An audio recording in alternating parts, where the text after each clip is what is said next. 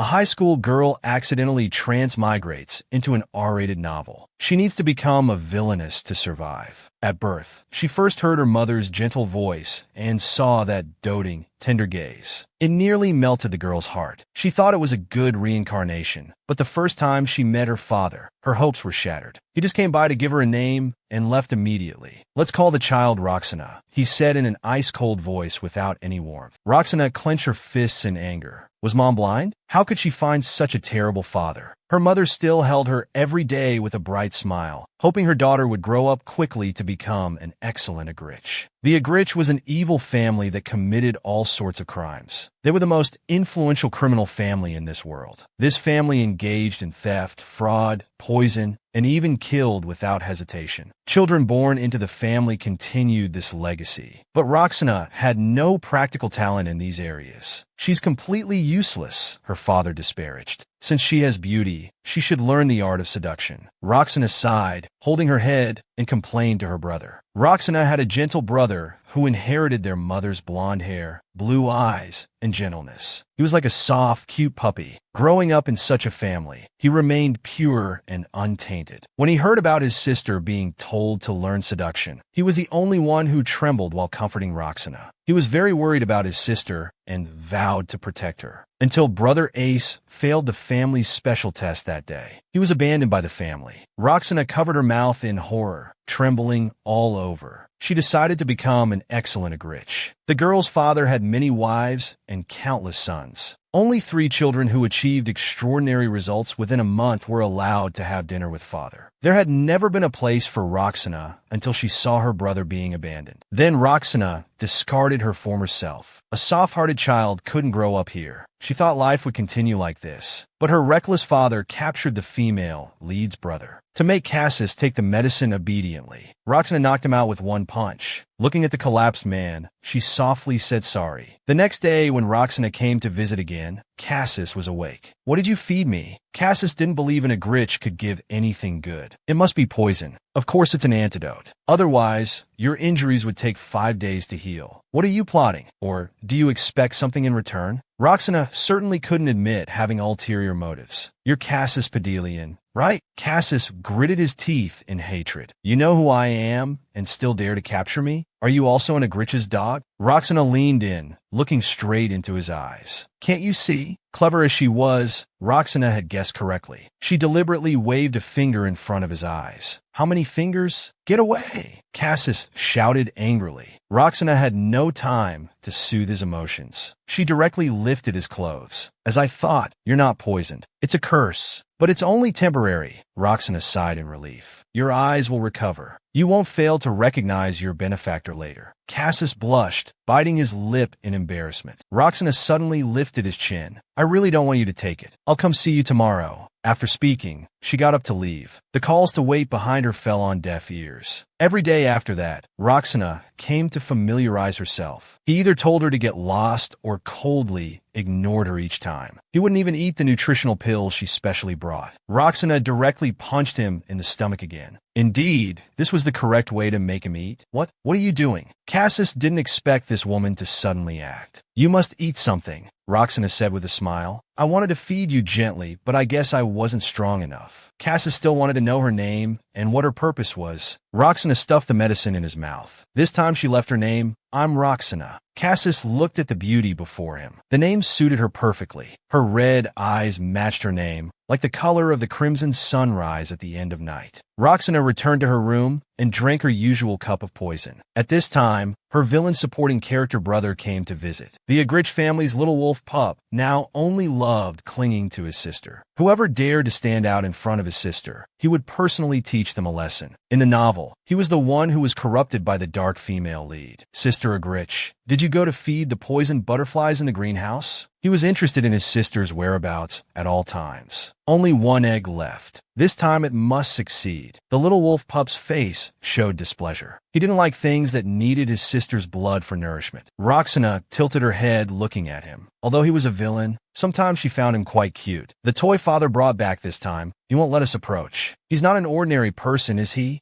"Indeed, he doesn't seem ordinary," Roxana replied. The little wolf pup sensed from his sister's words that she was also interested in him. What? Sister is interested too? Hearing his sister's direct admission, he decided to give up for her. Roxana giggled at this. She reached out to pat his head, and he cooperatively bent down. They went together to attend this month's grand dinner. Father stood by the window, congratulating them on their achievements this month. His blood-red eyes looked demonic and frightening in the lightning's reflection. You seem to be in a good mood today. Is it because of the prey you caught this time? Roxana actively brought up the topic, hoping to take ownership of the prey. That's a noble young master. Are you interested? He said while proudly swirling his wine glass. Father is indeed impressive, she praised insincerely. Trampling the noble Pedalian underfoot is quite interesting. Ha ha ha. Hearing her words, Father happily announced the end of the grand dinner. Sister, are you really going to train that toy? The little wolf pup worried about his sister's attention being elsewhere. I want to play with this toy. From the beginning, it was agreed to be mine, a redhead suddenly interrupted. The little wolf pup stepped forward to block his sister. But Roxana wasn't the type to hide behind her brother. She darkened her expression. Not only did she verbally educate this sister, but she also planned to teach her a lesson personally. The hairpin in her hand flew out, and the next second the redhead was kneeling on the ground. The Agrit family had no rules about first come, first served. Whoever had the power owned the thing. After his sister left, the little wolf pup stayed behind to teach the redhead a lesson. He grabbed that red hair. If you want to vent, go find that guy in the dungeon. He instigated this foolish sister to deal with the person who made him jealous. To breed the poison butterflies well, Roxana had to eat poison daily and feed them with her own blood. She needed this life-saving measure. When she returned from feeding the butterflies, a maid reported that the dungeon guards had fallen. Charlotte not only harmed the prisoner, but also accidentally caused the prisoner's restraints to break. Obviously, this was instigated by Jeremy's brother. Those restraints meant for magical creatures wouldn't break easily. Roxana also guessed that Cassis had used Charlotte. This made her even more interested in Cassis. By chance, she met her mother in the hallway, who came to congratulate her on ranking second and praised her for being an excellent Agrit. Yes, I've become what you hoped for. Roxana's face turned cold. She didn't want to face this gentle, yet weak mother. Seeing her mother reminded her of her brother, who died young. I'm tired, please excuse me. She went straight to her room and closed the door. Once again, she asked the maid to increase her poison dosage. In the prison cell, Cassis was going through his daily routine of being beaten. He had already figured out the weakness of the chains restraining him. As long as he stayed calm, the restraint's effect could be minimized. He was also certain that Roxana had noticed these restraints were no longer effective. The female lead's brother was given to Roxana as a birthday gift from her father. Perhaps due to his Pedalian bloodline, his eyes were proud and disrespectful. Father's shoe stepped on his face, then grabbed his hair. He gave him to Roxana. Thank you, father. She took the rope from her father's hand, promising to train him well. Roxana wiped her hands while ordering servants to take him for treatment. She had no interest in playing with a scarred pet. Watching Cassis being dragged away, she mockingly thought how they never celebrated children's birthdays. He's lucky with this gift. This is the first time the young lady has owned a toy, right? If he had fallen into other young masters' or ladies' hands, his organs would have been destroyed within days. Cassis closed his eyes, eavesdropping on the guard's chat. He didn't know which was the real Roxana, the one protecting him or the one training him. Good day, madam. The guards greeted Roxana's mother in the hallway.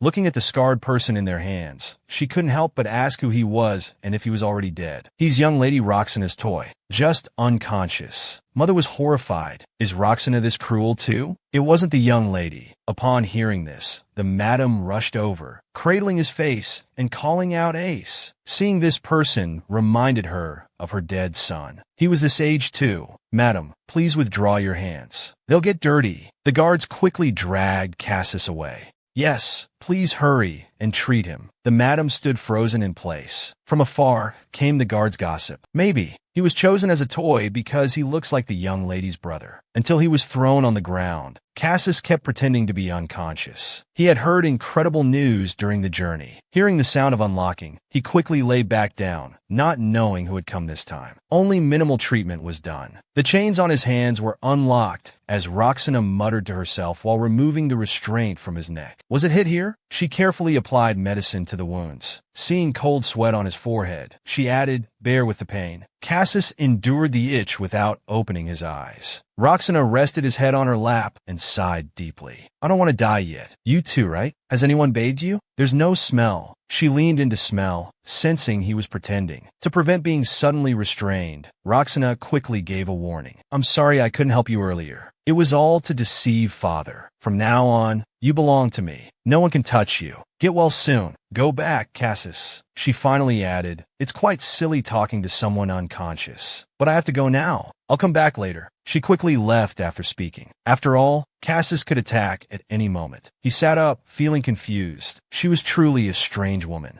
Taking advantage of the quiet night, Roxana planned to visit the prison. She politely asked the guard to borrow the keys. Young lady, this isn't allowed. Master forbids anyone from entering. The guard answered stiffly, face reddening. I didn't say I wanted to enter. Roxana casually exuded her charm. Watching the guard blush and his heart race, she smiled softly. Do you really not want to give it to me? The guard completely fell for it. He hurriedly handed over the keys. Seeing the young lady open the door, the guard panicked. If the clan leader finds out, I'll lose my head. I'll just look at his face and leave. No need to report to father. Roxana elegantly twirled the keys while reminding the guard. The click-clack of leather shoes echoed through the prison corridor. Roxana found Cassis behind the iron door at the end of the prison. How excessive. Such a handsome face beaten beyond recognition. Cassis was her hope for survival. She absolutely couldn't let him die here. This novel was called Hell's Flower. It told the harem story of the female lead Sylvia and other male leads. Much of the content was not suitable for children. This was a world ruled by 5 families: black, blue, yellow, white wings. Sylvia was a beautiful and lovely young girl. The female lead's tragedy began with her brother's disappearance. This youth, captured by her father, was the female lead's brother. Hey, Cassis. Pedelian. Roxana called, but got no response. The anesthetic seemed to still be working. Roxana didn't waste time and directly gave him recovery medicine. Cassis struggled to open his eyes and resisted, like a child refusing medicine. Roxana wouldn't tolerate this bad habit. She covered his mouth and punched his stomach. He had to take the medicine whether he wanted to or not, and told him, you might not believe it, but I really want to save you.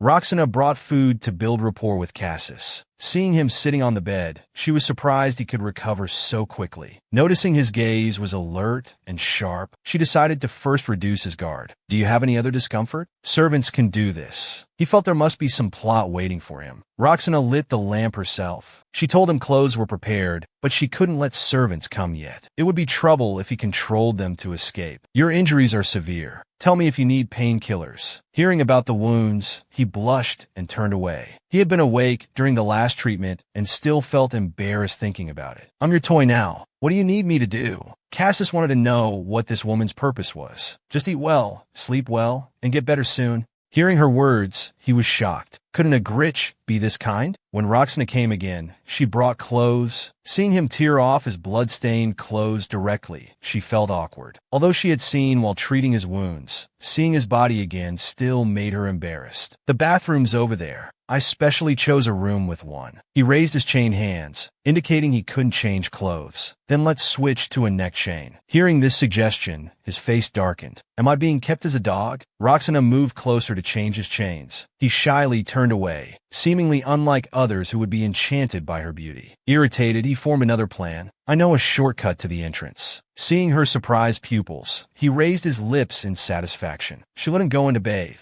During his bath, she sent her poison butterflies to monitor him. Looking at Cassis as he came out from the bath, she planned to apply medicine to him personally. I've been doing this since childhood. I'm quite skilled at it. He planned to get close to her, using her brother's name. Cassis became more certain. This treatment was only because he resembled her brother. He exposed his upper body. Let's treat the back then. I can handle the other parts myself. How beautiful, Roxana thought while carefully applying medicine. She thought if Charlotte got hold of him, it would be terrible. She asked if it hurt. Tell me where it hurts. I'll be gentle. His muscles tensed from nervousness. Finally, unable to bear it, he turned and grabbed her hand. I'll do the rest myself. He was still cautious, but much better than before. I'll have a doctor come tomorrow. She decided to stop there. She couldn't push too hard. The next day, Roxana brought him lunch, fruit, bread, and soup. It's quite lavish. Isn't it troublesome to come personally every time? I'm just here to make sure you finish eating." He raised his hand to wipe sweat. Today he was weak enough to perspire. The next moment, he dropped the plate and coughed up blood. It seemed the increased poison dosage was too much for his body. Cassis rushed over, but froze in place. "How can you say you're fine when you're coughing blood? This happens often. Sorry it ruined your appetite. Are you worried about me?" She nervously played with her hair. "Anyone would be shocked seeing someone cough blood. I didn't expect to frighten anyone. It's normal for me. Surprising that you'd care about someone like me." She left casually, apologizing for frightening him. Just as she left, she met her brother, who came specifically to find her. He was startled seeing blood on his sister. "Sister, why is there blood on you?" "Just punish that toy for disobedience," she said carelessly. Hearing it was that dog's blood, he relaxed. "Your makeup's smeared with blood. I'm not in a good mood. I'll go wash up." "Sister, did you go to the poison butterfly greenhouse? There's a poisonous smell." Her brother worried about her health, but she was concerned if the poison would affect Cassis. "Can't you discard the butterfly eggs?" Thinking about using his sister's blood made him worried. "Jeremy, you're interfering. You'll make me angry," she warned coldly. "No, I'm just worried. I heard it can be fatal." He was right. When poison butterfly owners couldn't provide enough blood, they would be devoured. Seeing her brother's concern, she lowered her guard. "Only you care about me." She reached out to pat his head, but her hand was bloody. Her brother didn't mind and leaned into her touch. She felt somewhat relieved that 2 eggs had failed to hatch earlier. Otherwise, her blood wouldn't have been enough. But her brother was wrong. She had already hatched them secretly. That night, she went to the greenhouse, as usual, to feed the butterflies. When blood sprayed into the air, the butterflies danced, beautiful yet bloody. The most uncomfortable person in this family appeared. She was father's third wife. Roxana came out from feeding the butterflies. She had them gather information about Cassis's subordinates. She met the third wife taking a walk in the garden. She politely greeted her, and the other graciously complimented her beauty. The most uncomfortable person in this family appeared. She was father's third wife. Roxana had just come from the butterflies. She had them gather information about Cassis's subordinates. She met the third wife taking a walk in the garden. She greeted politely, and the other graciously praised her beauty. Roxana least wanted to be with her,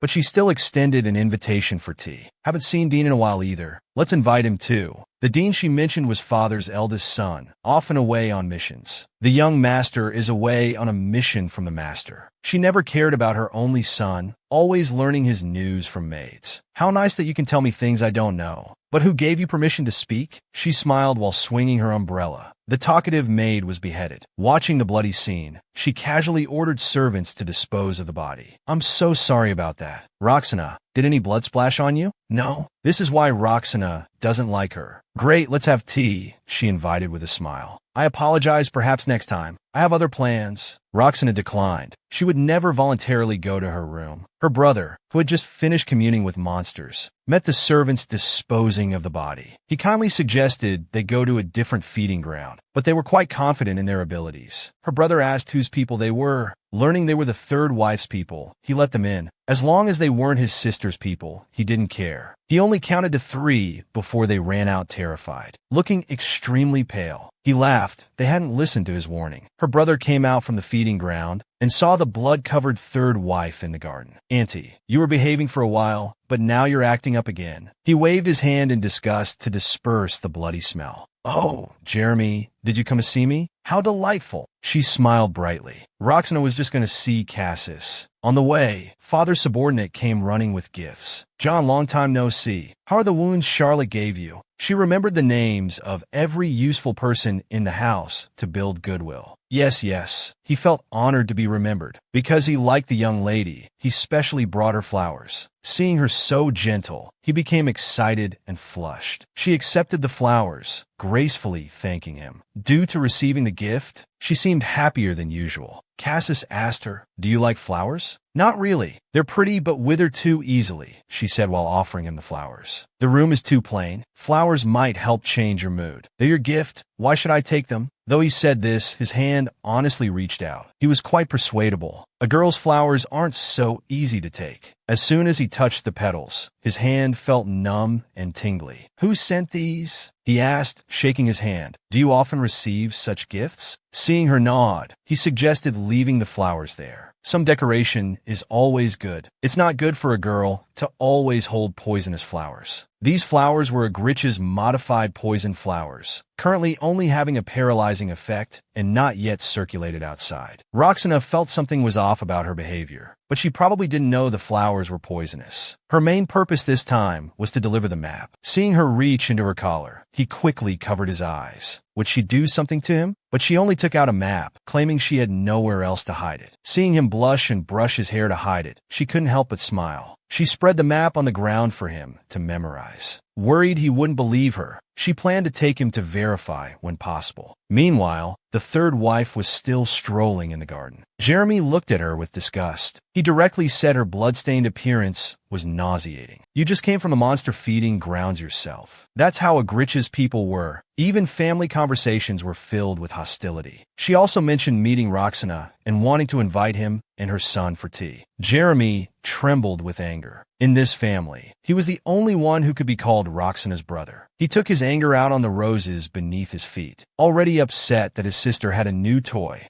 and spent less time with him, now outsiders wanted to take up his time for tea. The third wife heard from him about Roxana's new toy. She became more excited, determined to invite both her and her toy to her tea party next time. She eagerly awaited that day. Jeremy left, shuddering at the thought of her peculiar habit of dressing up dolls. What kind of father couldn't even remember his own son's name? He saw that Cassis had memorized the map. To leave no evidence, she burned it before leaving. Looking at the flowers left on the bed, he felt sorry for her. She seemed unaware the flowers were poisonous. Even her body carried a faint scent of poison. Her father actually had subordinates send such things to his daughter. Then he remembered her coughing blood before him. Even though restraints bound his abilities, he still crushed the flowers on the bed. Roxana left the prison and went to see her father. He asked if she had trained her toy well. Though still thorny in places, he was more obedient than before. Thinking it was father's gift made her more satisfied. Hearing his daughter's answer, Agrit was very pleased. His daughter was becoming more like him, even though she had no redeeming qualities as a child. But his daughter was just making things up to him. He thought of his formerly useless son, who he thought was called Al, a coward who had badly influenced him. Listening to him belittle her beloved brother, Roxana suppressed her anger. That discarded brother was called Ace. However, father didn't need to remember those who died under punishment. Ace means nothing to me. Agrit is my pride. I'm more like you than anyone. I respect you, father. She smiled and bowed goodbye.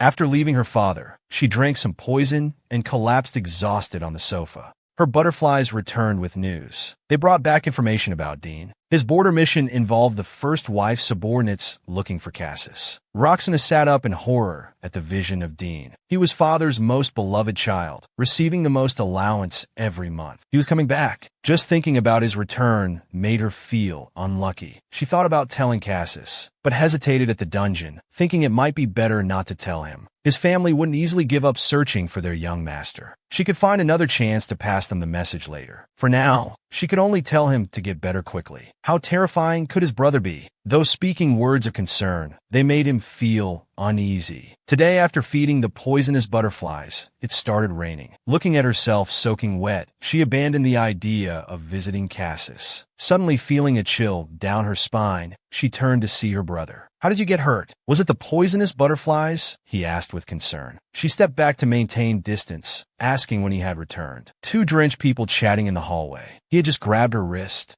"I heard you couldn't even hatch a single egg." Though his words showed concern, his hands were rough. She forcefully shook off his hand, eyes full of wariness. "I heard Cassis became your toy." He admitted his interest was because of her. "Your information is quite accurate," she replied ungratefully, not wanting to stay a moment longer. In a daze, she arrived at Cassis's cell. He was exercising, hoping to recover quickly and escape. Seeing her enter distraught and soaking wet, he felt concerned. His outstretched hands startled her. She hadn't recovered from her fear of Dean, that cold, inhuman brother. She only came back to herself when Cassis called out. Tony realized when she had run here. "Let's stop the bleeding first." Seeing her wound still bleeding, he couldn't ignore it. She wanted to return to her room to clean up, but feared Dean too much to leave. Sit on the bed. Let me help dry you properly. He covered Roxana with a blanket to prevent her from catching cold. His ears were red, but he couldn't look at her face. Didn't you say you were good at bandaging? This one's done terribly. Let me help you.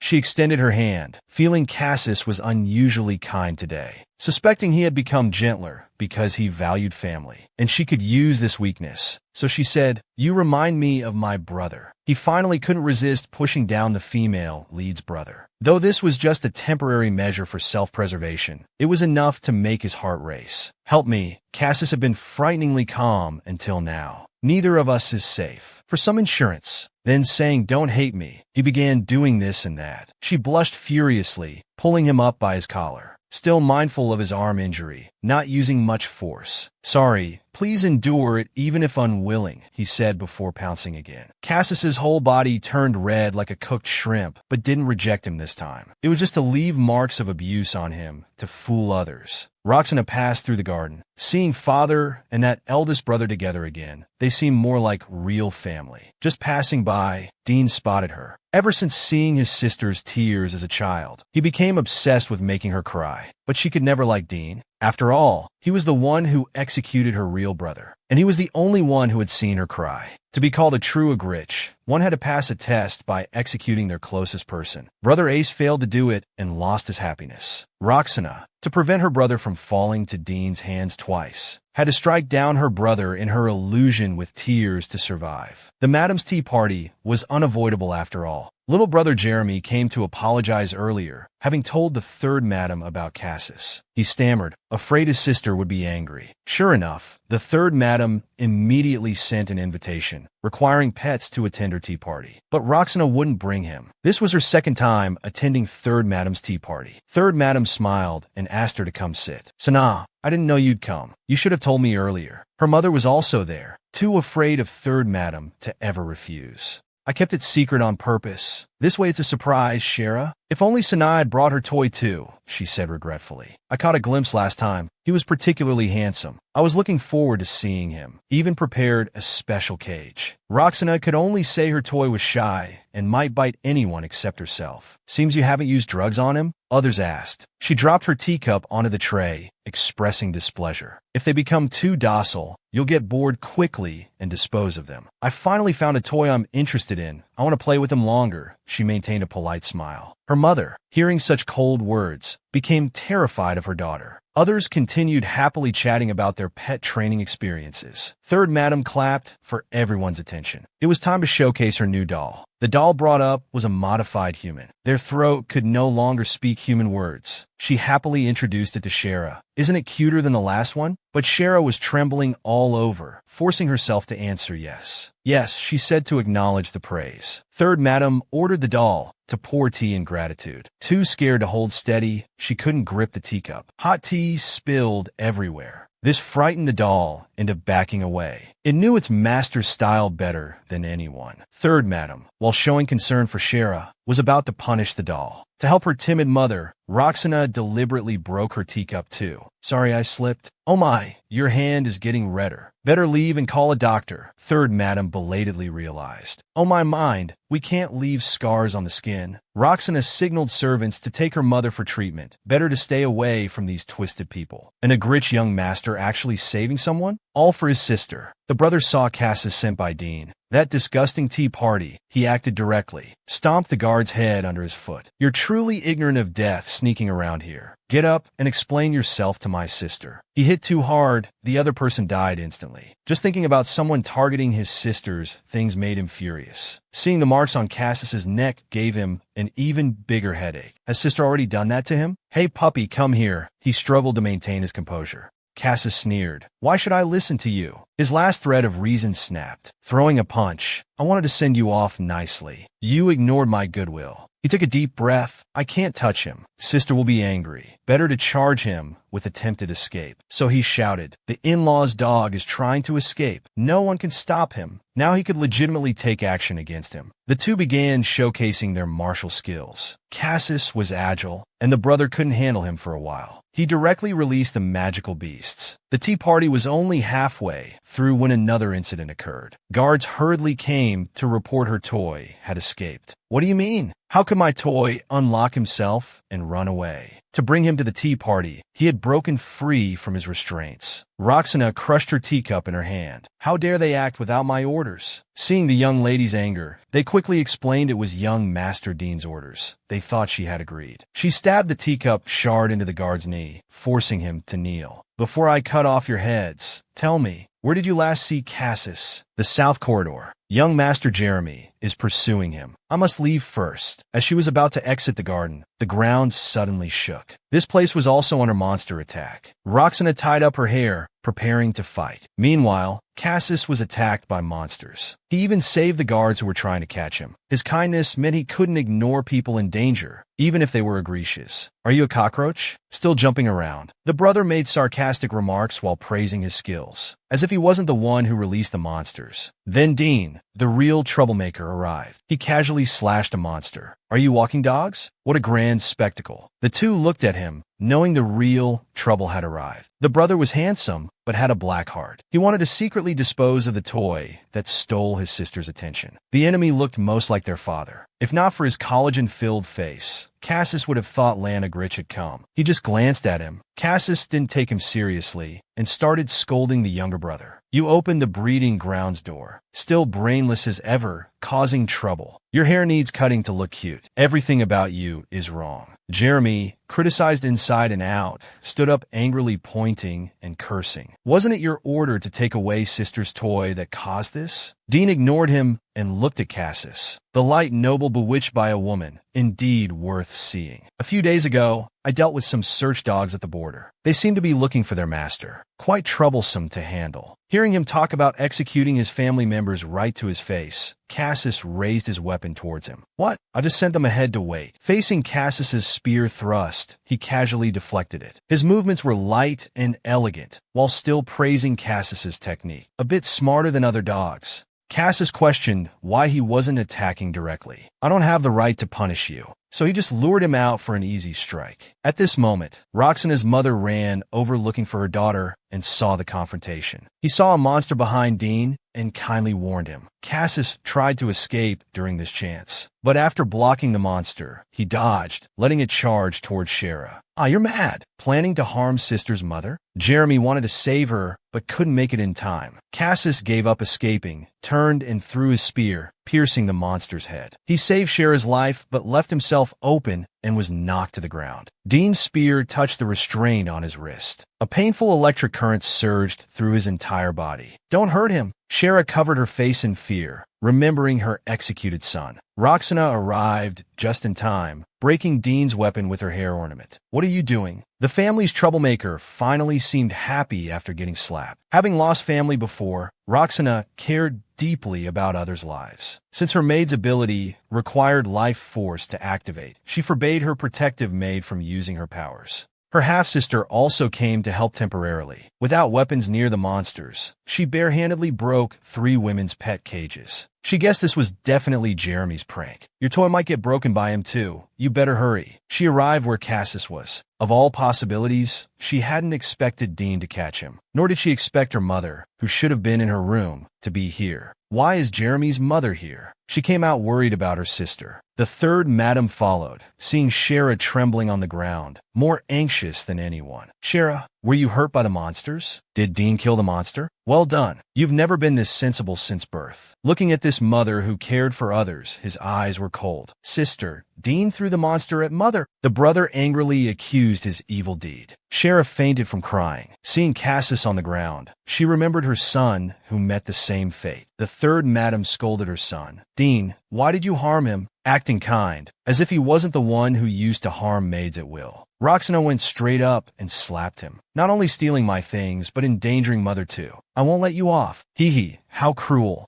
Is this how you repay someone who helped catch a runaway dog? He covered his face, laughing sinisterly. I never asked for your help. My belongings, even if they need punishment, it's not your place. Take your foot off. He raised his hand to her face. Haven't seen you angry in a while, so I'm in a good mood. Let's end it here today. But still, you look better crying like back then. Jeremy watched Dean leave and grew increasingly agitated, threatening, I won't let you get away with this. Afterward, the maid reported the incident's results. All messengers became monster feed. No one could prove it was young Master Dean's doing. Rumors said the third madam used Dean's name to bring out the young lady's toy. He disposed of related persons, trying to cover it up. But no one knows who really used Dean's name to bring Cassis out. The map he gave earlier was fake. This time was just to show him escape would be difficult without his help. But he ended up getting caught protecting his mother. Let's lock him in the illusion room. The Agrit family's only pure flower finally woke up. Just recovering from the monster shock, she wanted to see her daughter. Still too shocked to stand, she had to send messages through the maid. I heard monsters got into the greenhouse. Are you hurt? Please calm down. I'm fine. But why did you leave your room? Didn't you hear the monsters escape from their pens? When I thought of you, I couldn't stay there. Thank you for your concern, Mother. But you're really in the way. Not only can't you help, you can't even get out of bed. He sighed, rejecting his mother's concern. Have you considered what if someone took you hostage during an escape attempt?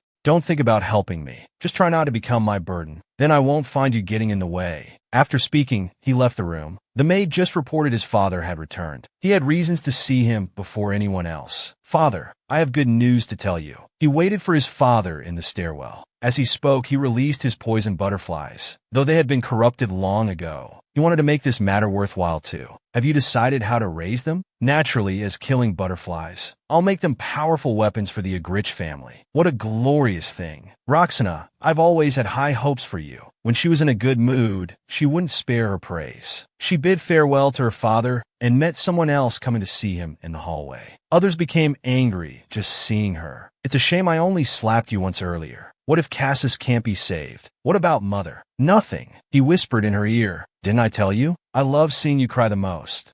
Too bad you won't see Roxana before you go to hell. Looking at her smiling reflection in the mirror, she suppressed her true emotions. She had finally become the Agrit her mother hoped for. How disgusting. Most of his planned blame fell on his brother, though he hadn't intended to put his brother in the punishment room. But he opened the monster pen door himself. Who else should be locked up? He had played with Roxana since childhood. For his plan, he couldn't visit or help him. Dean, for disposing of his possessions, was sent to replenish the monster pans. This wasn't punishment, just father's little trick, making him do what needed to be done under the guise of reflection. But that knowing look in his eyes, while pretending to know nothing, made him hate it more. Cassis was thrown into the illusion room. There, he recalled memories buried deep in his heart. His past self, restrained for being unable to control his power. Roxana cast an illusion-nullifying spell on him, then entered the illusion to face him. Don't panic. This is just an illusion. I'm just an illusion too. Thank you for saving my mother. If you were a terrible person, my heart would be lighter. He embraced him and thanked him softly. Under his comfort, Cassis fell asleep peacefully. He came to find his master. At the door, he received a gift specially sent by the third madam. Not just pictures, but also a bottle of Mirage with a note hoping he'd bring his pet to the next tea party. He quickly covered his nose. It seemed this incident had let many people see the marks on Cassis's neck. How is your mother doing? He stared intently at the poison in Roxana's hand. His aura had calmed considerably. It seemed he had confirmed I was an ally. She was just frightened. Nothing serious. The one who triggered my restraint that day was Dean Agrit. He gritted his teeth in hatred. That man who not only killed, but also destroyed souls. Do you know he deliberately let monsters attack your mother? I know, but what can I do? This is what the Agrit family is. But I have two pieces of good news for you. One is what I told you before. That secret path will open soon. It only opens at specific times. The other is we found some people at the border who look like your family members. The leader is around 30, brown hair and green eyes with an eye patch. Do you know him? Where did you find them? Southeast border. If you could give him something to confirm your identity, it might help. He then asked for a flower. On the petal, he left a blood-written code for Roxana. We both know we can't trust each other right now. From my perspective, your actions aren't from genuine kindness. But you did help me. I should thank you. No one had ever thanked him, nor spoken to him so sincerely. His heart raced involuntarily, and he quickly turned to say thanks. It's too early, you're still in the Agrit family. I've wanted to ask since last time. Why do you accept these flowers when you know they're poisonous? Seeing him collapse at that moment, he really panicked. A sight Dean would never see in his lifetime, yet Cassis saw it easily. When feeling unwell, he first hid in his cell. You know what these flowers are, yet you still accept them? Faced with his question, he chose to play dumb. No, I don't know what these flowers are. These flowers are poisonous. Though I don't know the species, they're definitely highly toxic. How do you know? He gripped the flower basket tightly. I've seen these flowers before. They're definitely poisonous. This was hard to believe. This was an Agrit exclusive variety. It hadn't spread outside yet. How had he seen it? It's fine if you don't believe me, but at least stay suspicious. Even if you don't want to throw them away, keep them at a distance. This is for your own good. Seeing his worried expression and caring words, afraid he wouldn't believe. Knowing he was also hiding something, not knowing how he identified the poison flowers, but at least needed to appear to believe him. I believe you. You have no reason to lie to me about this, right? The next day, Roxana dragged her tired body from the greenhouse. She had butterflies monitoring Dean and searching for Cassis's people. Having to spill blood for the poisoned butterfly's growth, she was exhausted. At this time, her sister, just released from the punishment room, came to cause trouble, saying she heard her sister's toy tried to escape. Though she smiled in response, she felt irritated and disgusted inside. Your complexion looks better than before. Seems the punishment room was quite comfortable. Why not rest there for a few more days? Charlotte was utterly dissatisfied. This sister, one word from her sister could make her angry. The mansion was turned upside down by her sister's toy. At this level, you're really failing as an owner. If it were me, I would have broken his legs from the start. Roxana calmly watched her performance. Petty arguments were beneath her. Father allows you to have toys, but locks me up and makes me wait. You did this on purpose, didn't you? You filthy witch? Oh, you fell for such an obvious trick? Are you stupid? This time when the toy escaped, you used underhanded methods to avoid responsibility, right? Was hatching poison butterflies also a lie? You just started being locked up. You're just scheming to please father. You might be fooled, but I won't let sister steal my toy. I'll take it back by any means necessary. Roxana decided to punish her. Brainless people were prone to causing trouble. Her punishment wouldn't make a fool grow brains in just a few days. Fine, Charlotte. If you don't believe me, let me show you the truth. She summoned her poisoned butterflies. Let her witness firsthand how she would be devoured by the butterflies. Charlotte, I hate unintelligent children. I hope you won't disappoint me again. Seeing her collapse in fear, she should behave for some time. Roxana fled quickly, to avoid others seeing her embarrassing state. She hid in Cassis's room before collapsing and coughing blood. Her eyes gradually lost their light, tears rolling down her cheeks. Her body was too exhausted to go on. Roxana. Cassis anxiously broke his own restraints to check on her condition. Yet she was still worried that if he escaped and got caught again, it would be dangerous. He was trying to save her life, yet she felt like she almost took his. Thinking of Dean's cold words and his actions, the Agrit family seemed stranger. Law and ethics had no place here. Anyone who stayed here long enough would become abnormal. Thinking how he could still feel guilt about his mother, smiling and thanking her. If she succeeded in escaping, would he be in danger? The more entangled she became, the more conflicted her heart felt. Seeing him collapse before her, she truly worried about the poison still surrounding him. Roxana feared he might escape, but she only had strength to lift one hand. It's dangerous outside. I'll protect you.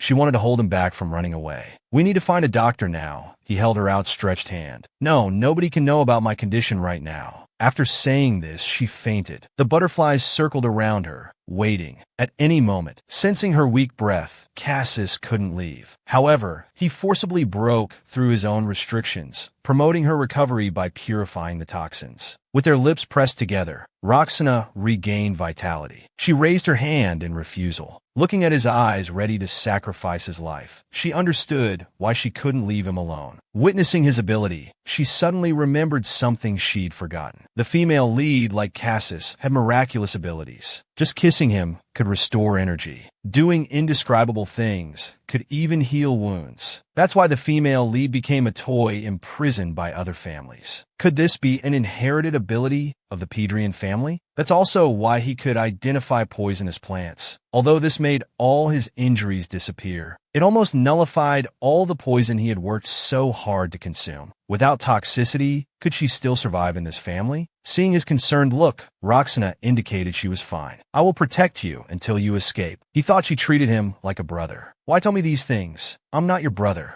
Of course she knew he wasn't her brother. This was just to make him empathize with her. They weren't alike at all. He did this just to avoid becoming accomplices seeking survival. You're nothing like Ace. Please don't misunderstand. His mood worsened. He hated Dean and Tasis for using Ace as his weakness. He also hated himself for unconsciously showing his true face before him. How funny. Who's protecting whom? Like an idiot. He grew increasingly concerned about this Agrit princess. Not content with just saving her, he wanted to give her a beautiful dream for recovery. In the pink dream, flower petals rained down. Her beloved brother Ace was there, comforting her. In this warm dream, Roxana slept peacefully. She silently stayed by her side, wiping away her tears. Sleep until you're fully recovered. After that, she felt awkward visiting the cell. After all, he had seen her vulnerable side. I'm here to deliver a message. It seems to be in code. Seeing his relieved expression, it seemed to be good news. After reading the letter, he noticed the butterflies around him. Those are poison butterflies, aren't they? For a moment, he worried about the butterflies losing control. They appeared without being summoned. Could it be because they tasted blood when she collapsed in front of Cassis last time? These weren't raised as killing butterflies, so it should be fine. Looking at the butterflies circling him, they seem to want my blood. Roxana nervously gripped her arm, hiding the fact of his approach. That can't be. They only drink my blood. I only asked because I was worried for the first time. Looking into his eyes, she felt somewhat displeased. If I escape this place, will you be in danger? His words were unbelievable. Even in this situation, he worried about others. I'm not stupid either. His escape reason is also to find his own way to survive. Does he think I'm sacrificing myself? I'll return those words to you.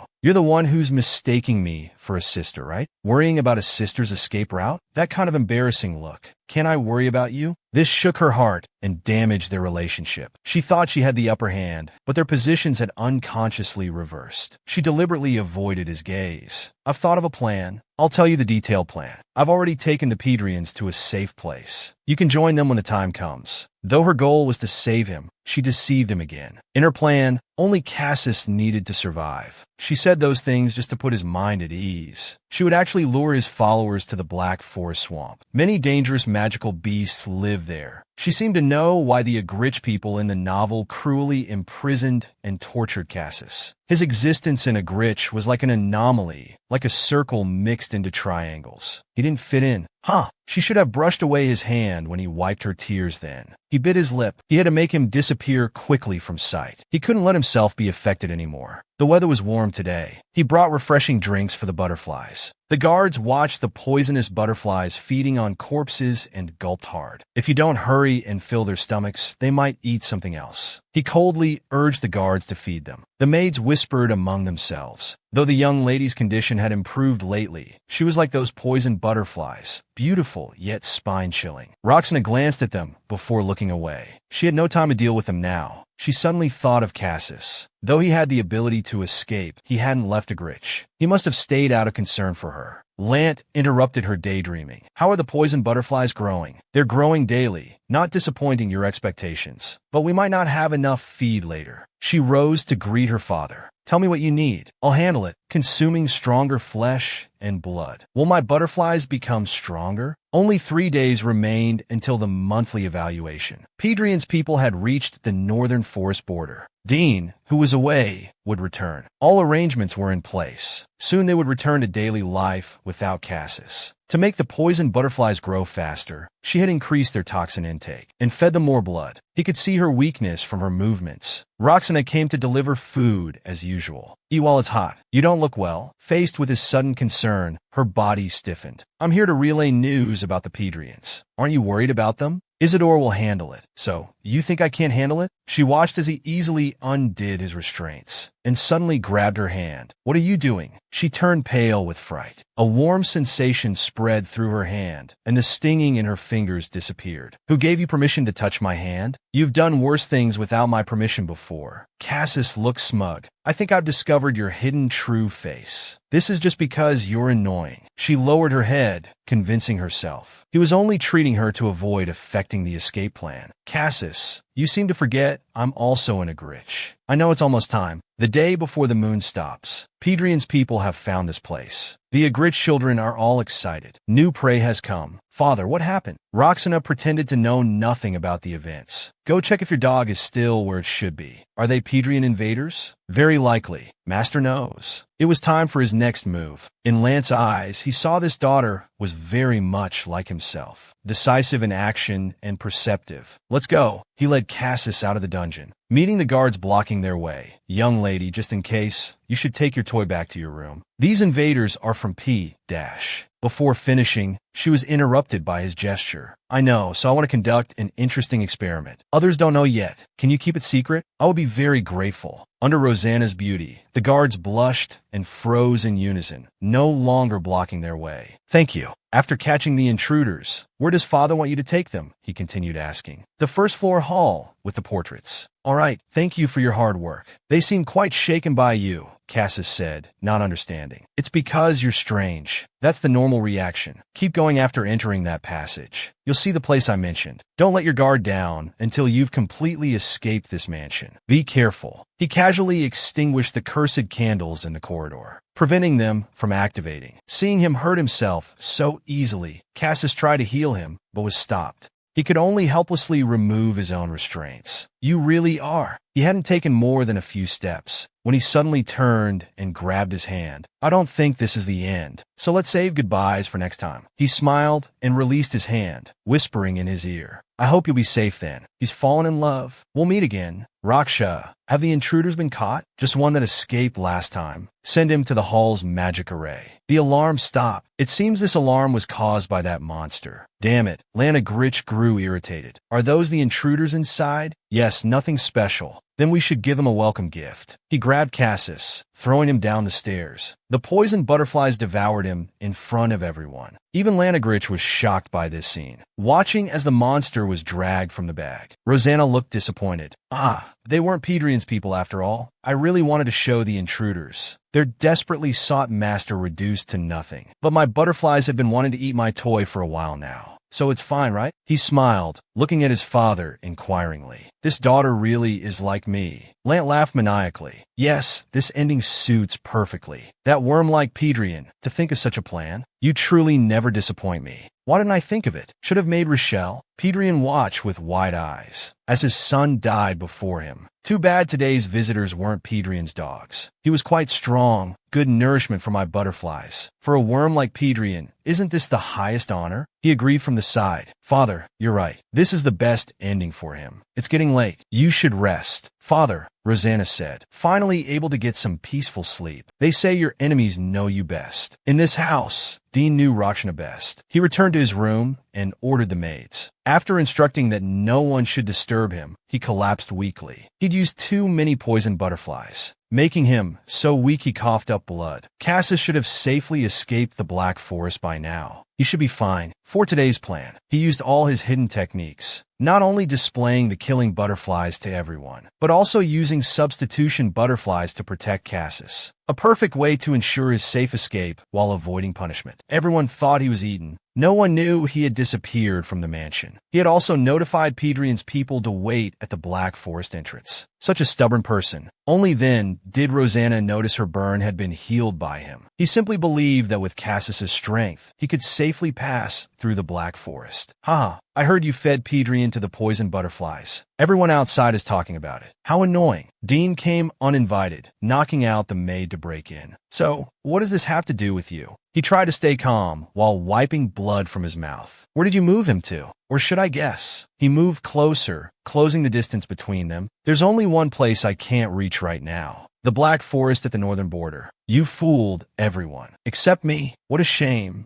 Raksha, he raised his hand, catching a butterfly dancing in the air. Is this the butterfly that creates illusions? Seems you've hatched more than one type. You're delusional. Haven't been found out. She could only deny. Whether this is delusion, you know best. So will you tell others now? What should I do? Maybe send search parties north first. Tearing Cassis apart in front of you sounds nice too. He squeezed the butterfly in his hand, hoping this would make her cry. To see his sister's tears, Dean decided to catch the escaped Cassis. He released the butterfly and turned to leave, temporarily sparing the little thing raised on his sister's blood. One small life. Don't go, Rosanna called out. Though she deeply despised this man and felt sick seeing him, she couldn't let him go after Cassis, so she decided to stop him. Don't go. He really turned back, coming close to let her touch his face. This was one of his rare chances to be close to his sister. Cassis doesn't matter.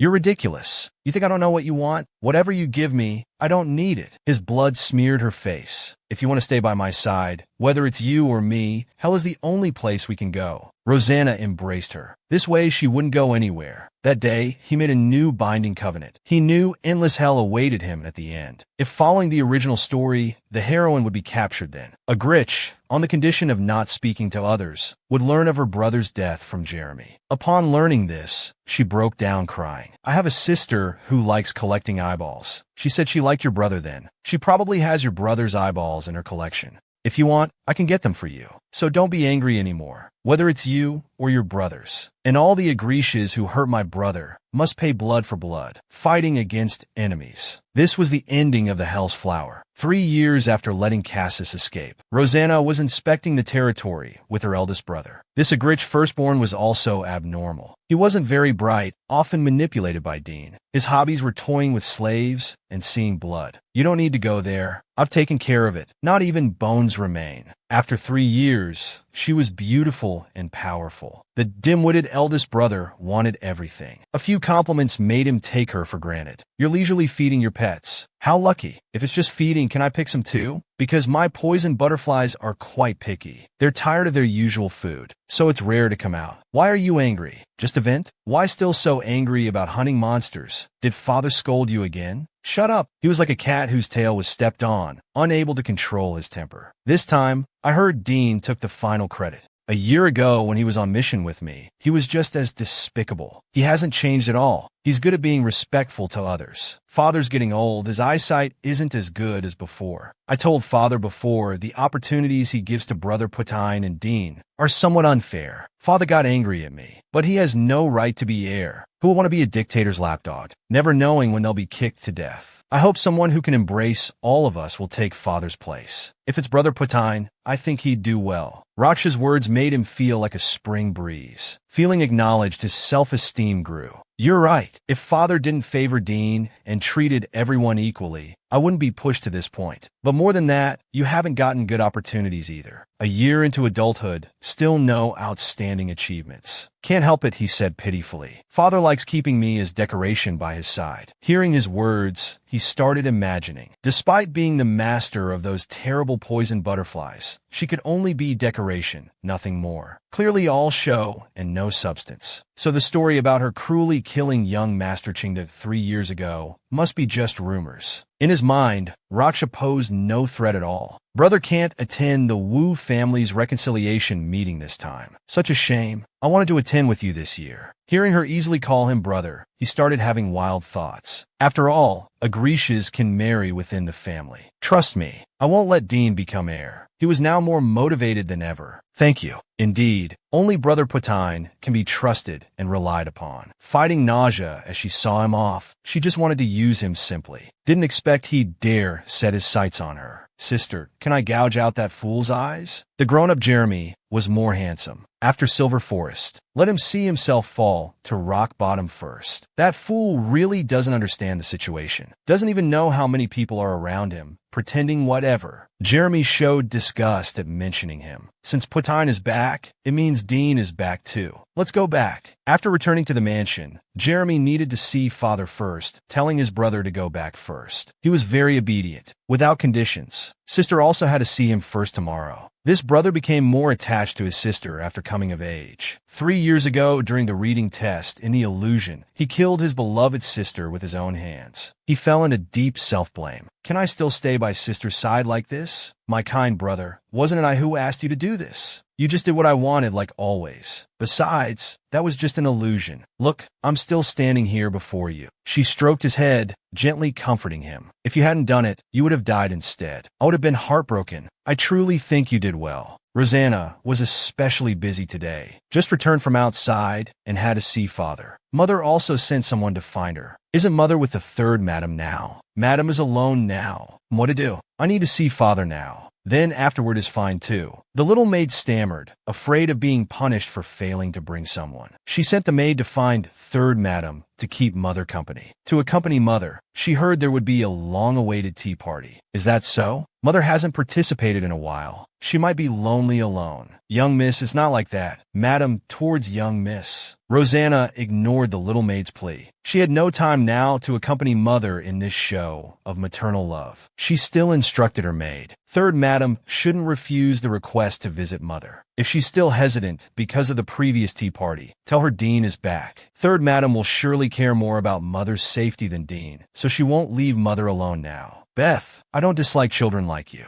but you need to carefully consider what's best for your master. If you trouble me again with these matters, I'll hold you accountable for failing to care for my mother. Beth apologized, trembling, could only listen to young Mississippi. She went back to comfort her mistress. Young Miss wouldn't come. She was originally third madam's maid. On the day of the tea party, something went wrong and she almost died. Young Miss's mother pleaded for her life. To repay this life-saving grace, she would take good care of young Miss's mother. Arriving at father's door, she felt the low pressure, but still maintaining a proper smile. Father, you called for me? Yes. Are the social gathering preparations going smoothly? Yes. Everything is proceeding well. Every year, he used the social gatherings to observe other families. Must instruct daughter to be well prepared until very late. Only then did Rosanna leave. Meanwhile, Dean had just returned and was waiting for her until evening. Did you have so much to discuss with father? Why don't you think I deliberately delayed because I knew you were waiting outside? Long time no see, Dean. This brother's aura had become even colder and more terrifying. She brushed up his bangs, her hand moving down to touch his chin. I heard you completed what I asked very well. Platine was very angry, indeed very like me. A loyal dog, but sometimes still acts foolishly. I told you before, you don't need to come report to me like this. Didn't I say seeing your face irritates me? Dean grabbed her restless hand, still as inconsistent as ever in words and actions. It's quite nice seeing you like this after so long. Their actions were ambiguous, but their words were sharp as knives. You always scratch at my heart like this, making me angry. It's not good for you. Unlike Big Brother, Dean had a bit of sincerity, but no matter how much he wanted it, she wouldn't let him have his way. What you want is harder to get than what Big Brother wants. So make me happier. Don't give up. Try harder. Maybe one day when I'm in a good mood, I'll give you my heart. What kind of young lady locks herself in her room for 4 days? Even the maids couldn't stand it, wanting her to go out for a walk. After all, many people waited outside every day just to see her face. She calmly sipped tea on the balcony, pretending to be unaware of her beauty. Is that so? It doesn't seem that way. I went out last year, but no one came near me. That's because young Miss is too dazzling. A crowd had already gathered below. They would be content just to catch a glimpse of her. Oh my God, she looked at me. Actually, her gaze passed over them, looking at another person in the novel. The male lead was the family heir. Last year at the social gathering, he was the only heir from the 5 great families who attended. The Bai family was very interested in magical beasts. Every year during the gathering, he would go to the unique magical beast habitat. The chief family heir had purple eyes and red hair. Just like in a novel, he had severe phobias. While others were blushing at Rosanna's beauty, he glared at her fiercely before leaving. I didn't do anything to him, yet he makes such an expression. He really is strange. Who do you think you are, looking at Sister Jerry like that? She wouldn't blame you. Whoever was disrespectful to Sister, he would immediately flare up. So you're also an Aldrich. How disrespectful. Before lecturing me about how to speak, control your own eyes first. Seeing her recently hot-tempered brother picking fights again, she didn't want to get involved in the novel. The male lead shouldn't be so petty, falling for such obvious provocation. Should I cut out your tongue to make you shut up? Well, the male lead was clearly angry now. Rosanna chose to defuse the situation. Jeremy, enough. Come here.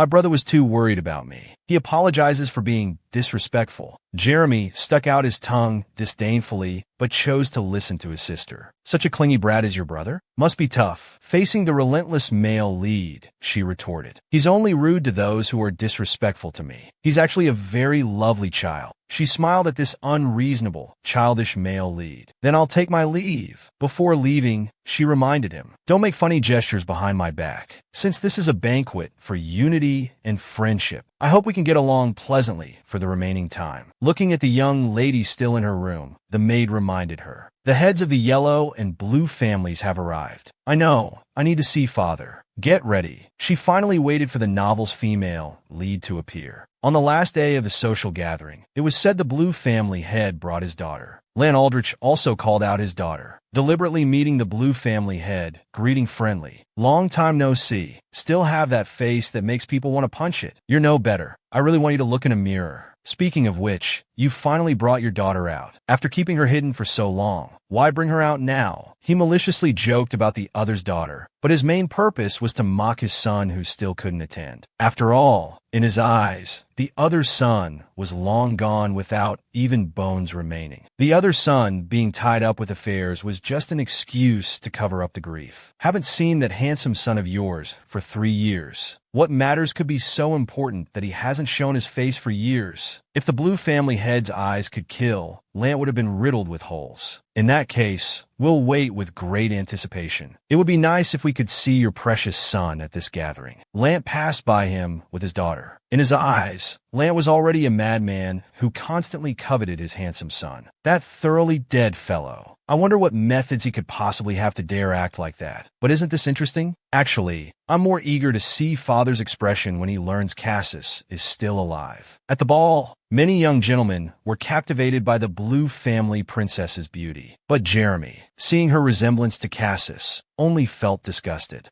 At night, Rosanna read the intelligence brought back by the butterflies. Seeing her brother's harsh evaluation of the female lead, she believed that though her brother attended out of curiosity about the female lead, he wouldn't kidnap her out of infatuation. She lay tired on the bed, watching Cassis's sister become tonight's gathering's protagonist. She began to anticipate their appearance. She had trouble sleeping in unfamiliar places. Taking advantage of the night, she went out for a stroll. She saw the poisonous grass from last year was still alive. Staying here made her feel at ease. Perhaps because in this strange place, it was something familiar to her. Rosanna crouched beside the poisonous grass, hugging herself. It's really cold at night. Now in reality, things should end differently from the novel, right? At this moment, a person in a pitch-black robe entered her vision. Could it be Dean? On this rare, decent night, while Rosanna was secretly enjoying a moment of peace, she was disturbed by a man in black. Could Dean have come so quickly? She had arranged troublesome matters for him. She felt annoyed and didn't want to see him, so she hid behind a tree, pretending not to know. The footsteps grew closer. Though she concealed her presence, that sharp-eyed person still found her. Didn't I say I don't want to see you? You really don't understand human speech. Today is rarely a not-so-bad night. Don't say anything, just leave. Dean, don't come closer. The other person heeded her words. Just removed their cloak, gave it to her, and turned to leave, so she wouldn't catch cold in the night. Smelling the cloak's scent, she confirmed it wasn't Dean. The last day of the banquet began. Yin hadn't arrived yet. Father found it strange how he played with his brother like this. Not wanting this brother to come either, he replied carelessly. It's better if that guy doesn't come. Maybe he's up to something while father is away. Rosanna thoughtfully helped cover for her brother. He's completely different from last night. Don't worry. After all, it's Brother Dean. He'll definitely come before the banquet ends. With her reassurance, father put his mind at ease. Let's go see what idiots have come to the banquet. Greeting Tang's burning gaze. Of course, all eyes were focused on Rosanna, including the serious glances from the Red family head. From another door came people, their scent and voices arriving first. Then they saw two people clinging together as they entered. The Yellow family head entered while hanging onto his follower, looking half asleep, just as described in the novel. When he saw Rosanna smiling at him, he fell right off his human carrier. A small red stream flowed from his nose. His follower immediately dragged him away. Lily watched these two idiots leave the scene, thoughtfully going to find food for her sister.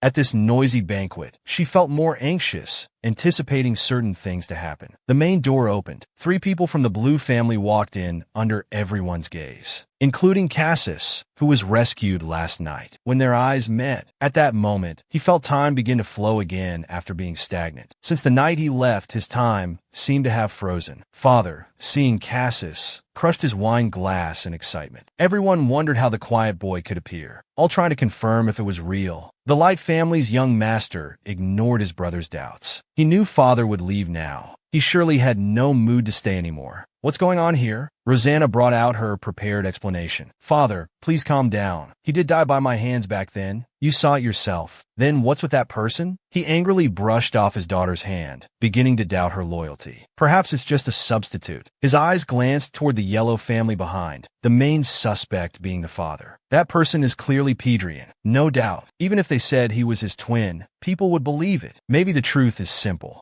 After all, in this world, some can make dolls identical to living people. I told you before, not long ago, the Blue family and Imperial family seemed to have connections. They might have been secretly working together. If the Blue family faced a crisis of losing their heir, they could have been lying low for 3 years, then created a Cassis doll in Hanzhong. It all makes sense. Father, hearing his daughter's deduction, found it reasonable, so he decided to go confirm with the Imperial family first. Be careful on your way. Rosanna thanked Father in her heart for his trust, knowing his trip would be futile. Suddenly her hand was grabbed, and she was pushed against the wall. This greeting method is too intense. Dean had rushed here, right after completing his mission, not even having time to wash the blood off his hands, when he heard his love rival had appeared. Seeing his face after so long, you're happy. You already know, so why ask? Making brother jealous was her specialty. It was rare to see him gritting his teeth in restraint like this. Sometimes I really want to kill you. He increased the pressure of his grip. Excuse me. Sorry to interrupt. How unexpected. The Agrit's way of greeting is to threaten others like this. This scene was witnessed entirely by Cassis, who had followed to see Rosanna. Now, it wasn't the time to watch 2 men being jealous. Rosanna looked into Dean's eyes, activating her butterfly reading ability. She obediently let go and stepped away. Thank you for helping me. My name is Rosanna Agrit. May I ask your name? This was her first formal introduction to him. It was like they were meeting anew. This formal self-introduction was 3 years late. Meeting again, he was now the Blue family's young master. Cassis and she gazed at each other lovingly. It's an honor to meet you, and thank you for helping me. If you'll allow me, please let me greet you properly. He extended his hand gentlemanly. Of course, they interacted calmly, as if there had never been any grudge between their families. I've often heard of the Blue family's young master. I apologize for letting you witness our childish sibling quarrel. Just a childish sibling quarrel? Indeed, the Agrit family's way of interaction is quite strange. Yes, so please don't mind it. He nervously averted his gaze. It was already late. I should go back. You should return to the venue too. Rosanna bid farewell. He placed his cloak around her shoulders again. The night is cold, just like yesterday. Keep this one too. Rosanna watched him return to the venue. Clutching the clothing, the wind had started to blow. Miss Agrit, our master wanted me to give this to you. The white-haired servant delivered a bouquet of roses, blushing. Please convey my thanks, she said, awkwardly avoiding the flower-bearer's face. He took the flowers and left swiftly, ignoring the wait call from behind. There were important matters about to begin. He threw away the roses. Having received the poisoned butterfly's message, it was time to meet Father. Father, we should return now. Agrit just met Brother Dean and got news that Big Brother is rebelling while Father is away. Father's forehead veins bulged. Before meeting the Yellow family head, his eldest son was causing trouble. We must return now, or we won't even have a nest to return to. Cassis had also been monitoring the Agrit family. Seeing them leave, his time for action had come. Brother, please be careful. The female lead was extremely worried about her brother disappearing again. Don't worry. Go back with Father. Wait until things are finished. I'll return immediately. Cassis and Rosanna set off towards the imprisoned Agrit. Father took 3 children out to play, but not the eldest. The eldest son had directly staged a coup at home. Father hurriedly rushed back with the children. The first thing was to have the eldest immediately brought to the judgment room. It happened so fast that others had no time to inquire about what happened. No one knew what crime he committed to be taken to the judgment room. This place was where the Agrit family dealt with wrongdoers. Brother Yas was dealt with here by Dean. Every Agrit feared this place. Is everything ready here? He exchanged glances with the maid. Upon receiving confirmation, he released the poisoned butterflies. The next move began. Jeremy, I leave the outside matters to you. Yes, sister. He had grown to become his sister's right-hand man. Father, this is all a misunderstanding, the eldest brother tried to argue, but was knocked down by a strike from a cane. The cane even broke from the impact. You think I know nothing? You dare stab me in the back. The plan was perfect. How did he discover it? Dagu couldn't understand who had betrayed him. His gaze fell on Dean behind father, planning to drag him down too.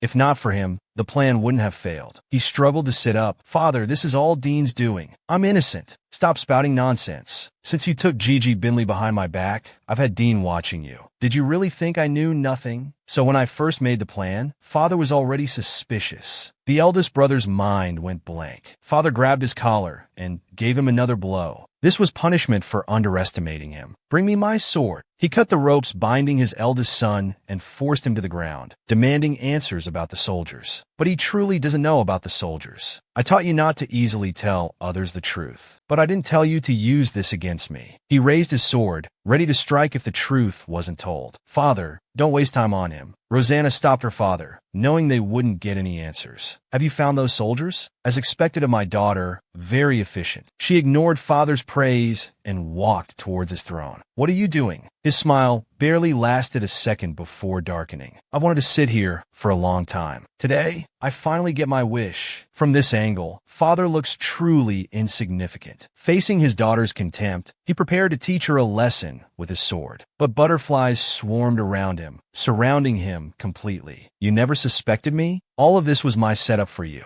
I entered the book and became the young lady of the Wind family. To save her life, she directly rebelled to become the family head. Father, this trap was specially prepared for you. Didn't you notice it all? Rosanna, how dare you? He charged forward with his sword. The magic array beneath his feet activated. This blood-mediated magic array had been set up in advance, just waiting for the eldest brother's blood to fall on it. Why were you so careless? She waved her hand. Father fell to the ground, completely helpless. The eldest brother remained paralyzed, amazed at his sister's methods. You taught me that there's no affection or loyalty between father and children, though I used to act so sweet in front of you before. You bastard, he shouted. He called for his other son who had always been obedient, hoping he'd help punish this insolent girl. But she just beckoned with her finger. Dean walked over without even looking at his father and took her hand. Etienne was betrayed by 3 children in succession. He was so angry his heart began racing irregularly. Sister, sorry to keep you waiting. Just then, Jeremy pushed open the door and was somewhat surprised by the scene before him. Father thought he could grasp at this last lifeline, but his gaze passed right over him and landed on his sister instead. Father reached out his hand, hoping this son would help him. Hey, let go of sister's hand. Both of sister's hands belong to me.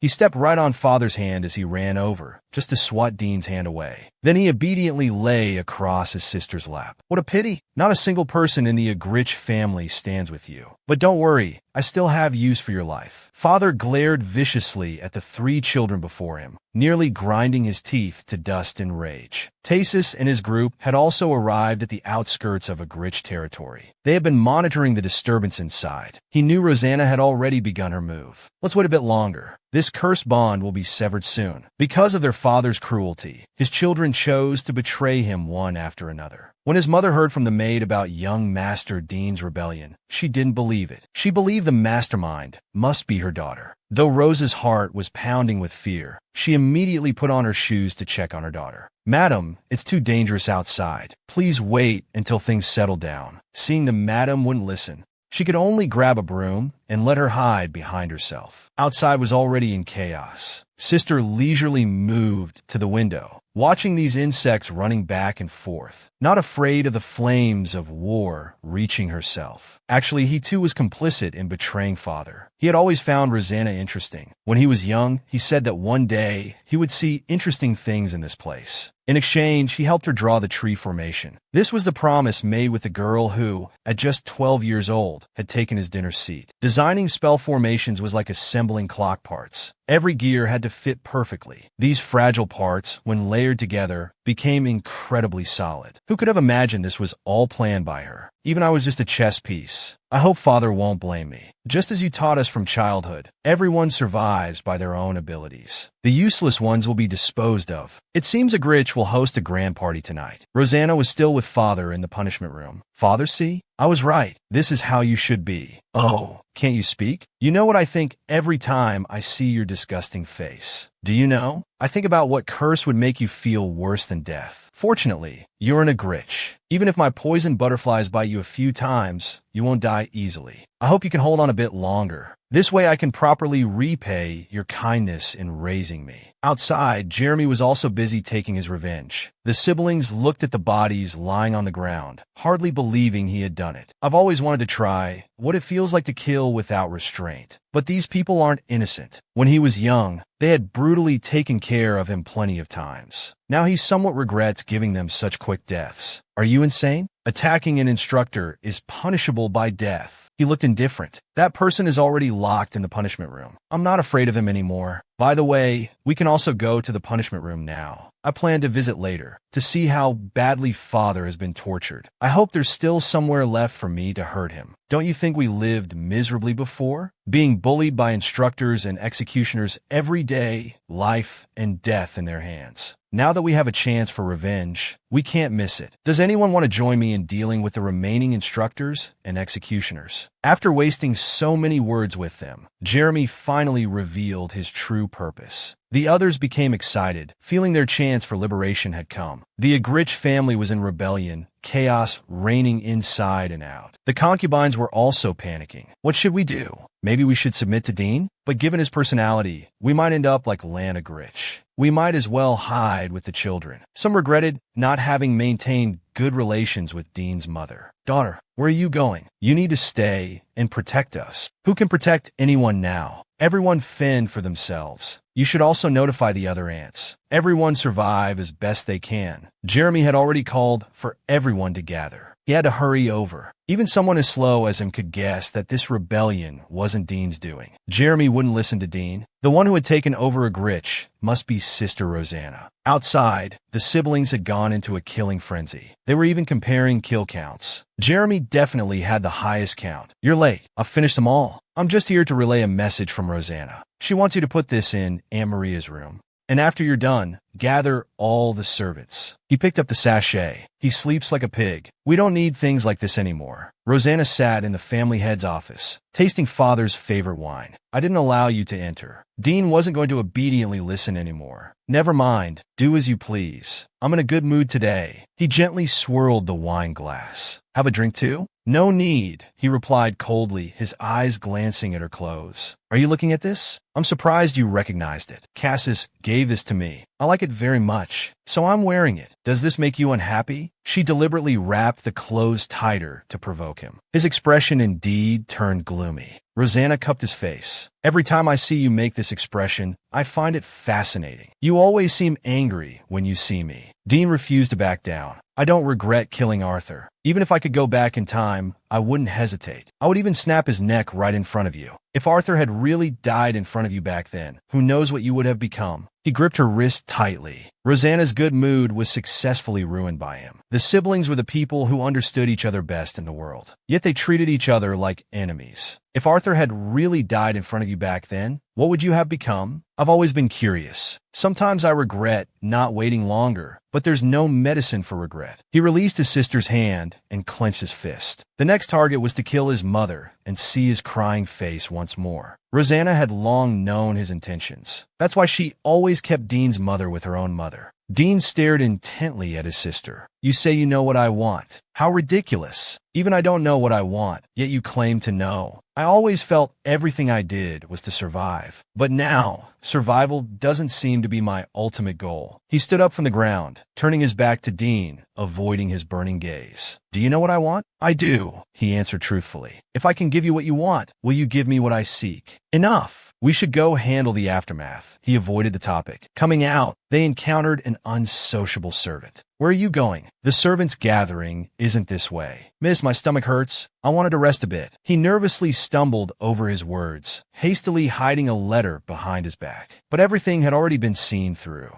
then go rest. He wasn't the type to be inconsiderate to subordinates. Don't worry about anything. When you wake up from the poison, everything will be over. He fell to the ground, convulsing from poison. The intercepted letter was father's request for aid from the Huang family head. Unknown what great favor the Huang family had owed father, since he could request military support. Though troublesome, it didn't matter. None of it mattered anymore. He casually set fire to the letter. Jeremy came to report after completing his sister's tasks. Seeing her dressed thinly, he personally draped his cloak over his sister. You did well. Can you help me take this person to the other servants? Though curious about his sister's requests, he never questioned them. He always complied. He carried the servant toward the gathering point. All the Agrit family children had rebelled. Lant and his eldest son ended up imprisoned. The eldest brother was locked in a cell, forgotten. It was strange there were no guards or groaning sounds. Had father already been tortured to death? He smugly mocked their stupidity, giving him a chance to escape. Where's Lant? Dean came looking for father, but only found his elder brother. I didn't expect you to start using his name directly. Seems he's either dead or escaped. If you're using me just to replace father's position, there's no need to completely destroy me. Seeing Dean, he thought there was a chance to win him over and secure his release. The current situation was better than being in father's hands. I don't plan to be leader. I was just bewitched by Rosanna.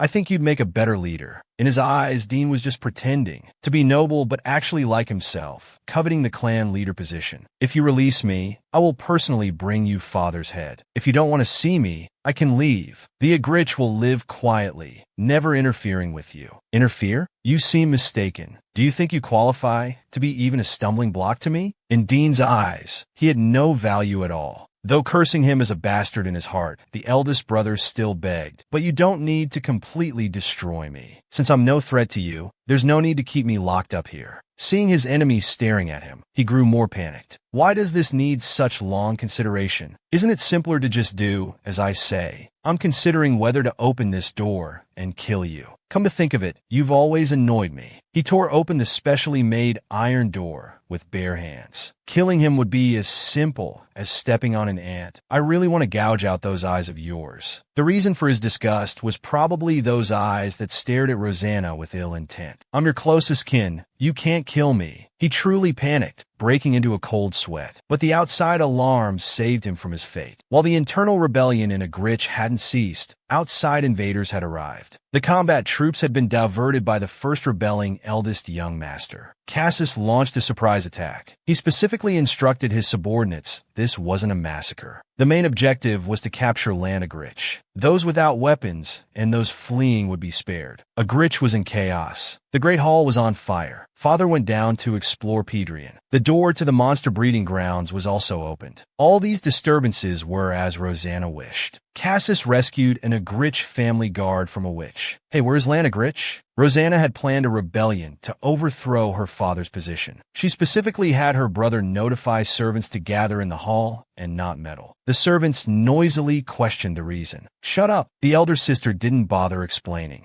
If you want to live, stay put. Her brother was following her orders, carrying the messenger's servant to the hall. Hearing another commotion outside. What's going on? Who's bored enough to invade? He originally didn't want to get involved, but seeing his sister's recent location on fire, he lost his composure and threw the servant to the ground. Though he knew his sister was very strong, he still felt uneasy letting go of control. He immediately rushed in with his blade. All interfering invaders were struck down. His movements were clean and swift. Young master, over here too. Though he wanted to stay and play with him slowly, he had more urgent matters to attend to. What's happening? Red snowstorm fell from the sky. Everyone's weapons vanished into thin air. The invaders all fell into black holes that suddenly appeared in the ground. Jeremy recognized these as his sister's foxes. They had created a house of illusions. Lan escaped from prison. He randomly stripped an executor's robe and weapons. Only Greta could set up spell formations. This many had betrayed too. These ungrateful bunch. I won't spare any of them in the future. Now he just needed to hide in the secret passage until reinforcements arrived to counterattack. On his way, he encountered enemies specifically looking for him. If you're here to apologize, I might be able to forgive you. He took off his robe, no longer hiding. The enemy didn't waste words with him, drawing his sword and charging forward. I know you're insane. But I never thought you would betray me for a dead girl. You heartless thing. After the first failed strike, Dean removed his gloves and turned to continue. Lant quickly trapped his arm with one leg. The two swords clashed and separated. You're in this world because of me. I trusted you so much. Dean was at a disadvantage, covering his facial wound without responding. You look just like father when fighting with swords and enjoying it. Just like me. Back then, Lant also served his father. All of Captain Agrit's children had rebelled.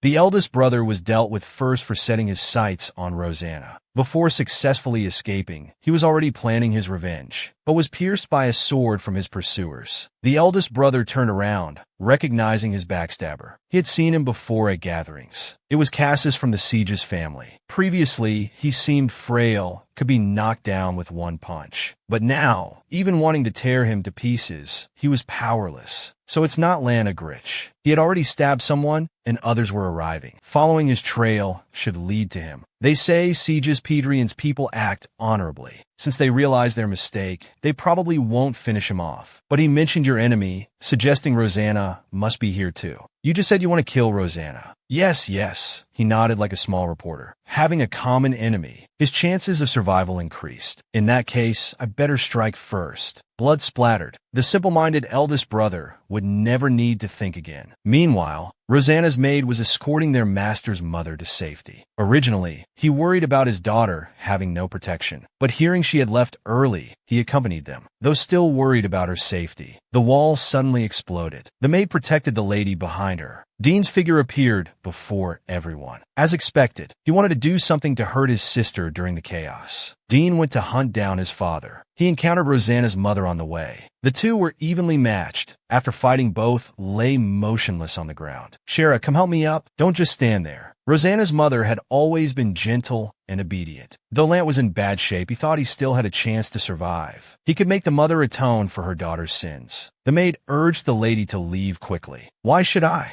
The servant spoke first, nervously gripping her clothes. Why should I help you, who killed my son and made my daughter miserable? Shara's defiance surprised Lant. She was always compliant, but this time she stood firm. Damn wench, you think I'll let you go? I'll cut off both you and your daughter's limbs. Though she couldn't move, she kept cursing. You're still alive, Agrit? The moment Cassis's gaze met Dean's, he mocked. Heard you were in the underground prison. I followed Lant to give you a chance. Wasn't that enough? Then it's my turn. Don't cover your neck. Unable to move, only the flames in his eyes continued to flicker. So it really was you, that wretched girl Rosanna. Though she didn't know how her daughter managed it, she had indeed been deceived again. Now powerless to escape, she could only move her lips, muttering to herself about her disobedient wife. Cassis stabbed into his body repeatedly, torturing him bit by bit, letting him struggle to escape, even attempting suicide by tearing open his chest wound. Didn't I tell you not to do anything foolish? I can revive you countless times. Cassis sneered, healing his wounds. For the first time in his life, Lant vented his anger at Cassis, who was once like a cornered rat. Enough, just take his miserable life. It's time to retreat. He ordered his subordinates to withdraw, because the red butterflies appearing in his vision made him decide to stay. Before the night ends, there was still someone he wanted to see. Rosanna watched as the fire gradually consumed Agrit. Perhaps due to long-term drug use, his vision wasn't very clear. He only heard the sounds of invaders retreating as the surrounding chaos gradually subsided. The butterflies sent to the mansion gradually returned. After completing their task of disrupting minds with illusions, they danced playfully around Rosanna. His goal was Agrit's downfall, not the people here. So he had almost disbanded Agrit's army and had the servants hide in the annex. He felt obligated to witness this scene until the very end. Even with his powers overused and blood flowing backward, he didn't close his eyes. Is it all over now? He was extremely weak. With each step, the plants beneath his feet withered from the poison seeping from his body. He hadn't used the killing butterflies for a long time. They easily lost control with human blood. Using them on Lant would have made things much simpler. But he stubbornly wanted to give Cassis a chance to play the role of righteous judge. Sister Rosanna.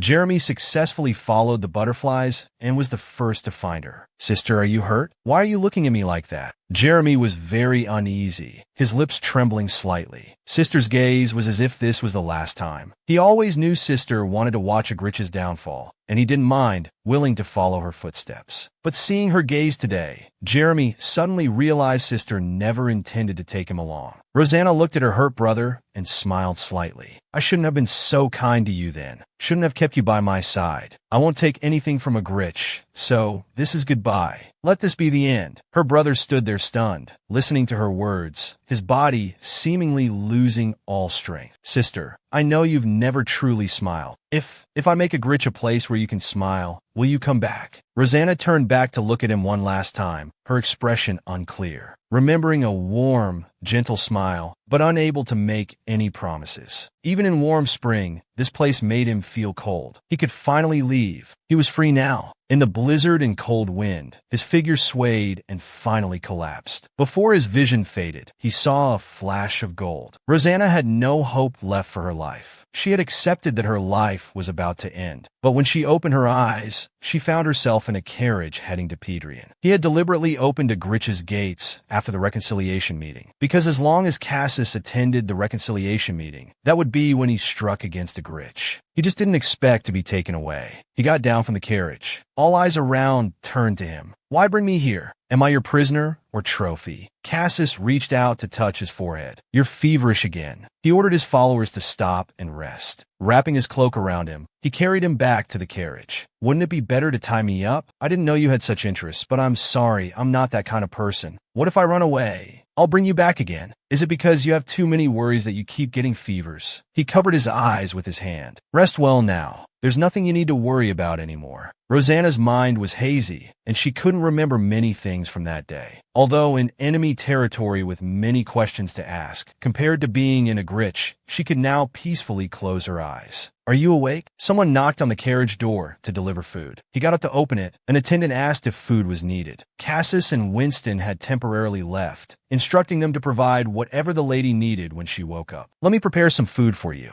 He could only bow his head and close the door expressionlessly. The food was quickly prepared. He carefully brought the bowl, touching Rosanna's hand before quickly withdrawing. Thank you, I'll enjoy it. What's your name? Please call me Orlin. His attitude was too formal for addressing a prisoner. He sighed softly. After 3 days of unconsciousness, he couldn't control the poison in his body well, which was why he was so careful. He wondered how Cassis had taken care of him these 3 days. He took a few bites before calling Orlin to collect the bowl, explaining that his poor appetite was why he hadn't eaten much. Shortly after, seeing Cassis return, Rosanna called out to him. His first concern was whether Rosanna had eaten. Seeing Orlin shake his head by the carriage, he then asked Rosanna if she needed anything, saying she could ask Orlin when he wasn't around. Rosanna nodded slightly. I want to go out for some fresh air. It's quite cold now, even colder than before. He silently put on his cloak, showing his determination. Cassis stepped back, helping him down from the carriage, walking toward the warmest spot in the camp. Seeing them approach, the subordinates quietly moved to nearby campfires, deliberately avoiding eye contact. After a while, he brought a bowl of soup and a spoon. You don't think you're a creature that can survive on water alone, do you? This was the first time in his life someone had begged him to eat. His face slightly reddened, and he could only stir the soup to hide his embarrassment. So, you've been giving me water during this time? Suddenly, people nearby started coughing. Several people sitting around the campfire choking on their food. Eat quickly before it gets cold. Cassis's expression remained unchanged as he glanced sideways, urging his subordinates to hurriedly leave. What happened to Agrit? Rosanna wanted to know what happened 3 days ago. Simply put, the result was as you wished. She smiled upon hearing this. Though curious about who did it, it didn't matter anymore. Your mother has left the residence. Aren't you curious about anything else? Seeing her long silence, Cassis finally spoke. Everything went as you wished. He watched Rosanna, hoping to see some reaction. You don't look very happy. How about you? Do you feel better after getting your revenge? It feels like I just did what needed to be done. No unexpected happiness. I feel the same, Rosanna replied. Cassis suddenly stood up, slowly approaching her, staring into her eyes. Were you trying to die that day? You look like you were seeking your grave. You should know, I don't have many days left. He clearly knew his body might not last a year. This body was still short-lived, just like in a novel. No matter where I die,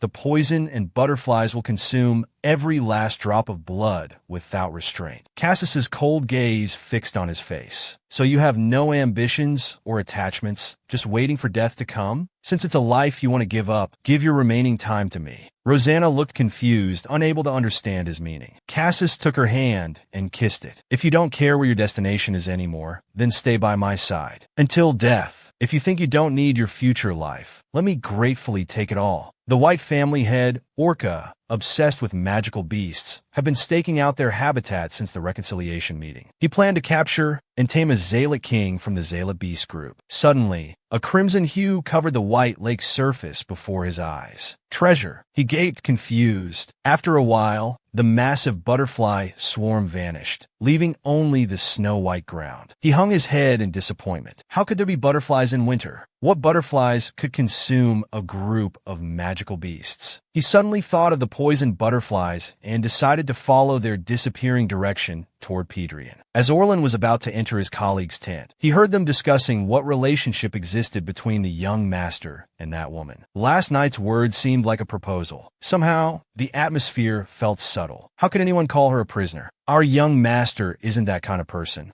Wasn't she called a benefactor? And she's so beautiful too. But when she said she wouldn't live long, everyone fell silent. They were all imagining the young master's tragic love story. Orlan decided to turn away, not wanting to be questioned like yesterday. He felt someone behind him and fearfully thought it was Cassis. Fortunately, it was Isidore. He passed by Orlan and entered the tent. You think people can't hear your gossip from outside? Now is not the time for idle chat. The atmosphere immediately became tense. Orlan recalled the events from a few days ago. At first, they thought Cassis had brought back a corpse. The person in his arms was wrapped tightly in a cloak, face hidden. Only the bright golden hair was visible. She regained consciousness when Cassis wasn't around, falling from the carriage. With a thud, she fell onto the snow. The subordinate who saw rushed over to help. Are you all right? The moment he touched her, he began to shake. Oh, wait, don't come near me, she warned those around. The poison from her body had already spread around. Fortunately, Cassis returned. He grasped the situation at a glance. Everyone stepped back. No one's persuasion worked. The surrounding poison grew stronger. Poison butterflies appeared, circling around her. Without hesitation,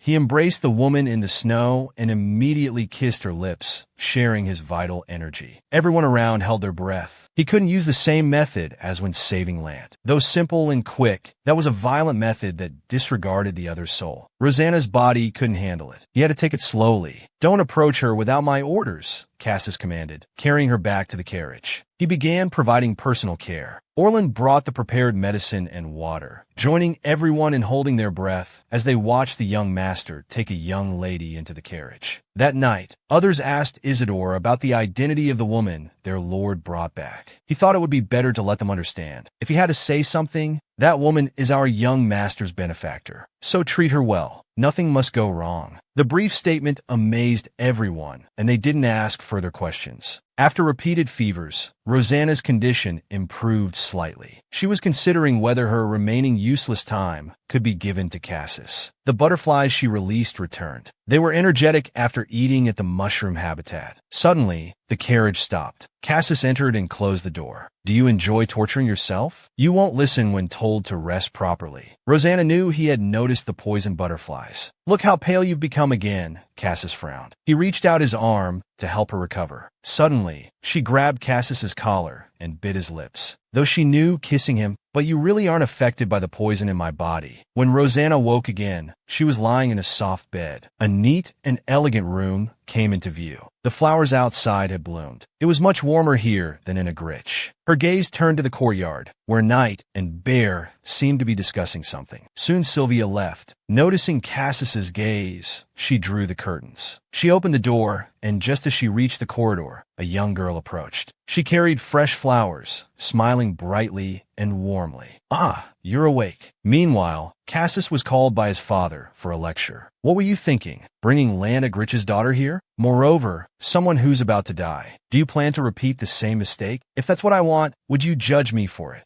Cassis. Richel called his son's name sternly. We are the noble Phaedrian judges. Don't forget the meaning of this name. He certainly knew what nobility meant, not going against reason, following nature's course, being infinitely noble and straightforward, having no desires, pretending not to be infatuated from beginning to end, not doing what shouldn't be done. These family precepts were completely opposite to Agrit's. This isn't the path I want to take. Perhaps I shouldn't be a Phaedrian. Cassis stared at his father with a stern face. As a child, he nearly killed his sister. He repeatedly killed Lance several times. This time, he brought back Rosa on personal grounds and wanted to save her with his own hands. He confirmed once again that he wasn't suited to be a Phaedrian. Such thoughts always brought him pain. Richel silently watched his son. Instead of the expected criticism, he said, "I understand you. In the end, I saved Sylvia. And this time, I couldn't forgive Lant for hurting you. Perhaps I just wanted to use the Phaedrian name to pass judgment. I thought such power would be too much for someone as young as you. So I chose to remain still. But 3 years ago, when we almost lost you, if it weren't for me, you wouldn't have been captured. If you hadn't survived, I wouldn't have forgiven not just Lant, but myself." His eyes couldn't hide the regret. "So do as you please. Your will is firm enough." "Thank you, Father." Cassis slowly relaxed. "I'm grateful for your understanding, Father. Don't speak empty words. It's not like you have my permission anyway," he said deliberately coldly. Cassis smiled slightly. At this moment, the two men finally reached reconciliation, clearing all barriers between them. After leaving his father's room, he went to see his mother, then headed to Rosanna's room. She lay sleeping on the bed, her breathing so faint it was barely noticeable. Cassis gently caressed her cheek. He wasn't clear about his feelings. He felt she was pitiful, but it wasn't mere sympathy from pity. He wanted to understand her, help her live, watch her eat properly, and make her smile brightly like Sylvia. After a while, he quietly drew the curtains and left the room. "Is she awake? Can I go see her?" Sylvia had been waiting outside for a long time. She was curious about Rosanna. Ever since her brother told her about what happened at Agrit, she had been this way. Give it some more time. Though disappointed, she happily went to prepare flowers to welcome her. After waking, Rosanna took a bath. She didn't let anyone attend to her. She laughed self-mockingly, thinking she would have died. Yet here she was, sleeping peacefully and taking baths. She suddenly thought of meeting Sylvia today, that girl with the radiant smile. "How's this flower, brother?" "Brother said you needed rest, so I didn't wake you. I just wanted to leave flowers at your door." She chirped like a lark. "Seeing flowers when you wake up makes you feel better, right? I plan to pick the prettiest ones from the garden for you.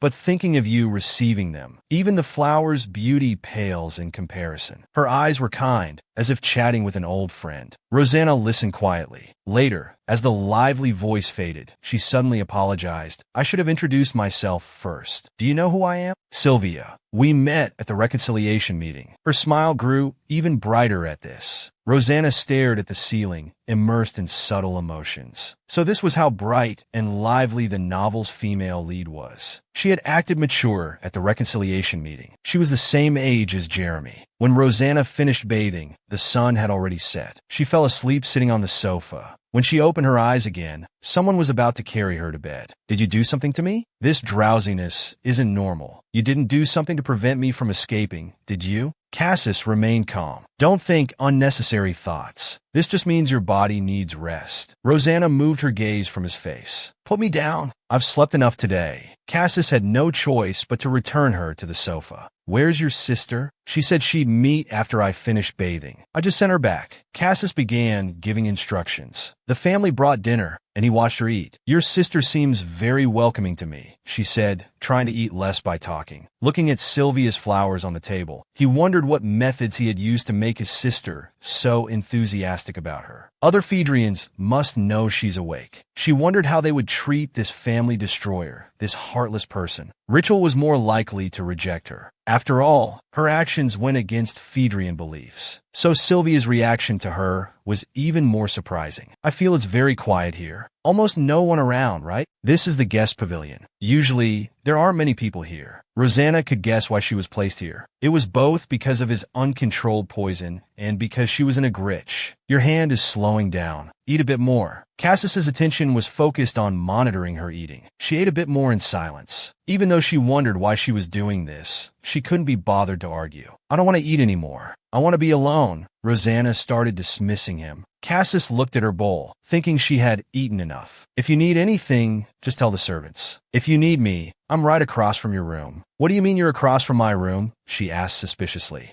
"I'll be staying in the pavilion for a while. Is something wrong? Let me ask if anyone else is staying here." "No, the pavilion would only be used by the two of them." Cassis didn't care about others' opinions. News of Agrit's disappearance quickly spread to the other three families. Ryuzak of the Red family didn't care about this matter at all. His mother would handle it anyway. When he heard the news, he only remembered Rosanna and that arrogant brother he had met before. He wanted to ask how they were, but didn't get the chance. There was a more important avalanche disaster to handle. Noel of the royal family was heartbroken when he heard about this. He wanted to know where Luna, his moon goddess whom he fell in love with at first sight, had gone. "Didn't she reject you at the reconciliation meeting? How is she yours?" "Who was rejected? She accepted my flowers." He started being unreasonable. "My path. We're not finished." "Dante, did you make Noel cry again?" A spring-like voice rang out. This golden-haired beauty said, "Nyx is Noel's favorite doll. Luna has disappeared. Someone took what I wanted to steal." Dante frowned today too.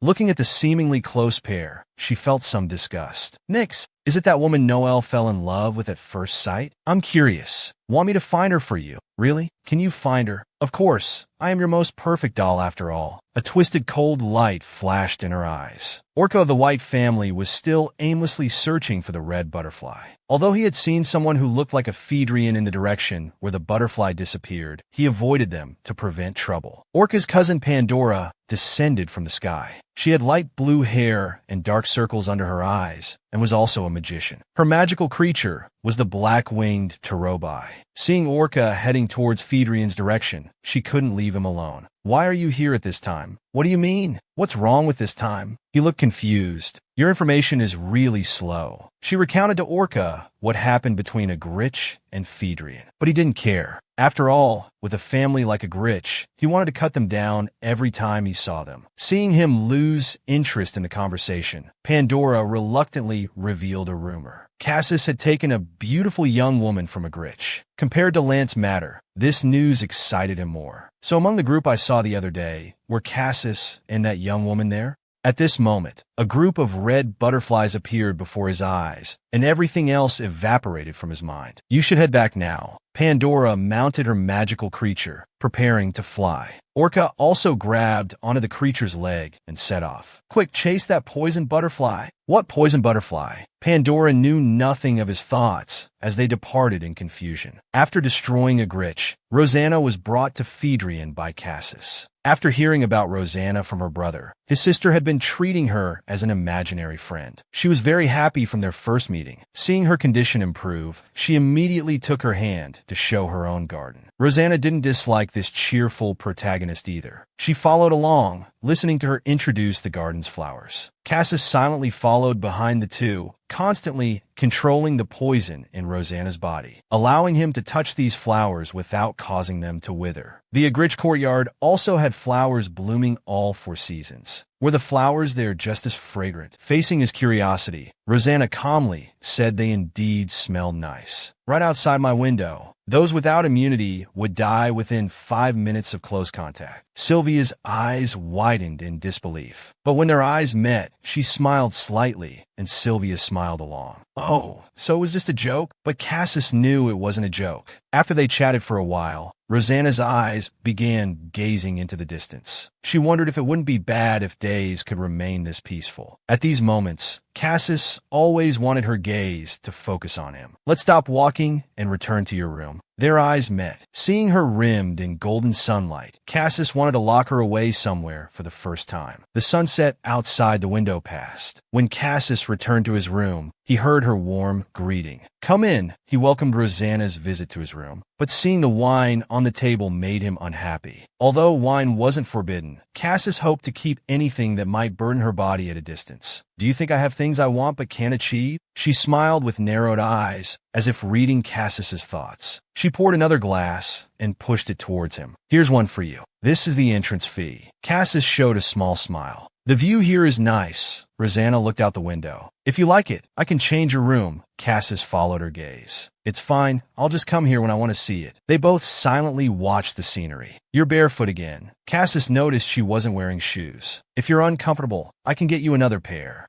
She remembered dragging her shoes on the ground. They were good shoes, soft, comfortable, and beautiful. So she felt she couldn't take them, like everything else from Phaedrian. Cassis watched her for a moment, carefully picked her up, and carried her back to her room, then found her shoes. He knelt down and put them on her feet himself. His hands gripping her ankles felt like chains, but he did nothing more and turned to leave. "I'll call you for dinner. Rest for now." The next day, there was inexplicable chaos at Phaedrian's main gate. Isidore reported that Orca from the White family claimed to be acquainted with the young master and came to visit. But Cassis felt they weren't close and suspected his motives for coming at this time, so he ordered his men to send him back. Having already pursued the poisoned butterfly for thousands of miles, how could he give up at the front gate? An hour later, he chose to climb over the wall using a flying magical creature. "Oh my, I've accidentally been rude." After being caught and tied up by guards, he remained calm, laughing and making excuses. "I was exploring nearby magical creature habitats. I really didn't know this was Phaedrian's wall when I climbed over. I'm so sorry. Are you even speaking human language?" Pandora, who was caught with him, was furious. She couldn't believe he used Terobi for such an absurd thing. She felt stabbed by having such a foolish teammate. When Orca finally saw Cassis, he was overjoyed. "Young noble of Phaedrian, my dearest friend, how long has it been? You coldly refused my visit, but I'm so happy to see you again." Cassis coldly looked at him, not believing he had such a friend. He formally asked him to state his purpose for coming before considering how to receive him.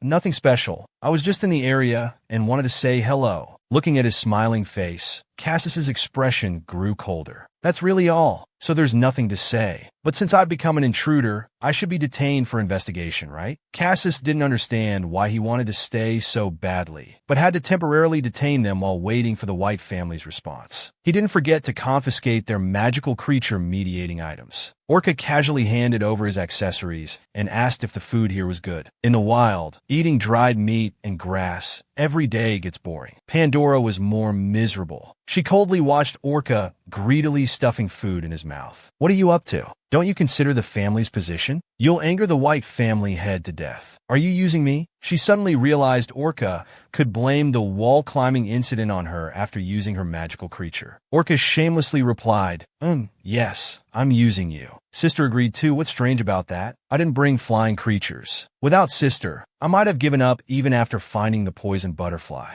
Isn't this fate? Just waste a few days here and find the poisoned butterfly pan." Dora was fuming with anger at him. "It seems busy outside today. Did guests arrive?" Rosanna noticed Cassis seemed distracted. "Not guests. Uninvited visitors," he answered dismissively. "Shouldn't we still attend to them?" But Cassis firmly stated, "They are not guests." This almost made Rosanna laugh. "They're still from the White family. Can we treat them like this?" His hands rested on the water glass as he casually looked at Rosanna. He suddenly remembered something he'd temporarily forgotten. A faint presence remained outside. As he suspected, Rosanna learned about Orca through the poisoned butterflies. "I don't mind anyway." Rosanna lowered her head and continued eating. Cassis didn't say anything more. He frowned at the food on his plate, his appetite diminished. He didn't want to tell Rosanna about Orca. At nightfall, Rosanna sat by the window. So far, she hadn't met Phaedrian's head and his wife. She heard they left the day she arrived. She wondered if they disapproved of her presence. Though curious, she didn't plan to ask Cassis or send poisoned butterflies to discover the truth. So the matter was left unresolved. She took out a knife she had secretly brought and cut her arm. The poisoned butterflies swarmed to drink the blood. They consumed every drop, whether on the ground or on the knife. After a while, Rosanna opened her mouth and sighed. "Don't look at me like that." Cassis's face was shadowed in the doorway, his expression unclear. "I need to feed the poisoned butterflies until I die anyway." Cassis didn't respond. He quietly walked in, expressionless, looking down at her, and covered the wound with his hands. The torn flesh healed, and all the surrounding butterflies vanished. Rosanna stared blankly at Cassis. "That's convenient. Since it's healed, can I cut again? I haven't fed them properly for a while. I want to feed them once more." Seeing Cassis's gaze grow colder than before, she blinked slowly and replied, "All right, let's stop for today." She watched Cassis as she put away the knife, then suddenly asked, "Why don't you do anything to me?" Rosanna stood up from the window and walked toward Cassis, like a goddess gliding through the night. She looked at Cassis. "When you see me, don't you want to touch me, kiss me? Your heart is beating hard now. Her beautiful hand pressed against Cassis's chest, her body emanating a fresh fragrance. She wasn't trying to seduce him now, just trying to understand his behavior, to confirm something. If at this moment, everything about Rosanna in his eyes held intense allure, that was the issue. Finally, Cassis slowly answered, "You speak as if you completely understand my heart." Hearing him speak, Rosanna closed her eyes and asked, "Am I wrong?" "No, you're right," he easily admitted. He covered her hand on his chest and brought it to his lips. "If someone else had reached out to you that day, you wouldn't have minded, right? But if it wasn't you, I wouldn't have said those things." Their gazes locked in the air. Rosanna's shallow breathing. Though the window was open behind her, the wind seemed stronger from where Cassis stood, almost overwhelming her. After a while, Cassis looked at the person before him, smiling broadly. "I just wanted to say that. The night air is cool. Change into your night clothes and sleep." After bidding farewell and leaving, Rosanna stood motionless for a long time. Orca and Pandora soon shed their restraint, but remained wary of the White family. After learning of his barbaric behavior, they quickly lost heart, though such actions from Orca were commonplace. For the sake of relations between the two families, some courtesy was necessary, so they had to formally entertain the two intruders. Cassis also had people watch them, fearing they might disturb Rosanna. When Sylvia chatted with Rosanna, she explained the increased guards. She also disliked wall-climbing, uninvited guests, but they had to formally receive them tonight. "Then I won't see Cassis tonight? Are you disappointed you won't see brother?" To Rosanna's casually spoken words, Sylvia gave her a mysterious smile. "If dinner runs long, I'll find a way to make brother leave." Rosanna didn't explain. She worried that since this was Sylvia and Orca's first formal meeting, would he show a twisted obsession with Sylvia like in novels? When Rosanna was about to speak, Sylvia also opened her mouth. As she hesitated, Rosanna yielded. "You go first." She hesitated, then finally gathered her courage. "Can I touch your hair?" To this unexpected request, Rosanna didn't refuse. After seeing Rosanna's approval, she immediately stood up from her seat. Her face flushed as she gracefully moved behind Rosanna like a dance. Seeing the silk-like, beautiful hair, she had long wanted to touch it. "If possible, may I brush your hair?" she asked carefully. "Do as you wish." She became as happy as a child receiving candy and began stroking the hair. And Rosanna forgot what she was about to say. After Sylvia left, Cassis came to her room. His expression froze when he saw her, his gaze fixed on her head. The long golden hair was braided loosely, tied with a red ribbon matching her eye color. "Is it strange? Was it Sylvia?" "No," he answered without hesitation. In his mind, there was no hairstyle that didn't suit Rosanna. But now this was the same as Orca's hairstyle. Sylvia hadn't met Orca, so she probably didn't know, but Rosanna had seen him. She stood quietly for a moment, then walked closer. "Did you specifically ask Sylvia to do this?" "I said she could do whatever she wanted, and Sylvia did this," she replied calmly, seemingly unaware of what Cassis was thinking. His hands hovered secretly around the ribbon and the golden hair, desperately wanting to pull it out and throw it aside. But he released his hands, and his fierce gaze became calm. "We can't have dinner together tonight. I'll try to return early. Don't skip your meal." He pretended not to see the dissatisfaction on Rosanna's face. "I'll be back soon." During this dinner, Cassis maintained a cold expression throughout, having to properly entertain people who climbed over his family's walls. Orca bombarded Sylvia with attention, complimenting her beauty and asking if she liked butterflies, mainly trying to extract information. Even Cassis's threats to lock him up again couldn't stop him from flirting with his sister. Finally, after some normal conversation, Orca gradually fell silent. He suddenly had a stomach ache, holding his belly with cold sweat appearing on his face. Perhaps from eating too many wild plants, the hall suddenly filled with nature's essence. Pandora shouted in horror for first aid, running without cursing. The White family's customs are truly free-spirited. Orca is special. Sylvia struggled to turn her head, trying to find a complimentary comment. Pandora muttered that if there were a mouse hole now, he would have already crawled into it. These small actions didn't escape Cassis's notice. He signaled his attendant to follow. Pandora could only apologize and clean up the mess, as the wall-climbing creature was his. While outwardly defending Orca, he cursed him countless times internally. To maintain family dignity, he explained they had accidentally climbed the wall while searching for magical creature habitats. "We're familiar with your methods at the Clear family. We've already received official documents from the White family. No need for further explanation," Cassis replied formally with a cold, emotionless tone. Pandora secretly glanced at Cassis, stealing looks at him multiple times during dinner. Previously, he thought Luzak from the Red family was his type. Now he felt Cassis was quite appealing too, making him his own. Is there something on Brother's face? Or any other issue?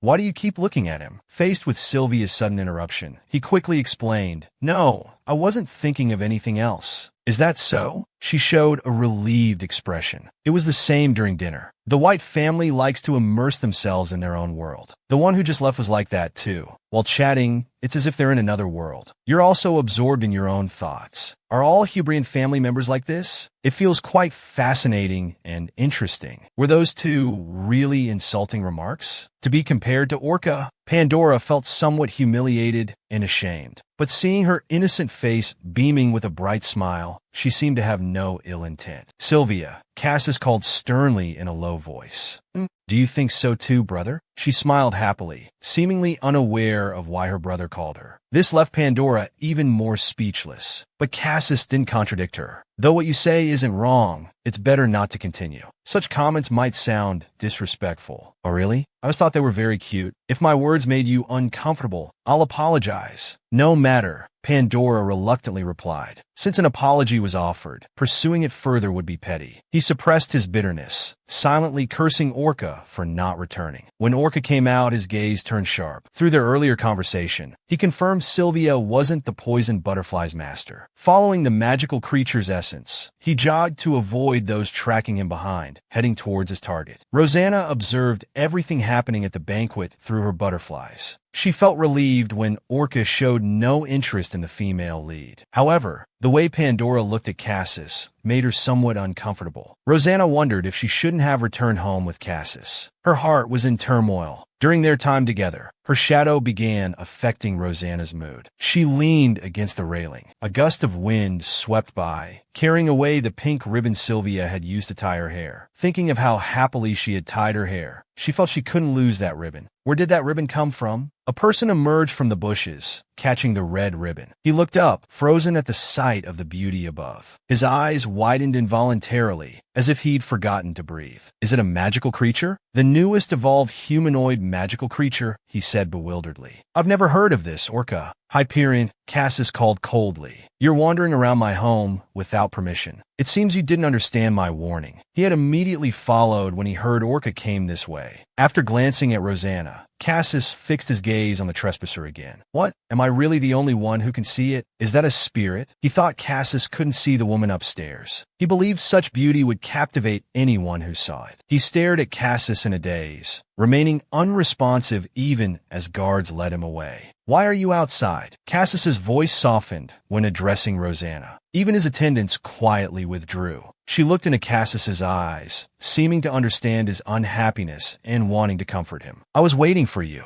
Don't you need to return to the banquet?" As promised, he had returned early. "Come up. I'll wait in your room." He didn't want to discuss the matter with Orca, so they simply had dinner together. As Cassis had said, the Phaedrian couple, after spending 10 days away from home, wanted to meet Rosanna as soon as they returned. The meeting place was Litchel's office. She was nervous, thinking they wouldn't welcome her. Unexpectedly, not only was tea prepared, but they thoughtfully waited for her to finish drinking before starting the main discussion. This helped Rosanna calm down. "There's no need for many words. Stay as long as you wish." Rosanna thought her ears were playing tricks. Even Litchel seemed surprised. "Why are you looking at me like that? I thought you would ask me to leave. If I asked you to leave now, would you leave immediately?" Cassis must be very tired. She put down her teacup calmly and continued, "Of course you're welcome. 3 years ago in Agrit, you were a great help to Cassis." Looking at the tea in her cup, Rosanna explained that perhaps the reality was different from what they thought. "At that time, it wasn't purely out of kindness. I only saved him to achieve my own goals." She remained silent, not wanting Litchel to think she was a good person, to be allowed to stay for that reason. In any matter, situations with only one reason are rare. Whether good or evil deeds, aren't the results the same? So even if the gift giver's intentions were different, if the receiver considers it a kind act, the actual truth becomes irrelevant. Moreover, Cassis doesn't care what your original intentions were. Litchel's voice was gentle. This reasoning left Rosanna speechless. Then she mentioned news about Agrit. Cassis said, "Whichever side you choose, it's fine as long as you're willing." Leaving the office, she encountered the lady of the Phaedrian house. Rosanna easily recognized her.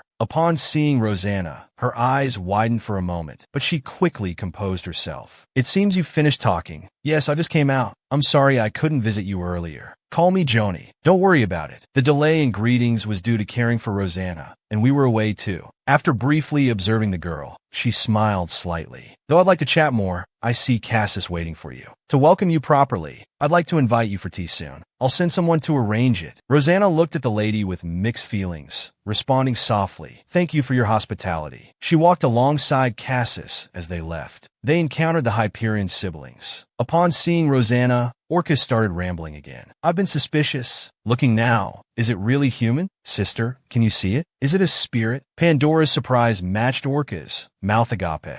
Oh my, is this hill from mythology or an extinct Punin?" Both of them treated Rosanna like a magical creature again. Cassis looked at Orca's hand, wanting to break it. "Let's go, Cassis." Rosanna didn't want to deal with these two abnormal people. The speaker now. The two remained immersed in their own world. Moving out to the corridor, Rosanna used her hand to block the dazzling sunlight, making Cassis think she was getting dizzy. Without hesitation, he leaned over and picked her up. Despite her protests, Rosanna resigned herself to resting her chin on his shoulder. Seeing the servant's shocked expressions and Sylvia hiding with a smile, she quickly buried her face in his shoulder. After returning to the annex, security was strengthened to prevent Orca from escaping. "No matter what happens, I will protect you." Olin's words sounded convincing. Being protected gave her a peculiar feeling. Perhaps because Cassis always treated her like a patient, they were also influenced by it. She came to Cassis's room again. Compared to her own room, this bed always felt softer. The scent of Cassis's bedding made her heart more at ease. Like before in Agrit, thinking of Cassis would calm her mind. Before she knew it, she had fallen asleep. In her dream, she was back in Agrit, in Lance's office, drinking while wearing Cassis's clothes, having Jeremy protect the subordinates. Suddenly, something cold touched her cheek. The cold sensation reminded her of someone, but that person wouldn't be so gentle. He wouldn't do this. This sense of dissonance made Rosanna wake up. Everything around was dim. A dark shadow flickered in her blurry vision. What was meant to come had finally arrived. She unconsciously called out the name from her dream. The hand on Lean's face suddenly stopped. What finally came into view was Cassis. "Did you just call, Dean? I never thought I would be like." A storm seemed to be brewing in his eyes. "I don't know why you would say that name while sleeping in my room." He smiled, but it didn't reach his eyes. Rosanna sat up. "It was just an illusion from her dream. You called me Dean at the reconciliation meeting too. It seems you dream of him." His voice was dry and cold. Rosanna backed away slightly. The atmosphere wasn't right for explanations, but Cassis moved closer. His large hands covered Rosanna's, immobilizing her. But the truth was different from what Cassis thought. He didn't know if Dean was dead or alive. If he were still alive, he would come regardless of where he was. In his heart, he believed he would die by Dean's hand. "Do you want to return to Agrit? But I won't let you go." Rosanna smiled in her heart. If Cassis was the one pursuing her, she would willingly be caught. Cassis bit her lip. Unlike his usual gentle kisses to give her energy, this time it was like a storm, persistent. For a moment, Rosanna thought it would be a shame to die like this. With Cassis, she felt precious. Such a person was actually worthy of living in this world, deserving of others' love. Not only did no one dare to leave, but they all welcomed her. She put her hand on Cassis's neck, pulling them closer. Even if the time was short, she wanted to possess this person. She felt that when she woke up today, her mood was the best it had ever been. Only Cassis wasn't there when she opened her eyes. She came to the terrace to inquire. The guard had been stationed there the whole time. The Beast Master went to see the chief. He said he'd return soon. He should be on his way back now.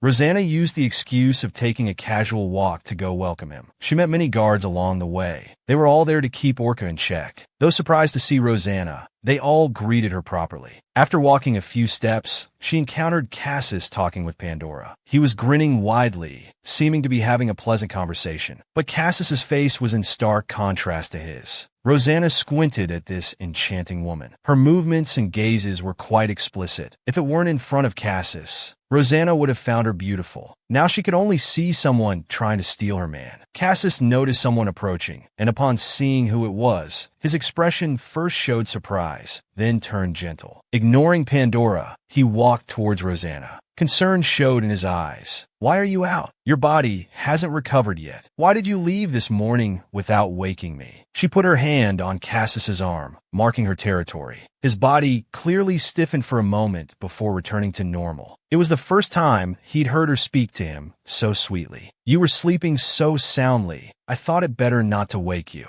Rosanna let out a light breath, deliberately controlling her tone, saying, because you didn't let me fall asleep quickly. When these words were spoken, the air seemed to freeze. The guards in the distance couldn't hear, but Pandora definitely could. Although things got intimate last night, due to Rosanna's weak condition, they didn't cross the final line. Cassis played along. Yes, I was too aggressive last night. I'll be more careful next time. Pandora listened stiffly to their conversation, then cleared her throat to interrupt. So you're the guest who arrived at Phaedrian before us. He pretended to recognize her as Rosanna joined the conversation. Rosanna also pretended to just notice him, smiling slightly.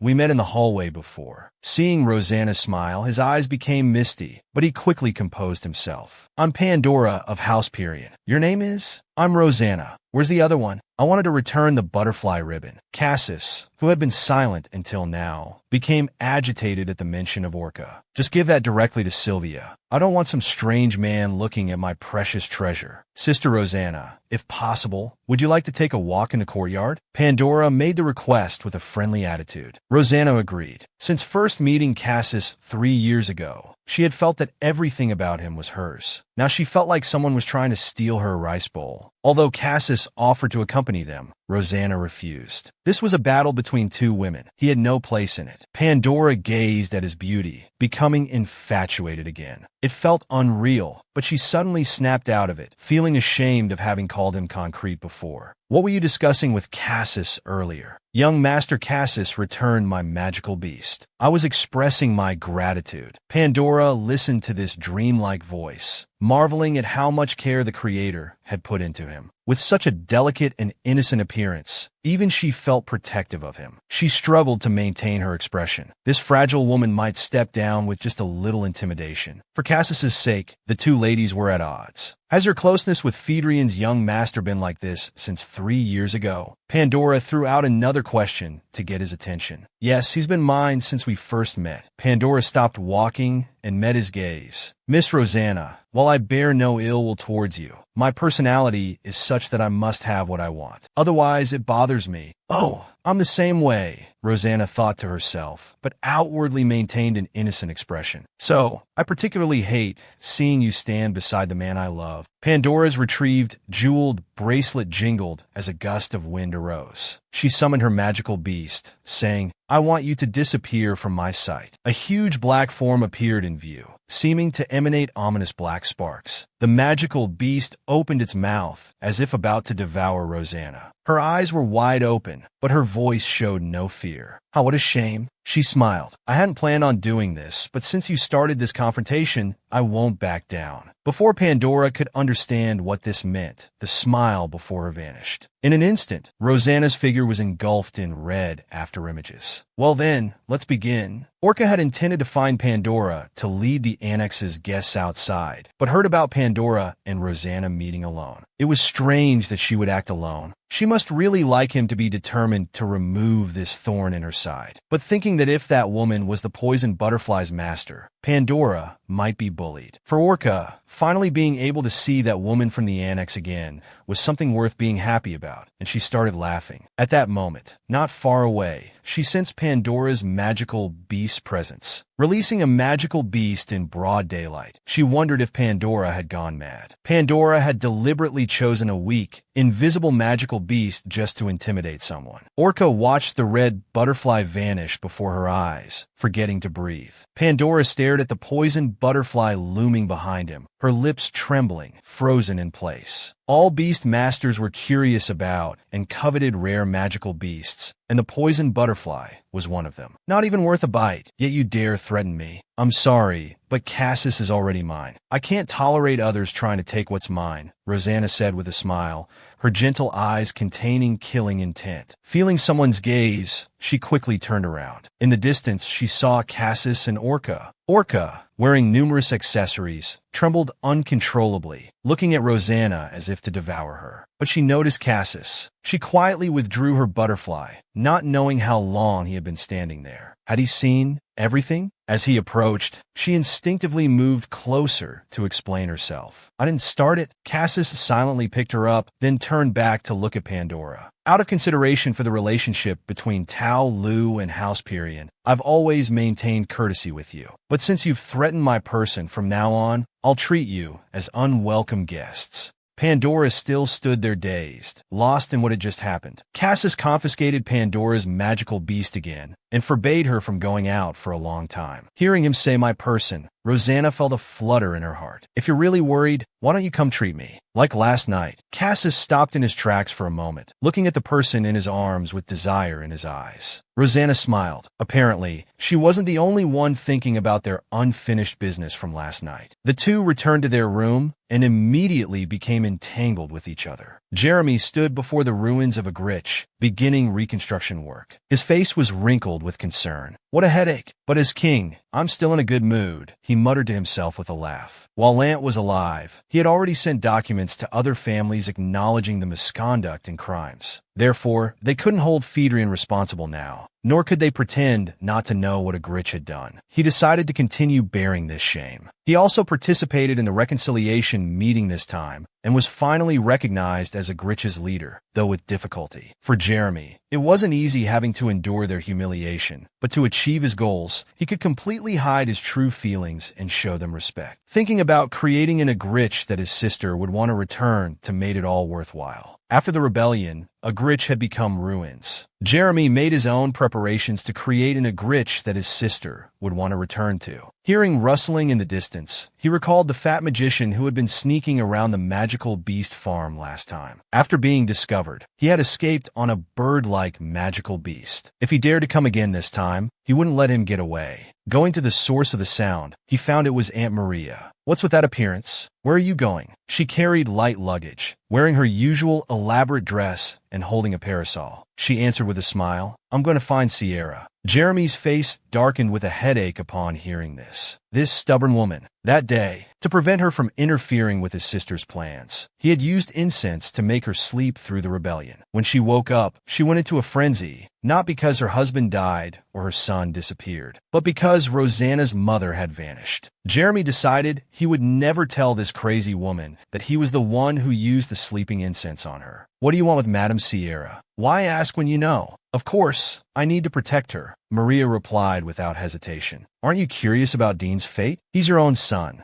Jeremy said this not out of concern for Dean, but because he thought a son should logically be most important to her. Maybe everyone from Agrit was abnormal. That child isn't so easy to kill. Besides, he's the type who can choose where he dies. But Sierra can't. Jeremy looked at her strangely. Do as you wish then. But once you leave this gate, you're no longer part of Agrit. Though his words seemed heartless for Agrit in reconstruction, they couldn't afford any unexpected incidents. Don't worry, I don't need Agrit's protection. She looked at Jeremy's sigh, sensing the concern he couldn't express. You were cute as a child, but Agrit's children all grow up to be unlovable, especially the boys. They turn bad when they grow up. Who knows what they're thinking? I really want to see Sierra and Rosanna. She restored her bright smile. If you have children in the future, contact me. I'll love them as much as I loved you. Stop bothering me. If you're leaving, then go. He didn't want his future children to be loved by this bloodstained goddess. She left with a smile, without greetings or reluctance, unloved by father or mother. Dean woke up in a narrow room, his whole body aching and weak. As he struggled to sit up, he found his hands and feet chained. You're awake. He called for Rosanna's servant Emily to come in. Soon after, Rosanna's mother also entered. She was protected behind Emily. Even in chains, Dean warranted such caution. Sierra tried to maintain composure as she explained, a doctor came to treat you. A little later, and you would have died. You need plenty of rest. Lie down a while longer. Dean tried to break free from his chains, but his body wouldn't allow it. Where is this? What happened to Lant? None of the three knew the answers to his questions. They could only urge him to sleep. Seeing Sierra about to leave, he asked again why they brought him here. Sierra didn't answer him and left the room directly. Beth placed a lit candle on the table. Dean slowly closed his eyes. He guessed they brought him here for revenge. Meanwhile, Noel's doll, Nyx, arrived at Phaedrian, solely to find the person Noel longed for. He stood atop the towering trees that reached the clouds, taking in the full view of Phaedrian Mansion. How unexpected that people from two opposing families would come together. And he turned out to be the master of the poison butterfly. He laughed like a mischievous child, emanating an evil aura. He jumped down from the tree, ready to tell Noel what he discovered. Rosanna and Cassis were in bed, their passion lasting from day to night. After 3 days and nights of intense lovemaking, Rosanna was the first to surrender. Cassis had always been careful with her. Now he had broken Rosanna's previous perception of him. Was I too rough? You're only realizing that now? Instead of showing remorse, he suggested Rosanna should build up her stamina, or she'd tire too easily. Mother wrote to you this time. What do you mean this time? 2 days ago while you were sleeping. She probably wanted to invite you for tea, but I told the servant you weren't feeling well and sent them back. I know it wasn't right. If it made you unhappy, I apologize. The current Cassis was genuinely apologetic, completely different from the sweet-talking, seductive beast of 3 days ago. Don't do that next time. Actually, he too enjoyed spending 3 days alone with Cassis in the room. He began writing back to Joni. I heard from Cassis that you weren't feeling well. Hearing Joni's words, Rosanna felt somewhat guilty. I'm sorry to worry you. I just felt weak and needed some rest. I heard something happen outside recently. Rosanna knew she was referring to the Pandora incident. She felt his intentions weren't simple. He must have heard that she was the fearsome woman who possessed the poison butterfly. I'm sorry for causing trouble at the residence. Why are you apologizing? I heard it was Hyperion's people who started it. Because it involved Cassis. Rosanna admitted she might have overreacted. You didn't really need to eat their magical beast. I'm not a beast master, so I don't know the details, but I heard the poison butterfly is a parasitic creature. Is that why you were sick for 3 days? That's why I'm more worried about you. Thank you for your concern. Actually, thanks to Cassis's treatment, her body felt light even when summoning the poison butterfly. Over the past 3 days, thanks to Cassis's vitality, her body was quite energetic. She hadn't left the mansion because she was with Cassis, but of course, she couldn't say that. I'm sorry for causing you worry. Thanks to Cassis's careful care, I recovered quickly. He stared at Rosanna in astonishment. After a while, he asked in a low voice, do you know what power Cassis possesses? Rosanna knew this was the real topic. She wasn't sure how to answer. After thinking, she could only say she knew a little. So you know, Sylvia used to be quite wild. Once she fell from the bronze statue in front of the courtyard. She suffered a severe head injury. When Cassis saw this, he used that power. But he couldn't control his power then. His eyes became somewhat blurry, as if recalling that scene. At that time, Sylvia stopped breathing. I blamed foolish Cassis, though I can't remember exactly what happened. But I seem to have criticized him very harshly. A brief silence enveloped them both. Soon, a smile appeared on his face. Though I don't remember what I said, Cassis surely does. I deeply regret it and feel ashamed. Have you told Cassis how you feel? Rosanna asked. I told him after he returned from Agrit. I don't think I've atoned yet. Now I think if he hadn't returned from Agrit, I would have felt guilty for life. Rosanna also felt fortunate that thanks to Cassis, she could return safely to Phaedrian. If she hadn't come back, the noble lady before her wouldn't be able to show such an elegant smile. Now, as long as Cassis wants to save someone, there's no one he can't save. But I don't want him to be like that. He looked directly at Rosanna. Nevertheless, I hope you stay healthier than anyone else. Because your happiness is Cassis's happiness. Rosanna listened quietly. She lowered her head guiltily. Last time I saw you, you seemed like an empty shell. I was worried, but now your complexion looks much better. I'm relieved. I'm counting on you to take care of Cassis. Rosanna felt that the people of Phaedrian were very perceptive. They could easily see through one's physical condition. He recalled Joni's words and felt Cassis's abilities were more powerful than imagined. If the side effect could kill, then it could also revive. Back then, Sylvia had stopped breathing. Was Cassis's father revived? If this power was hereditary, what Cassis did to him wasn't just simple treatment. This fleeting thought frightened Rosanna. He entered the novel and became a member of the most vicious family. After years of enduring hardship, he directly brought down the family. For his sake, his puppy-like younger brother was determined to create a home where his sister would want to return. The female protagonist's brother chose to take him in. The frail Rosanna was busy today, too. Just after consoling Cassis's mother, she encountered Orda blocking her way. Isidore followed behind her. Behind Rosanna was Ori, who rushed from the annex. Everyone was extremely wary of her. "Miss Rosanna, it's been a long time. I heard you weren't feeling well before. Seems you're better now." Her voice was crisp and pleasant, her smile warm and bright. If Rosanna didn't know what kind of person she was, she would surely have liked her immensely. "Oh, it's the White Magician. Do you know who I am, right? That's what Phaedrian's young master called me back then." He seemed happy to be recognized. "Let me formally introduce myself. Iamorta Hyperion. Nice to meet you, but I'll still call you White Magician." Fiona gave him a polite smile. "I was rude last time. I hope you'll forget my previous words and actions." His exaggerated disappointment and pretend dejection looked quite convincing. So Rosanna, who came specifically to say this, wanted him to get to the point. "And because it's such a sunny day, I was taking a walk. Like fate, I happened to meet Miss Rosanna." She couldn't be bothered to expose this obvious lie. She guessed he came because of the poison butterfly.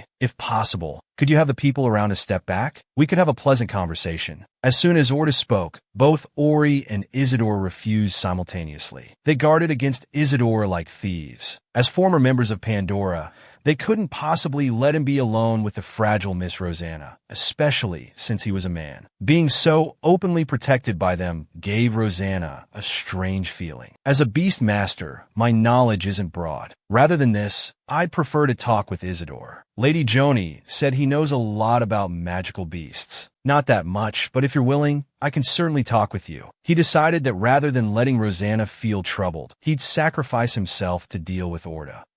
Not good enough. Orda looked disgusted. He only wanted to talk with the poison butterfly's master. "I'm curious how you tamed the poison butterfly." He gave up on getting others to leave and directly opened up. "First, finding a poison butterfly's habitat is harder than reaching heaven. Even if found, successful hatching is very difficult. Taming requires even more effort. But I heard you raised them to be killing butterflies." He couldn't help but laugh. "You should know that until now, all poison butterfly masters have disappeared without a trace. Do you know they were eaten by the poison butterflies?" At this moment, Ori and Isidore felt their bodies stiffen. Rosanna wasn't scared. She still looked at him lazily. "Did you think I didn't know?" Back then, Lant also wanted to raise them alone, but was willing to let his daughter do it because of this reason. In the novel, Orda was a strange person. He was Hyperion's successor with many high-level magical beasts, yet he still used his precious body to tame them. "Ah, how interesting." A beautiful smile appeared on his face, but his eyes were full of killing intent. Rudy quickly approached. Rosanna took a step forward. The dangerous aura around him vanished instantly. He explained again, "Miss Rosanna, Pandora's mistakes this time have nothing to do with me. If I had known she would do this, I would have sent her home long ago. I'm serious." No matter how eloquently he spoke, Rosanna didn't believe a single word. "I specifically stayed to apologize in person. Of course, I personally like you very much, so don't be too wary of me. I'm a gentleman." He looked like a wolf in sheep's clothing. "Regardless of what has happened until now, I don't want to be friends with you, White Beast Master, because I find you uninteresting. I'm not interested in you, and I won't reciprocate just because you say you like me. Let's not waste each other's time." Isidore and Ori seemed surprised. This was the first time they had seen Rosanna being so proud and modest and impolite. "I thought Miss Rosanna and I would get along well." She appeared confused and flustered, probably her first time being rejected by a woman. After a moment of silence, she returned Sylvia's ribbon and decided to return to Perian. "I hope we can meet outside Phaedrian next time, Miss Rosanna." Her friendly farewell sounded meaningful. "Good afternoon, Rosanna and White Beast Master." Sylvia rushed over aggressively, but Orda made a brief farewell and left. This deflated him, who was ready for a fight. What was going on? "Maybe being rejected by Miss Rosanna was a big psychological shock," said the usually silent Ori with relief. "Rejected? What do you mean?" Seeing Rosanna wouldn't answer, he switched to asking about her health condition. Rosanna stroked his hair. Whenever she saw Sylvia, she thought of her brother. "Can I keep the ribbon you used to tie my hair?" Though he couldn't sense his brother on it, it was better to check again, just in case. After returning to the annex, a servant delivered a letter from Noel. It ended with, "I will wait for your arrival with your precious person," and contained a lock of golden hair. He entered the novel and became a member of the villain family. To survive, he saved the female lead's brother from his father. He changed the female lead's fate of being kept by male leads, but his fate gradually overlapped with the original female leads. Just as he was taken in by the male lead to recover, another male lead, Noel, sent him an invitation. "I will wait with your precious person for your arrival," with someone's golden hair attached. Facing his threat, Rosanna felt very uncomfortable. His intuition told him this wasn't his mother's hair. With Emily's protection by his mother's side, whether she chose to stay in Agrit or not, she couldn't be in Noel Bethim's territory. After all, Emily hadn't sent any distress signals. In the novel, Noel had two faces.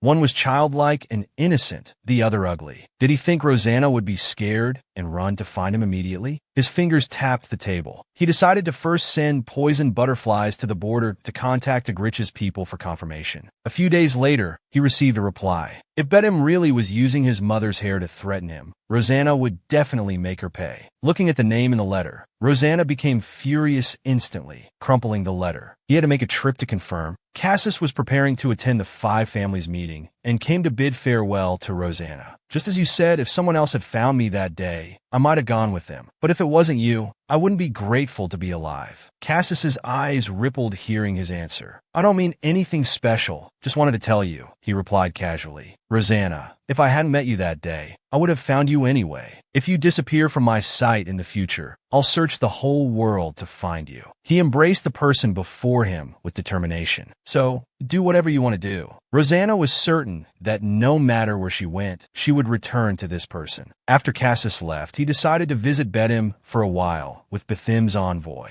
Originally, Noel wanted to meet him secretly, but Rosanna wouldn't act according to her wishes. She replied, asking Noel to send someone to escort her. This way, she couldn't make unreasonable demands or act recklessly. Sylvia was very worried about Rosanna's safety and wanted her to wait for her brother to return before going together. "I'm sorry, Miss Phaedrian. Our leader only invited Miss Rosanna." Sylvia frowned. She glared at her fiercely, unlike her usual sweet demeanor with Rosanna. "I'll be back soon." Before leaving, he said goodbye to Joni and Sylvia. As Phaedrian's honored guest, they would surely treat him well during his stay in Betim. Dante lowered his head and replied, "Understood," with confusion flickering in his eyes. The journey to Betim was quiet. If Orta's interest in him came from the poisoned butterflies, then what was Noel's reason? In the original story, Rosanna followed Lance's advice and tried to seduce Sylvia's man, but failed. Yet why did they come to him on their own when he did nothing? Just thinking about it irritated him. He had just left Phaedrian and already missed Cassis. He hoped to finish business with Betim quickly and return. "Welcome to Betim, Miss Rosanna." As the carriage door opened, flower petals floated in. A sea of flowers surrounded them. The lake people bowed their heads in doubt. This warm and lively scene made him frown. Dante instructed the maid to take him to rest, saying they would discuss the content later. The maid followed behind him with a kind smile, beautiful yet somehow discordant. He was led to an excessively ornate room. While the maid was away, he released poisoned butterflies to explore every corner, wanting to see what Noel was doing and where the bait that lured him here was placed. He wore an enchanted earring on his left ear, given by his sister, but detected no traces of sorcery nearby.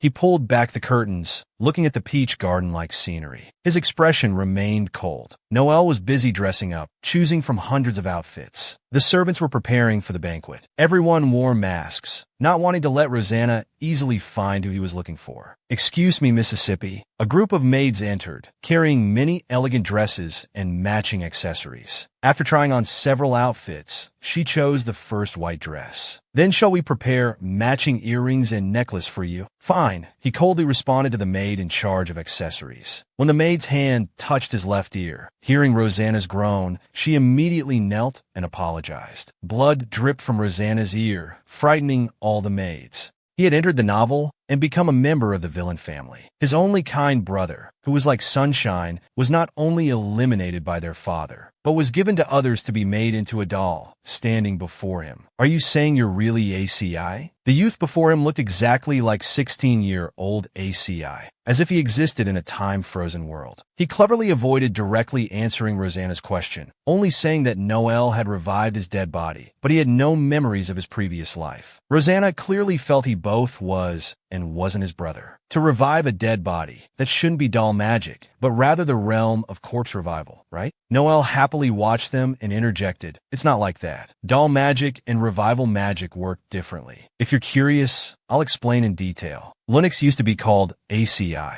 Seeing you two together is so pleasing to the eye." Perfect. He looked at them both, eyes innocent, his laughter echoing through the banquet hall. Others began to join in applauding, as if watching a performance. Noel bet him. Rosanna's ice-cold gaze made her stop clapping. Today's banquet should end here. Rosanna wasn't requesting or seeking understanding, but making a unilateral announcement. If there's nothing else to say, we'll talk tomorrow. She left the banquet hall directly. Noel was left behind, mouth agape in confusion. The cheerful music ended, and people retreated like the tide. He felt somewhat embarrassed. One moment he was meticulously dressed up and singing happily. The next he was abandoned. "Dante, please explain what happened." Dante glanced secretly at Nyx. He was casually drinking, stepping on the mask he had just worn, and smiled when he noticed Dante looking at him. Dante frowned at Nyx's behavior. Though it had always been like this, Nyx wasn't helping this time either. "Even if you ask me, I'm not sure. I was outside the whole time." Seeing Noel's bad mood, he restrained himself from provoking Luna as usual, saying they'd talk tomorrow, and returned to his room. Dante tilted his head at this serious face. Maybe he's tired from traveling. Noel felt uneasy. No, he seemed very angry. He looked at me with cold eyes. "I only introduced Nyx to him. Did you do something to upset Luna?" "Why me?" "Because you've been with Luna since Phaedrian, and you always say irritating things. Explain quickly. I'll forgive you." Dante felt somewhat innocent. "Rosanna was already unhappy before I arrived." "Is that so? Then if Phaedrian made Luna unhappy, I won't let them off. But isn't Miss Rosanna's bad mood because of you?" Dante dared to speak the truth. Noel looked confused. He had specially prepared gifts and a welcome party. Dante looked at him with pity. "Please think about it from a common-sense perspective. He must be unhappy about the letter you wrote. No matter how you package it, it's still essentially a threatening letter. Who would be happy receiving such a letter?" How can you call it threatening?" "I had no such intention," he stuttered anxiously. Dante looked at him with regret. "You wouldn't listen when writing it, and now you regret it. See, it was because of you after all." Facing this sudden blame shift, Dante felt absurd. "Why is it me again?" "Because you wrote the letter." Dante recalled the mess he spent 3 days and nights writing. "I just made what you wanted to write more elegant. You know your writing style. And why did you put hair in the letter? It's not a curse, but it's really creepy." At this point, Noel showed no sign of wanting to reflect. Nyx's hair is as beautiful as Luna's, so Luna would definitely recognize it if I included the hair. Dante suddenly felt exhausted. This stupidity was truly incurable. Instead of sending that bit of hair, you might as well have sent blue eyes or a scarred right hand. "What? You're too cruel, you evil person." "Honestly, it's a miracle he even came," Dante said with a laugh. Noel grew increasingly irritated and decided to look for reasons elsewhere. He learned from the doll maids that during the dress change, Rosanna's ear had bled, but she had already forgiven them. Noel felt relieved and put his mind at ease. It seemed it wasn't for the reason Dante mentioned. His smile returned. "Thank you for telling the truth. But you ruined my reunion with Luna. How will you take responsibility?" With each wave of his fan, flesh and blood fell from the dolls' bodies. The dolls, not receiving orders to move, could only apologize motionlessly, not daring to mimic human tones in their pleas. Dante wanted Nyx to leave first, but he wouldn't listen to Dante. He simply let go of his wine glass, letting it shatter on the ground, interrupting Noel. He turned his head, looking thoughtfully at Nyx. "It seems Luna wasn't as happy to see you as I imagined." Seeing her deceased brother as a doll standing before her, Rosanna was unsettled and angrily returned to her room to process it. Meanwhile, Noel tried hard to find reasons for his anger in others. Finally, it took Nyx to comfort him. Rosanna was clearly shaken when she saw me. Seeing his deceased brother would naturally startle him. He just needs time. You should understand him. Don't worry. Everything will eventually go as you wish. Beautiful words lingered in Noel's ears, gradually making him forget the art of language, being clearly manipulated by a doll. Noel's innocent face returned. They decided to rest, to be in the best condition to welcome Rosanna tomorrow. Before leaving, Nyx turned back to give Dante a cold glance. "Oh, Dante," Noel instructed. "Put the dolls on the ground somewhere I can't see them." He didn't want to see these failures at all. Only Dante remained, sighing. Rosanna sat in the dark room, coming personally to confirm if ACI was here, though her mood wasn't as calm as her appearance suggested. He believed Agrit was involved in the Bedim mission. He raised his hand to touch his left ear, which had healed completely clean. He then struck his finger with the earring. After a while, it healed perfectly too. This feeling was like having Cassis nearby. Before the meeting of the 5 great families, Jeremy was waiting at the door. Cassis used his rare politeness to greet him friendly. "Long time no see, young master of Phaedrian. What a surprise to see you here." Cassis stopped and exchanged pleasantries with him. "I'm now the head of the Agrit family. Of course I should be here," he said confidently, though without much backing. After all, the family had fallen to just an empty shell. "Seems you're quite satisfied with your current position," Cassis smiled mockingly. Jeremy held back his curses. Even though he disliked him, his purpose for waiting wasn't to argue. "Young master of Phaedrian, have you seen anyone from Agrit besides me recently?" He wanted to know his sister's whereabouts. Even if he didn't want to meet, he wanted to know from others if she was healthy. But Cassis just beat around the bush, not talking about Agrit, and instead said, "It seems this position of family head doesn't suit you." Jeremy barely contained his anger and went in for the meeting. The boring meeting ended quickly without any constructive results, and everyone was about to head home. When Cassis saw the messenger sent by Bedim, he bid farewell to his father, saying he wouldn't return home yet. He did his old trick again, knocked out Bethim's messenger, and planned to personally escort him back. His companion Isidore was already used to this. He followed along carrying Bethim's messenger, explaining that the messenger had fainted from exhaustion after the long journey. Without complaint, he carried the messenger to the conference organizer's hands, then followed his master to Bedim, kindly offering to relay the meeting's main points. The next day, Noel couldn't see Rosanna. Having heard he was coming, she was so excited she hadn't slept for days and nights. Now not even the king himself could wake her up. So Nyx went to see Rosanna instead. "You came for nothing. I have nothing to say to you," she said, standing up to show the doll out when she saw who it was. "Is that so? I actually think we can talk more freely without Noel here." Hearing his words, Rosanna stopped. "Are you suggesting you're more honest than Noel?" "Perhaps I am, so I might have answers for you." Seeing Rosanna's inclination to stay, he poured tea for her. "Try these desserts too. I hope you like sweet things. I made them myself. I guarantee they're good." Rosanna's eyes caught the scar on her hand. "You made these yourself?" She took a sip of tea and commented mercilessly, "What is this? It's sickeningly sweet. I'm sorry. I thought you'd like sweet things. Maybe I was wrong." Rosanna listened silently while pouring another cup of tea. His smile was different from other dolls, as natural as a real person's. The person before her indeed had something that made her waver. She suddenly remembered that in childhood, Agrit children were trained to build poison resistance. Their mother often added poison to sweets. Looking at him up close, Rosanna said, "This feels strange, like meeting someone I haven't seen in a long time." Rosanna smiled faintly. "It's funny that a doll can feel emotions. Are you claiming that not just the body, but the soul is also Assie's?" Nyx showed slight confusion. "To be honest, Noel ordered me to pretend to be ACI to make you stay. But my memories only start from when I open my eyes. I don't know how to pretend to be ACI. Actually, I think doll magic is complicated. I can't explain it to you either. But I am genuinely happy to see you. What I said at yesterday's banquet about wanting to meet you was sincere. Today I came not because of orders, but because I wanted to see you alone. I've been curious about you since hearing about you from Noel." He looked straight into Rosanna's eyes, appearing very sincere. A doll having curiosity, I find it incredible. Rosanna's eyes trembled slightly. This encouraged him to continue persuading. "It's true, I've been curious since I opened my eyes. What was I like before being reborn? I'm different from other dolls. I can feel emotions, and I can feel a real heart beating inside me. Yet Dante says I'm defective. In your view, am I human or a doll? How much of ACI makes up who I am now? I'm not sure. Can you answer?" Rosanna remained silent. She hadn't expected to meet a doll questioning its own nature. This doll was indeed different from the others. Finally, Nyx looked at Rosanna and smiled casually. "You could stay here for a few days and observe me. Since you accepted the invitation, shouldn't you at least hear what Noel has to say?" He tilted his head, his handsome face and gentle tone making him appear innocent and persuasive. She put down her teacup. "Though interesting, it's not worth my time to listen. Bring different tea tomorrow. Today's was too sweet." "I don't like it," she said, rising to leave. While saying she refused, she had indirectly accepted Nyx's request. Dante came in to inquire about the negotiation. Nyx was leisurely drinking tea. "It went as I expected. She said she'll stay for a few days." Nyx suddenly burst into laughter. Humans are truly foolish after all. Rosanna had accepted the invitation after hearing news of her brother appearing in bed,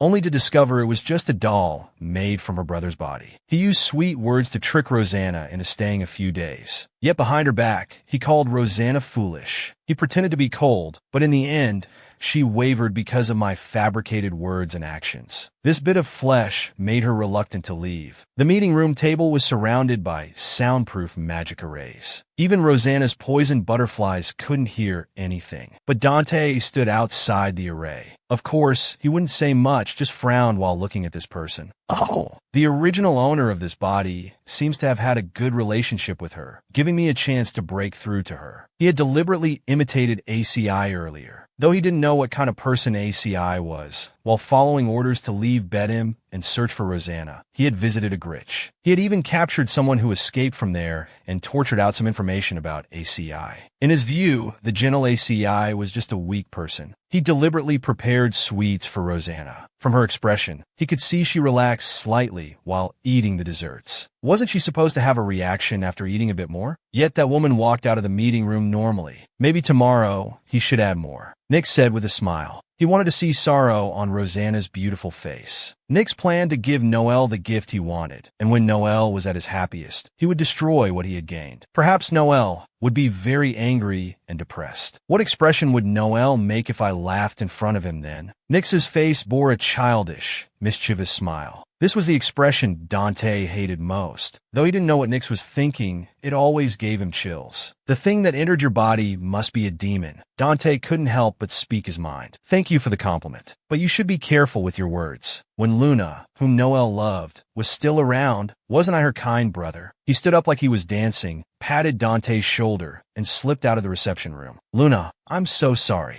I meant to find you early, but I stayed up for several nights preparing for your arrival and fell asleep without realizing it. But Dante didn't wake me up either." Noel rushed to find Rosanna upon waking, immediately shifting blame to Dante.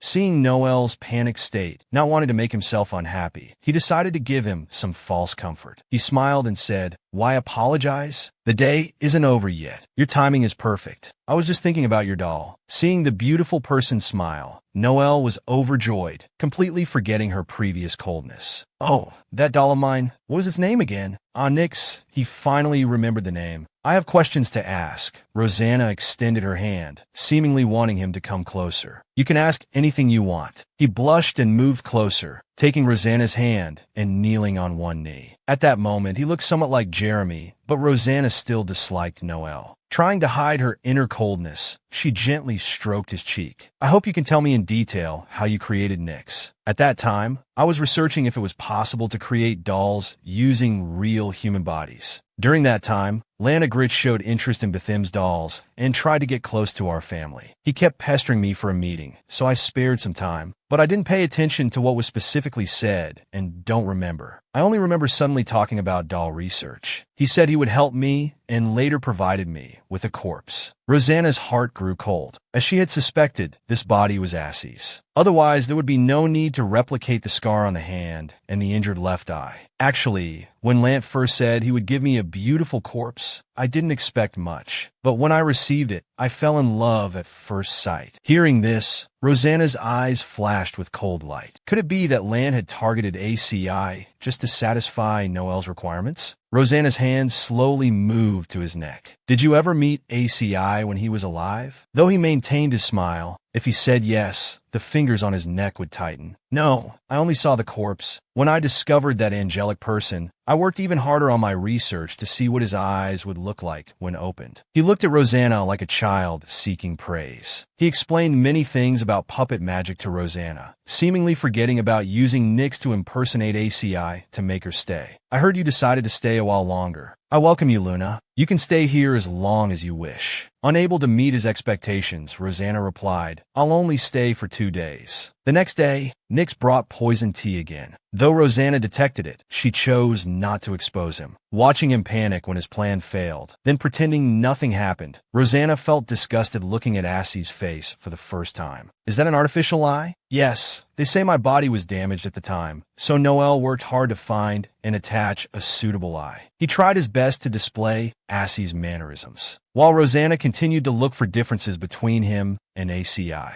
I've always wondered why ACI died. Should I have died too? Was I that useless? It's not about being useless. My brother wasn't useless. Rosanna put down her teacup. Today's tea isn't very good either. Only tomorrow left. I hope you won't disappoint me. Rosanna had come to visit Bedham because her deceased brother appeared there. But this brother had tried to poison her for 2 consecutive days. How strange. Today's poison was double yesterday's dose. How is she still fine? Nyx was puzzled, wanting to test if he had bought fake poison. He tried to make Dante eat it but failed, so he took the tray to the backyard. Even at his fastest speed, Dante couldn't catch up with him. By the time he arrived at the scene, it was too late. Nyx was grabbing someone's collar, forcefully feeding them poison cookies. The person in his hands quickly lost focus in their eyes. What effect? Why did you do this? When Dante saw it, he felt like going crazy. He had a headache thinking about how to handle this. I was just doing a simple check. This poison isn't lethal. The worst that could happen is becoming an idiot, Nyx said disdainfully, his mood improving after confirming the effect. A crowd had gathered to condemn Nyx. Noel cared more about his dolls than his relatives. Now that Tim had divided the area into 2 domains, the front yard belonged to Noel, Dante, and the dolls, while humans who were bullied by the dolls had moved to the backyard. These people were now cursing bitterly, wanting to tear Nyx apart. Yes, I'm a doll. You're the great humans, but you're no better than me. You're being presumptuous. You're also God's failed creations. Nyx mocked them with a smile. It's unfortunate that Noel values me more. Even if I kill someone, he won't do anything to me. Dante knew when to stop. He could only warn Nyx not to provoke them further. But Nyx, acting like a leader, patted Dante's shoulder. He left the aftermath to Dante and walked away without a care. Rosanna was walking with Noel when she discovered their conflict through butterflies. She wanted to join the commotion, but Noel panicked, claiming the backyard belonged to others and he rarely went there. Seeing him try so hard to change the subject and go elsewhere, Rosanna put aside her interest. To make her stay, Noel prepared various fruits, drinks, and musicians, just like those spoiled rich boys seen on TV. Rosanna remained cautious, as everything felt fake. By the way, my maid seemed to have disappeared since the beginning.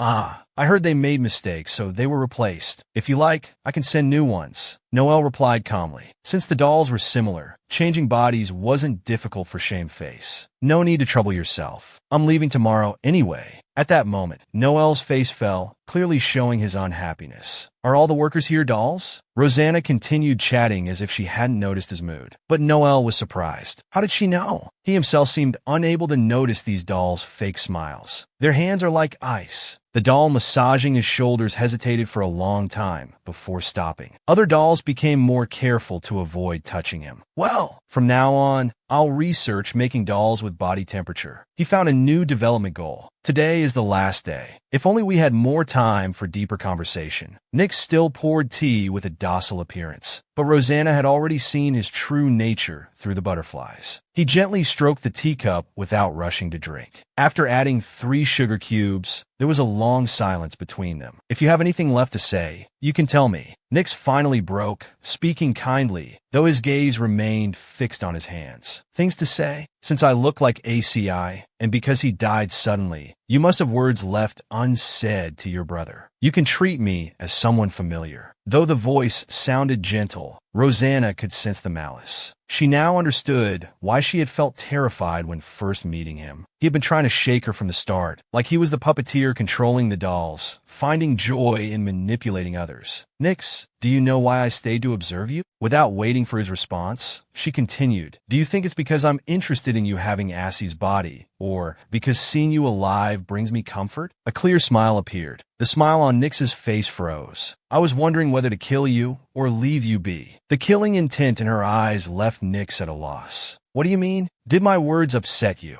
Yes, you can stop acting now. No matter how you pretend, it's not convincing. Rosanna poured her tea onto the table. Today's new tea. I know it better than you. As a doll, you're good at lying. Indeed, you're a unique Git doll, though failure might be more appropriate than Git. In an instant, Nyx was triggered, his eyes changing. Rosanna's angelic brother had been turned into a doll after death, but now a demon resided in that body. On Rosanna's last day at Bedham, she exposed the mask of deception. He had always thought he was special, but being called a failure was unacceptable to him. In my eyes, you're just a mutant doll created by Noel's red mist. The tea spilled on the table began to evaporate, but Nyx remained unaware. Rosanna's words deeply provoked him. All his attention was on her. Haha, until now, no one has ever dared to speak to me like this and remained unharmed. When did you know about my poison? From the very beginning. Rosanna looked at his sinister face without fear. ACI would have been satisfied. Was it your master's order, or did you do this on your own? Rosanna knew she was the only one who could act against her master's will. Oh, if this was Noel's order to keep her here, she wouldn't spare such a despicable person either. Why don't you guess? Weren't you just so confidently deciding whether to kill me or not? Why ask me? Is arrogance a human trait? Do you think you can kill me? Nyx sneered. He was absolutely confident in his abilities.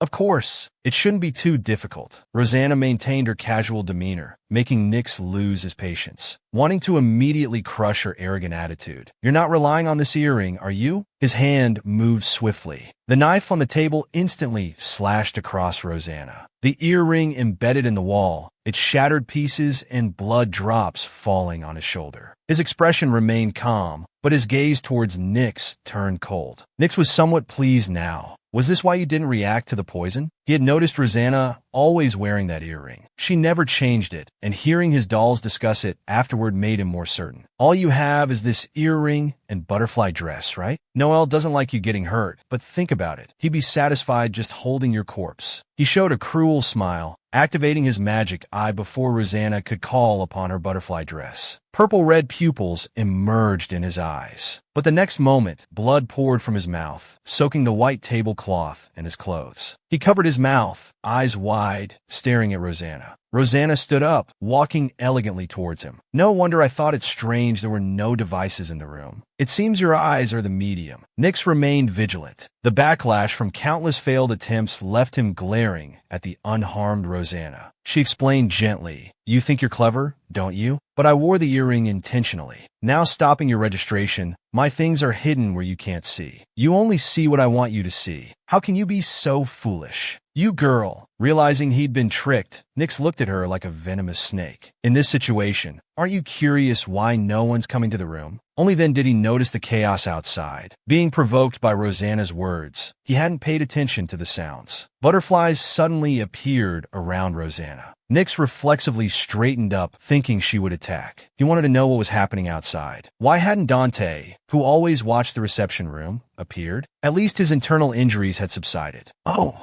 don't be afraid. They're not for you. Listen carefully. Nyx, you're weaker than me. There's no need to bring out poison butterflies. Rosanna's voice was cold as frost. I really hate these eyes of yours. Rosanna moved so fast that Nyx couldn't react. In an instant, she approached Nyx and pierced his left eye. The chaos outside was because last time Nyx poisoned humans, he received no punishment, and Noel refused to talk with his relatives. But the next day, they saw Nyx carrying another corpse, also someone from the residence. Oh, I've been discovered. The clear voice was deafening. This was the spark that ignited the riot. The enraged people chased him, rushing into Noel's main hall, smashing every doll they could see. The illusions created by the poisoned butterflies disappeared. Has it started? Inside was noisy. Griselda's sister watched the city walls outside Bedham. He was hiding in a magic array, waiting. Seems it'll be interesting. I just arrived here, wonder if I'll have a chance to show my skills. Just then, he suddenly saw a man moving swiftly, like a skilled assassin, frowning and looking around as if searching for something. Finding nothing, he finally spoke. "Excuse me, is Miss Griselda Agrit nearby?" He was startled, but looking closer, the face seemed familiar. One eye wearing a patch. He was Federico's man. "You're from Cassis?" Inside Bedham, Noel received news that his relatives were smashing dolls. His heart ached. Why are they looking for Nix? Didn't they already get the antidote? Where's Dante? They should find him with their problems. He's already there, the doll answered. How many dolls are broken? About 50 so far. His eyes turned red. These people, using violence against non-combat dolls. Warehouses 1 and 2, bring out the dolls there. He seemed to have forgotten that 3 days ago, he had personally smashed several of Rosanna's dolls. He stormed out, trying to move quietly, not wanting this to reach Rosa's ears and cause misunderstanding. Beautiful Bedham must stop these vandals from disturbing. Rosa heard Noel halfway through. Flames burst in his injured eye. Quickly, bring the healing dolls. Dante can't die. He forgot to stay quiet and ran quickly down the stairs. Just then, a new doll called out to him, "Mr. Noel." Before Dante could finish speaking, Noel interrupted him. "I know, I'm going now." But this doll was from the main gate. Dante usually handled everything here. Unable to find Dante, they came to Noel. Report. After receiving the master's orders, he returned to Bethim's main gate. Smiling at the man before him, Mr. Noel said he'll be here right away. He had no reason to stop him. To deliver the 5 families' meeting content, Cassis immediately entered Bedham. "Then please come this way. I'll let Yuiro." "No need, Cassis," he interrupted. "I know where it is." Rosanna held Nix's red eyeball in her hand, crushing it with slight pressure.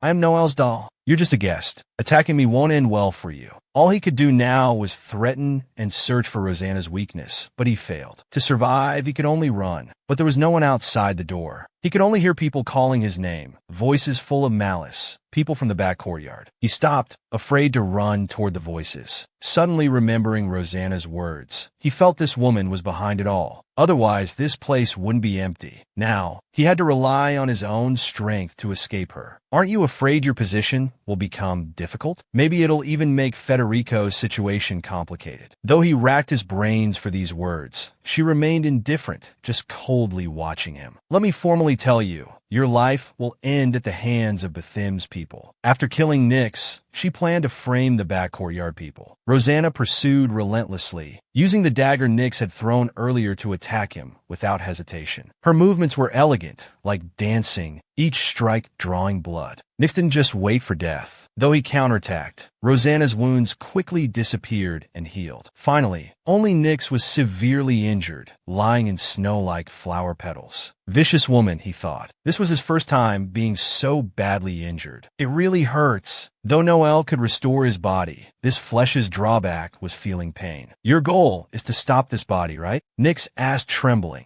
"Then you'll have to crush the heart, because what binds my soul is the spell carved on the heart." Rosanna knew he was telling the truth this time. This meant she had to kill Nix the same way ACI died. Sigh. Rosanna exchanged glances with Nix. "If I'd known, I wouldn't have gouged out the eye." Looking at Nix lying on the ground, she felt regret for the first time. Without his red eyes, he looked more like ACI. Despite this, she still moved to stop his breathing. "Rosanna," Nix called softly. For a moment, hearing this weak voice, Rosanna hesitated. Nix seized the chance to attack her, but missed. "Where are you reaching with those dirty hands?" A familiar hand tightly embraced Rosanna, pulling her into an embrace. He checked her body, confirming her condition. Then he picked up Nix's dagger and threw it back, cutting off half his hand. "Nix! Rosanna!" Blood-covered Dante rushed over, saying he had barely escaped. "Cassis, why are you here?" He looked somewhat panicked seeing Cassis. "I should be asking you that. Why is Rosanna being threatened here?" "What threat?" Dante followed her gaze and saw small wounds on Rosanna's body. "I saw that man attacking Rosanna with my own eyes, and that face looks like Rosanna's. It's unsettling. Damn it, I only left temporarily. What happened?" Faced with these accusations, though Dante didn't know the specifics, it seemed Nix's plan to poison and keep Rosanna had failed. But how did they end up outside the reception room? In meeting Cassis, there was too much to explain. Noel seemed to have suppressed the back courtyard people with combat dolls. Breathless, Noelle rushed over, eyes only for Luna. What happened? Are you hurt? You're bleeding. Seeing Noelle frantically fussing over Rosanna, Cassis's face darkened further. Rosanna coldly shook off Noelle's hand. Only then did he notice Nyx lying on the ground. Hey Nyx, did you really attack Miss Rosanna? Dante seemed to finally understand the situation, coldly looking at Nyx. Though I knew before, you're truly beyond help. He removed his glove, extended his right hand, and stopped Nyx's doll functions, making him faint directly. Nyx! Noelle looked heartbroken, as if the doll was already dead. Dante grabbed Noelle, preventing him from running to Nyx. I sincerely apologize, Miss Rosanna. He's just a doll, so he's still incomplete. Though rare malfunctions can occur, I'm truly sorry this happened. Hearing his excuse, Cassis scoffed. What kind of nonsense is that? Are you even speaking human language? Dante could only apologize and shift all blame onto Nyx. Rosanna smirked, planning to use his words. How interesting that my doll turned out to be so dangerous afterward. I wonder, is this how Bedham always treats its guests? Noelle, afraid he was angry, stammered, no, Luna, don't misunderstand. Don't call me that. Rosanna looked at Cassis, and seeing his slight nod, immediately understood. She looked at Dante. Since you're apologetic about the doll's actions, shouldn't you show some sincerity?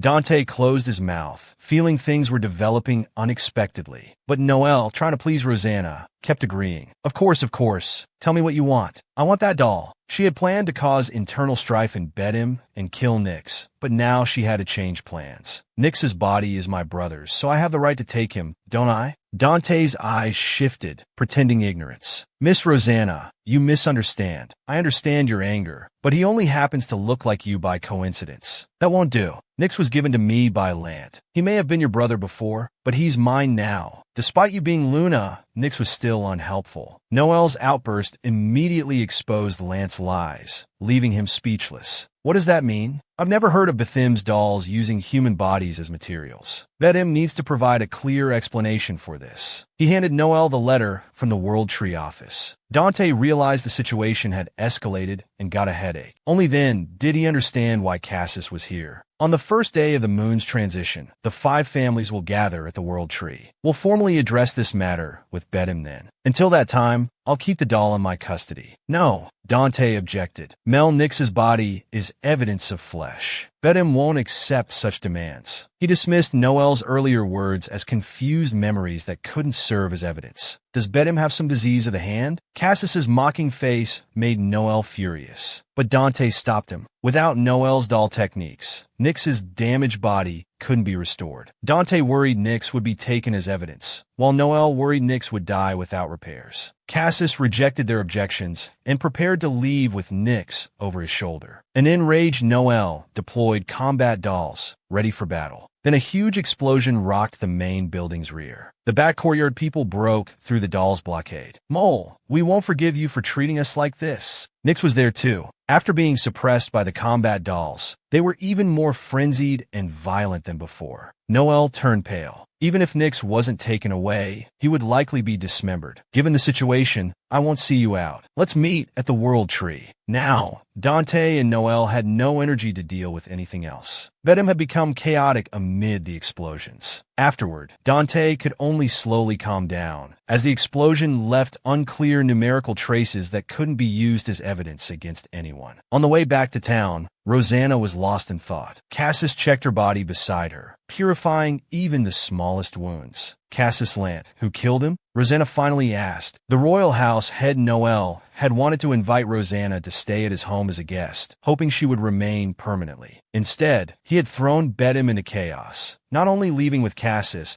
but also taking Noelle's beloved Nyx. Who killed Cassis Lant? A question that once seemed unimportant. He now wanted to know. It was me, Cassis said in a low voice, without any warmth. How was he at the end? It would be better if he died in pain. Cassis noticed his mood darkening. Cupping his face with both hands, he gently asked, if there's anything you hope for me to do, just say it. Rosanna closed her eyes, hiding her inner thoughts. She wanted to kill Lant, who tortured ACI, Noelle, who interfered with Assie's peace, and herself for hesitating to kill Nyx. Thinking of Nyx in the carriage behind them, her body filled with cold. Just hold my hand, Rosanna made her request. Cassis embraced embraced her, warming her until her mood gradually settled. Cassis, I want to become Rosanna Agrit again, and you must stay by my side. With new goals, Rosanna would become busy again. The peaceful times were over. I will. Cassis held the person in his arms more tightly. Meanwhile, Rosanna's mother was confronting a bound Dean. Dean had poison resistance since childhood. The strong incense in the room didn't affect him much, but he still stayed quietly as Sarah wished. Sarah came to sit with him every day, watching Dean. He always kept a dagger hidden in his sleeve, occasionally touching it. Finally, he spoke. Until now, I've thought about killing Sheena hundreds of times. Dean had never seen him like this before and was surprised. As time passed, he felt Sarah was still foolish. Indeed, a weak character wouldn't easily change. What? Don't have the courage? You mean the courage to kill, or the courage to dirty my hands? I've always wondered what you were thinking when you killed Ez. This was the question he had always wanted to know, and finally asked it. Nothing, Dean answered without hesitation, even grinning widely. Then how did it feel when you killed Lant? Same, felt nothing. What would you do if Maria died in front of you?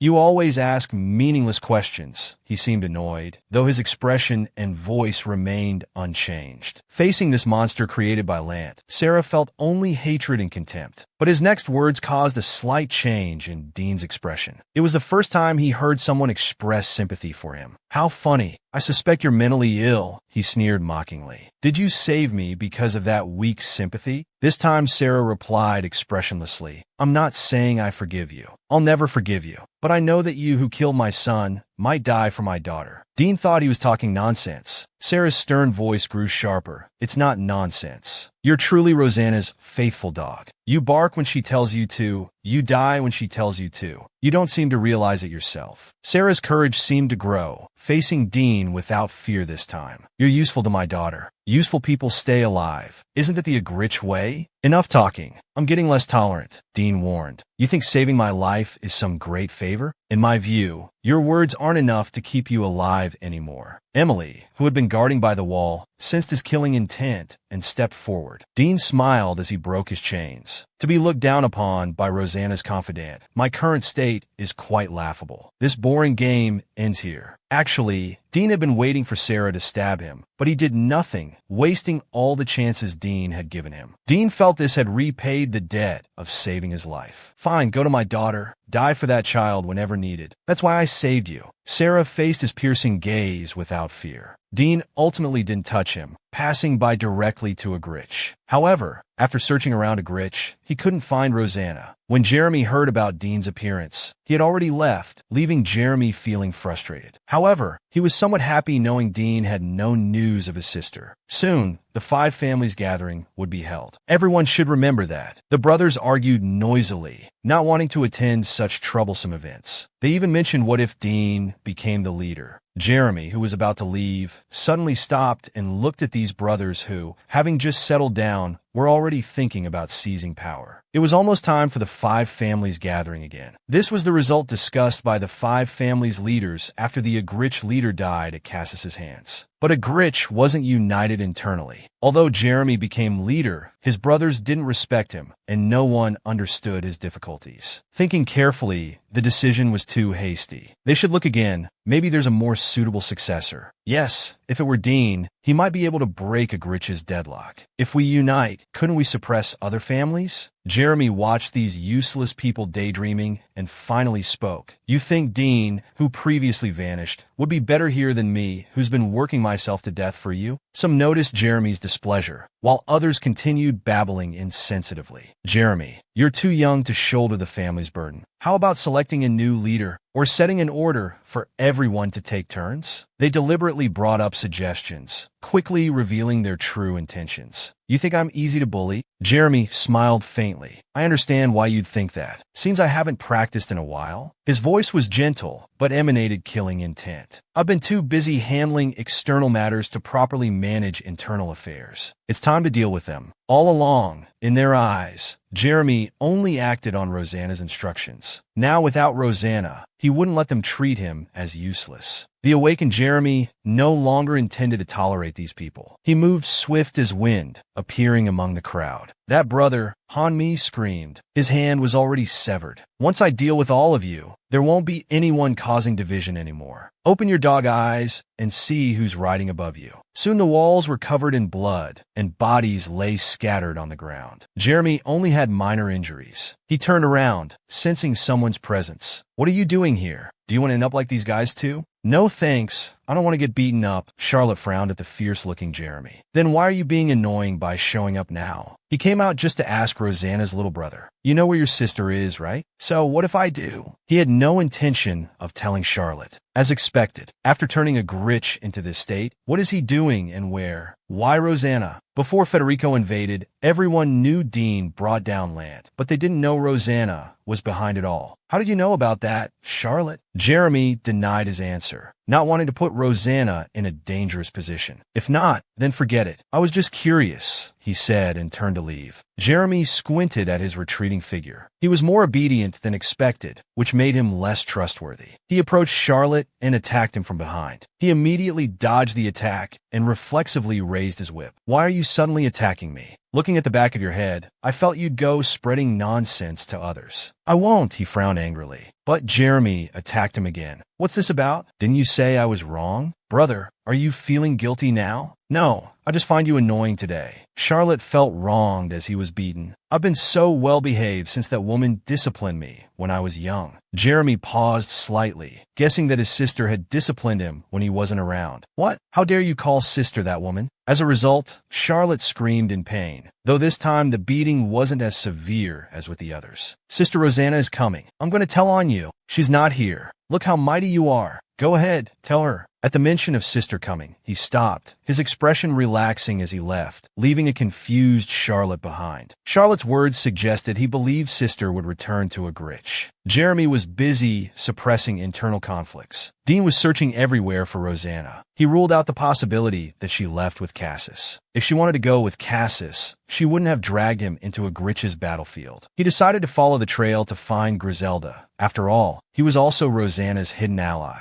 But he met Maria on the way. She ran quickly towards him with a parasol. It really is you. Where have you been all this time? What's with this mother-son reunion? Dean's face remained indifferent. Maria looked him over from head to toe and asked, Are you with Rosanna? She got her answer from his expressionless face. Then she asked, Have you seen Sarah? Her joy in seeing Dean was just to ask this question. I think the mansion was chaotic that day. Rosanna probably sent Mother somewhere safe to avoid injury. But I can't find her anywhere. You were with him last. Did he tell you where he sent Sarah? Finally, Dean spoke, answering briefly, East. You mean east of here? Maria nodded vaguely and began walking away from Dean. Her conversation with her son was even shorter than her farewell with Jeremy. On the road, when Dean saw Betim, his eyes showed hope, just like Maria's earlier. Back at the Confederation, Orca had been drowning his sorrows in alcohol all week. Without his monster, it was as if he had lost his soul. Pandora tried to persuade him to attend the upcoming gathering no matter what. There would be time to catch new monsters later, taming them while changing his mood. Sister, do you know who's going this time? His eyes finally showed a spark.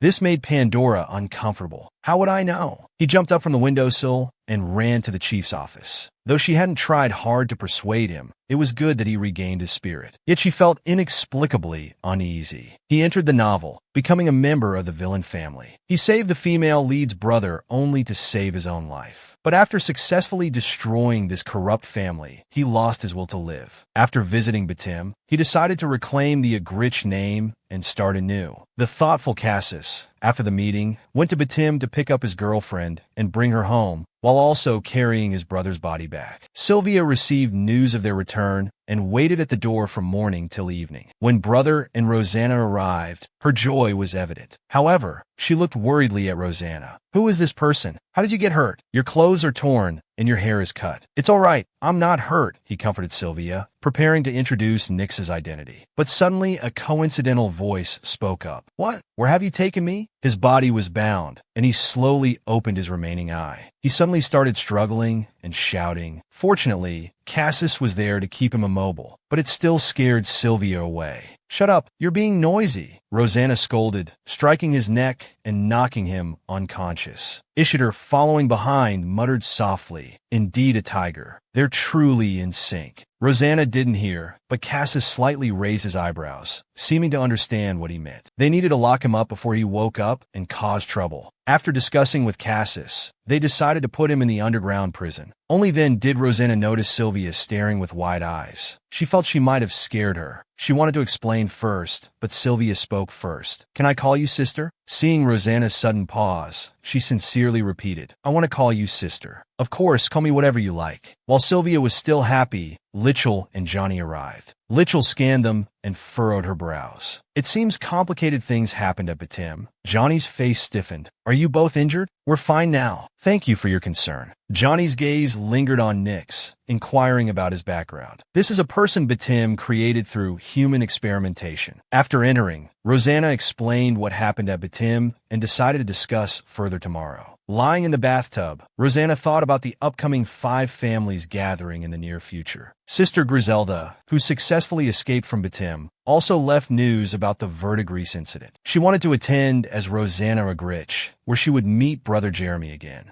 Cassis waited outside for a long time until Rosanna came out. He gently dried her hair with a towel. "Your hair is already dry. Did you wait long?" "It must dry quickly because it's short now." He covered Rosanna's eyes with the towel, unconsciously washing away his fatigue. "At this rate, Cassis, my wounds will heal automatically." He put down the towel and gently caressed Rosanna's face, avoiding the question. "When I found you at Batim, if it weren't for your expression when looking at that doll, I would never have spared his life. That doll won't hurt you again." Rosanna could feel that he wasn't just concerned about her physical well-being, but her emotional state as well. I know. She's not a C, so don't worry." The previous Rosanna had sealed off her heart, but now she could show her vulnerability to Cassis. "I'm glad you came to find me," she thanked him with a kiss. But Cassis's hand touched the jewel embedded in his body. "There's a spell carved here. It won't be discovered if kept hidden on the body, right?" Cassis asked gently. "No?" They continued their intimate embrace. He entered the villain family in the novel, after his only real brother was killed by their father, who then turned the corpse into a doll. He brought the doll from Batim to Federico. The next day, hearing he had awakened after being locked up, they decided to see him. "I'll go too." Cassis, worried about her going alone, offered to accompany. The prison gate opened. Though similar to Agrit's, the facility was cleaner and more organized. Nyx jumped up when he saw Rosanna, the chain noise grating everyone's ears. Rosanna greeted him kindly. "You were badly hurt that day, but fortunately you look better now. I still vividly remember the feeling and your screams when I crushed your left eye." Rosanna continued to provoke him. Nyx could only grit his teeth and tell her to shut up, asking about her purpose in imprisoning him here. She wouldn't say. "Purpose? How should I put it? Are you afraid?" "Don't worry, I won't use poison like you did. I know it wouldn't work on you."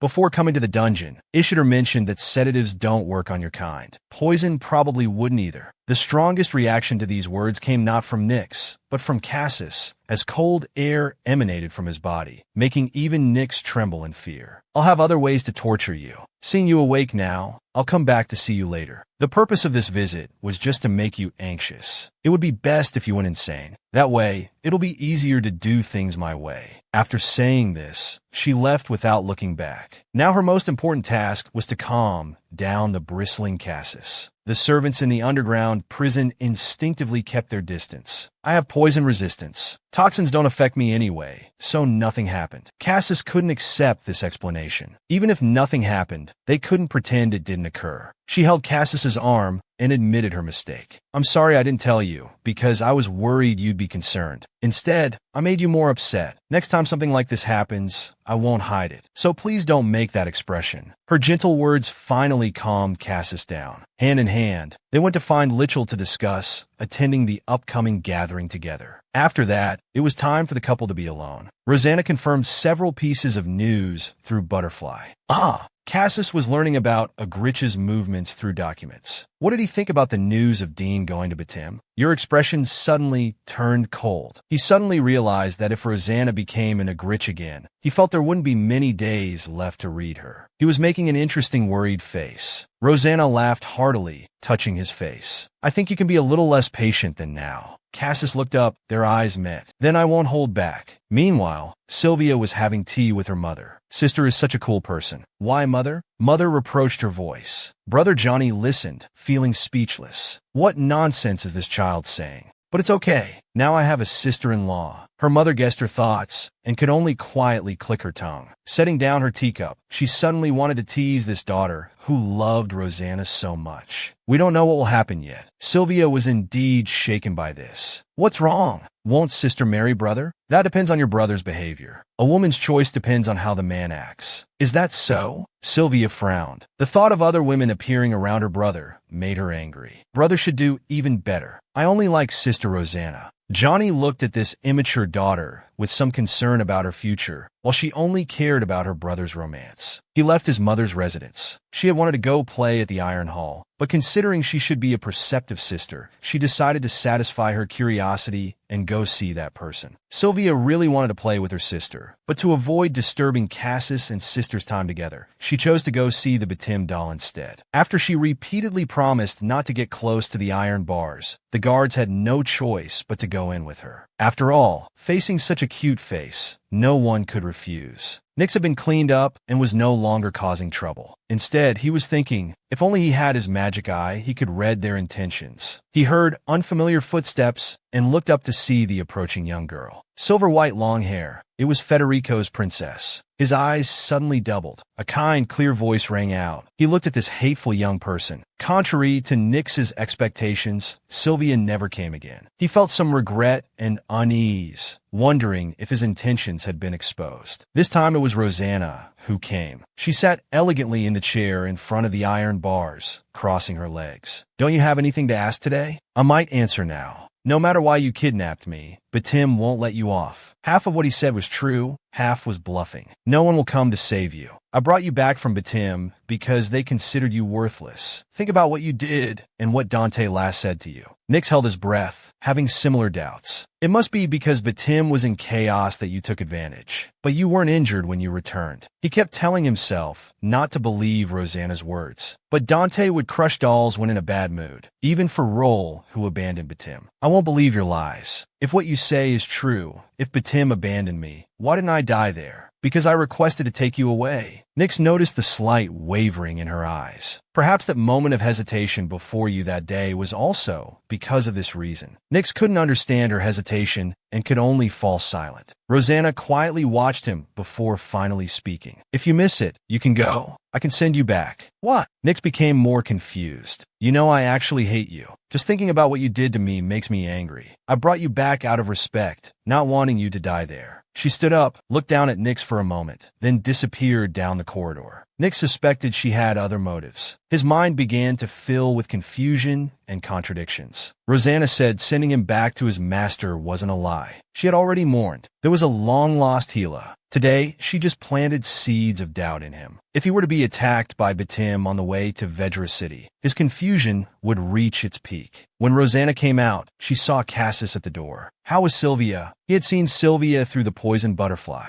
Though no problematic scenes were discovered, thinking of Nyx's deceptive masks, he worried Sylvia might develop feelings for him. It's all right, I've already. Soon after, the 5 families would drive off. However, Cassis and Rosanna didn't depart together. Meanwhile in Betim, Dante was rushing about frantically. Through Noel's blood vessels, the people had settled down. He only left the room after seeing Noel fall asleep. Though childish, seeing a grown man calling out Nyx and Luna's names while crying with tears and snot was truly unbearable to watch. Let me know if Noel wakes up after I leave, he instructed the doll outside. Dante was formulating a plan to snatch Nyx back. They had to prevent him from entering Vedra City. As a precaution, he planned to have Noel create a doll resembling Nyx. If Federico intervened, they'd have to give up. As for Rosanna, they'd find another way to deal with Nyx. If they couldn't get him back, they'd have to destroy him. If it weren't for Cassis, he was cursing with a stern face when suddenly someone grabbed his throat at the stairway corner. What do you mean by Federico's intervention? The deep voice was chilling. Who are you?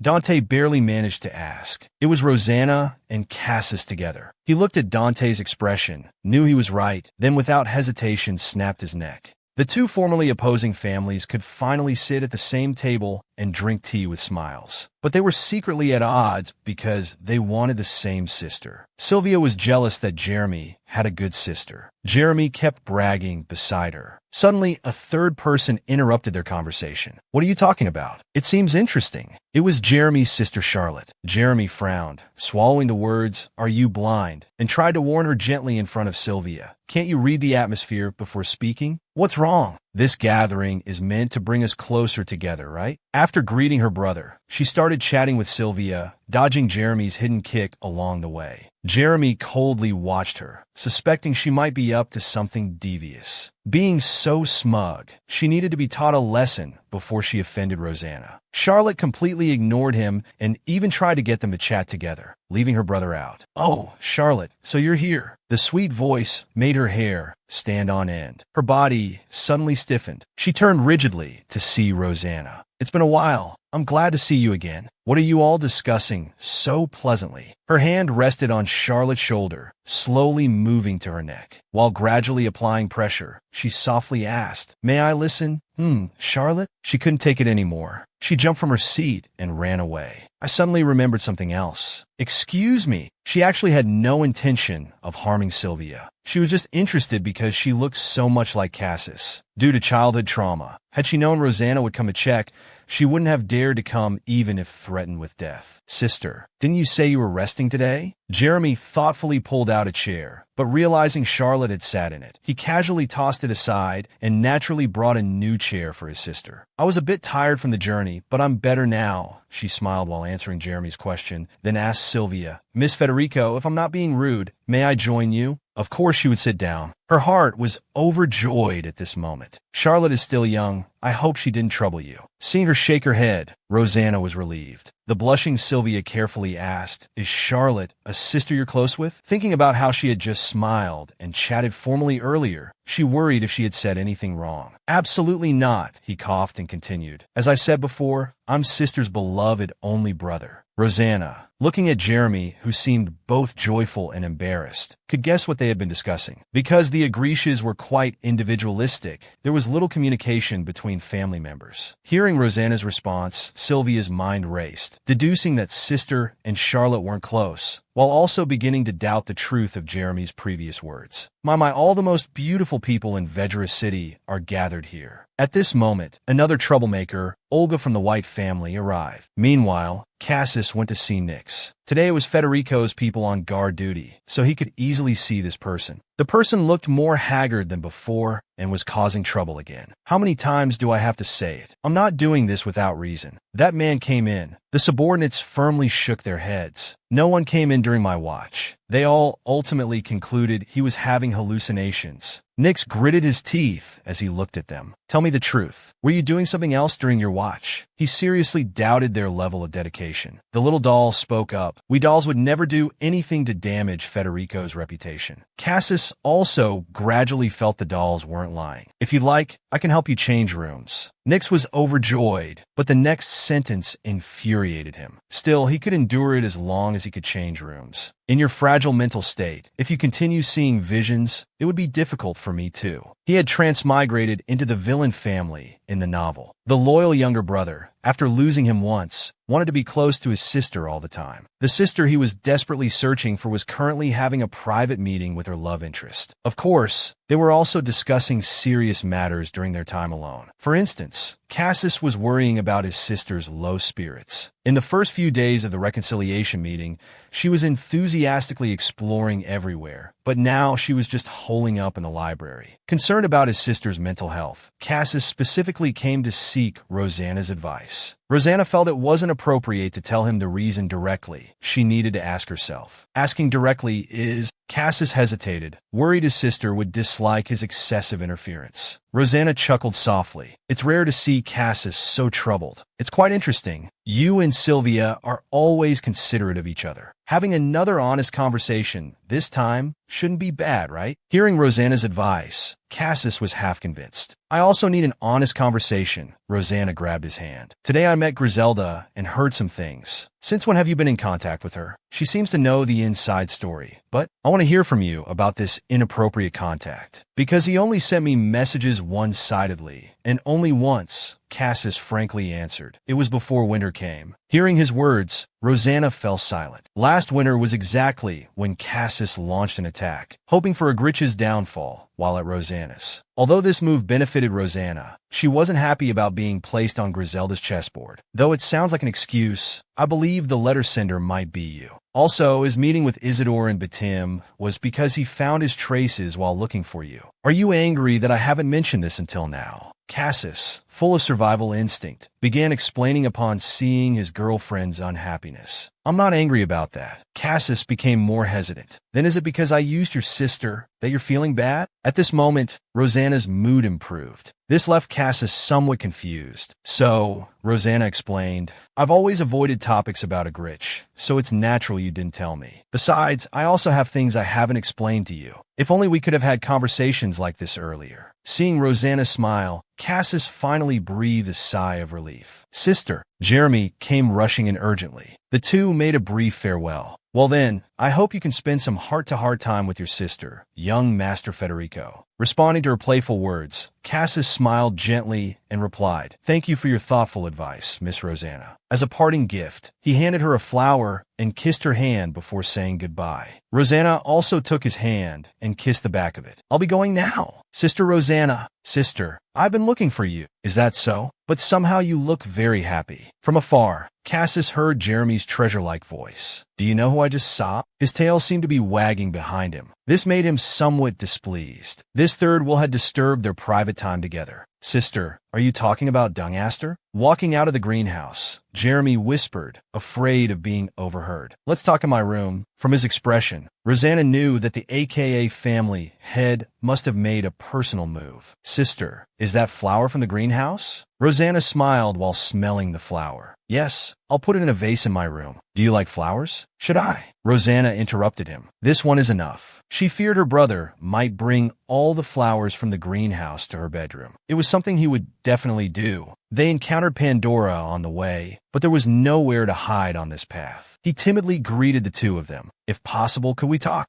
Sorry, I don't have time now. How about meeting after dinner if possible? Pandora quickly nodded and left. Do you know each other? Jeremy asked. Buffet mit Wunsch. So, Jeremy frowned, feeling like he'd seen him before, but couldn't remember where. This minor concern disappeared as soon as they reached his sister's room. The other Agrit siblings were gambling in the meeting room. Although they were very curious about Cassis and Rosanna's relationship, and had questions about how Cassis escaped from Rosanna 3 years ago. But with Jeremy being such a formidable obstacle, they didn't dare to ask. They could only pass time playing cards. However, they wouldn't play in a healthy way. One brother, seeing himself at a disadvantage, after looking around, immediately flipped the table. Some held him down, some held the table, while others hurriedly caught the items on it. Wow, you heartless one, flipping the table. How despicable. Don't you know we're tight on money recently? Breaking things here needs to be compensated. If we tell Jeremy, you'll be severely punished. The group joked around, threatening to saw off his hand with a fork if he didn't bring out his number 21 collection. This brother was tough too, willing to sacrifice a hand to protect his collection. At this moment, people from Hippolyte arrived, saving his hand. Oh, it's the Agrit people. No wonder they're so ugly. We need this room. Move aside. Over the past week, the two families often had friction, disliking each other. The Agrit quickly tidied up the scene, showing gentle smiles, only because Jeremy had said not to cause trouble. After exchanging opinions, they decided to invite them to play. Since there's space and time, how about a game of cards with us? Initially, they were unwilling to play together, but under Agrit's level 10 provocative rhetoric, they angrily accepted. If you lose, you'll have to kneel and apologize to us. No problem? The Agrit gladly agreed. In their eyes, knees were the least valuable thing. We'll discuss what we want after we win. Thus began the emotionally charged card game. The righteous Hippolyte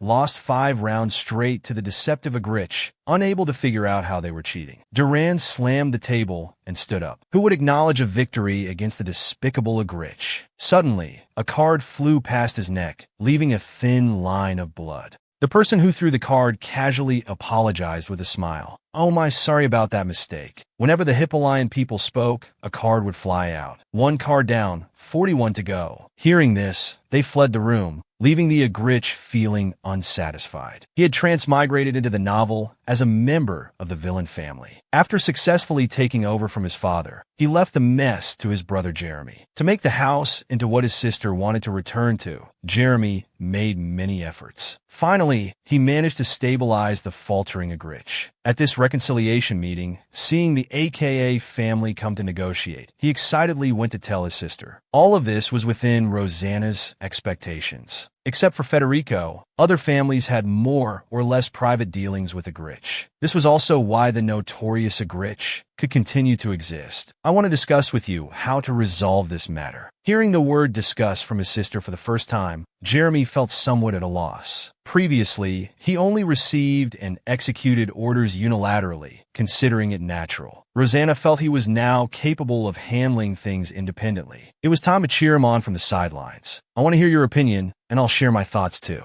Let's decide together." Hearing this, Jeremy's expression brightened. That evening, Rosanna met Pandora for tea as promised, leisurely waiting for him to explain his purpose. He came to apologize for his previous discourtesy. Seeing him so responsible, whether for his family's welfare or genuine recognition of his mistake, Rosanna chose to forgive him. "I'm sorry too. I went too far and hurt your magical beast. Also, I no longer have any inappropriate thoughts about Cassis. Back then, I just suddenly lost my head." Pandora explained the cause of the incident again. But Rosanna didn't care anymore. The atmosphere between them finally relaxed. "When I first saw you, I thought you were the same kind of person as Orca. Now I see that's not the case." Pandora was indeed genuine inside and out. Miss Agrit truly has keen eyes. Her gaze showed fondness, happy to hear someone say she was unlike Orca. Watching Pandora drink tea, Rosanna began to like her too. She abandoned her previous thoughts of using him when needed. In the evening, the Agrit people knocked on the door. They came looking for Jeremy. His earlier joy of seeing his sister accept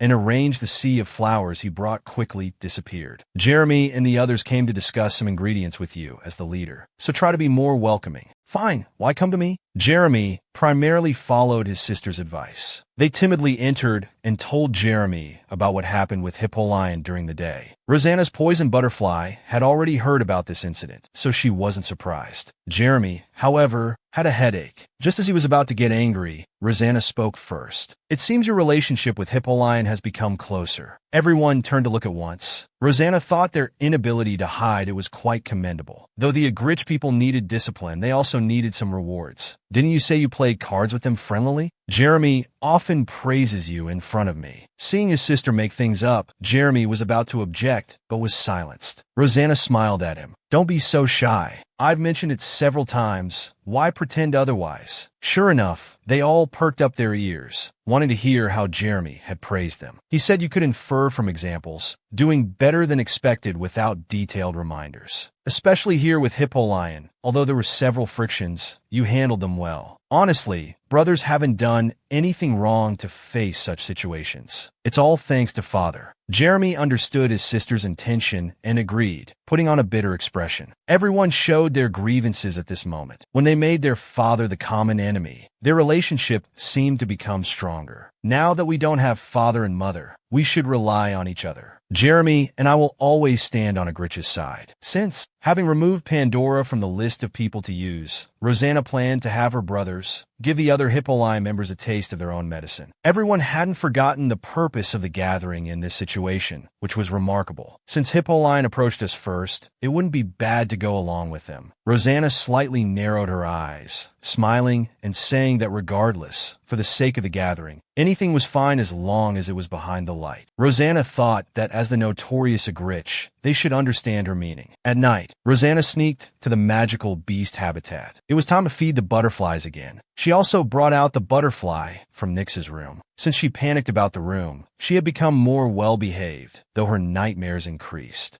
Each time she dreamed of being stabbed in the heart by a red-eyed man. Then she would wake up panting, feeling her chest. But this time was different. She sat up with her whole body aching, feeling like Cassis had broken her bones. The headache persisted. She was angry that Tim's people hadn't come to get her yet. Looking at the chains on her hands, she thought of her recent dreams. In the dream, she put handcuffs on herself and was teaching a blonde girl how to unlock them. She felt unable to immediately distinguish between dreams and reality. Rosanna stopped, feeling like someone was behind her. After Cassis safely escorted his sister back from the library, he saw the sneaking Orca approach to chat. Coming out so late must be suspicious. Does the white beast tamer like night walks? Yes, just couldn't sleep, he calmly replied. Cassis remembered Rosanna saying she would go out tonight and specifically asked him to watch this area. I just happened to come out for a walk too. Let's go together, Cassis invited with a fake smile. I don't have a habit of walking with men. Orca also smiled unhappily. But being alone was boring, and knowing Cassis wouldn't let him leave, he resigned to reality. So the two walked and viewed the scenery together unpleasantly. The next day, Noel, whom Nix had been waiting for, finally arrived. His first action upon arrival was to inquire about the doll's whereabouts. Learning he could only meet at the hearing 3 days later, his expression worsened. He stared blankly at the welcoming crowd and stumbled toward his lodging. Cassis sensitively watched his retreating figure, feeling something must have happened and bit him again. When meeting Rosanna in the corridor, Noel softly called out Luna, but Rosanna wasn't pleased with this name. I thought I told you not to call me that anymore. Luna Luzak happened to pass by, her voice full of confusion. Noel didn't even look at her, following the servant away as if he had given up hope. I heard Red and Black will meet soon. I wonder if the Red family heir will attend, Rosanna asked, pretending not to know. No, only the family heads will attend. Is that so? I think it would be better to discuss together, Rosanna kindly reminded. They might discuss market values that day, things heirs should know. Besides, even if the number of meeting participants changes, Agrit won't mind. Noel kept himself locked in his room, refusing to eat. While Cassis tried to persuade him to eat, he asked why his trusted aide hadn't come this time. The lifeless Noel finally showed some reaction. Gone. Now I need to see Nix. He stood up in panic, wanted to find Nix. Cassis watched his confused state, his intuition telling him it was related to Dean. When Cassis found Dean, he was destroying flowers. He certainly didn't have a hobby of flower appreciation,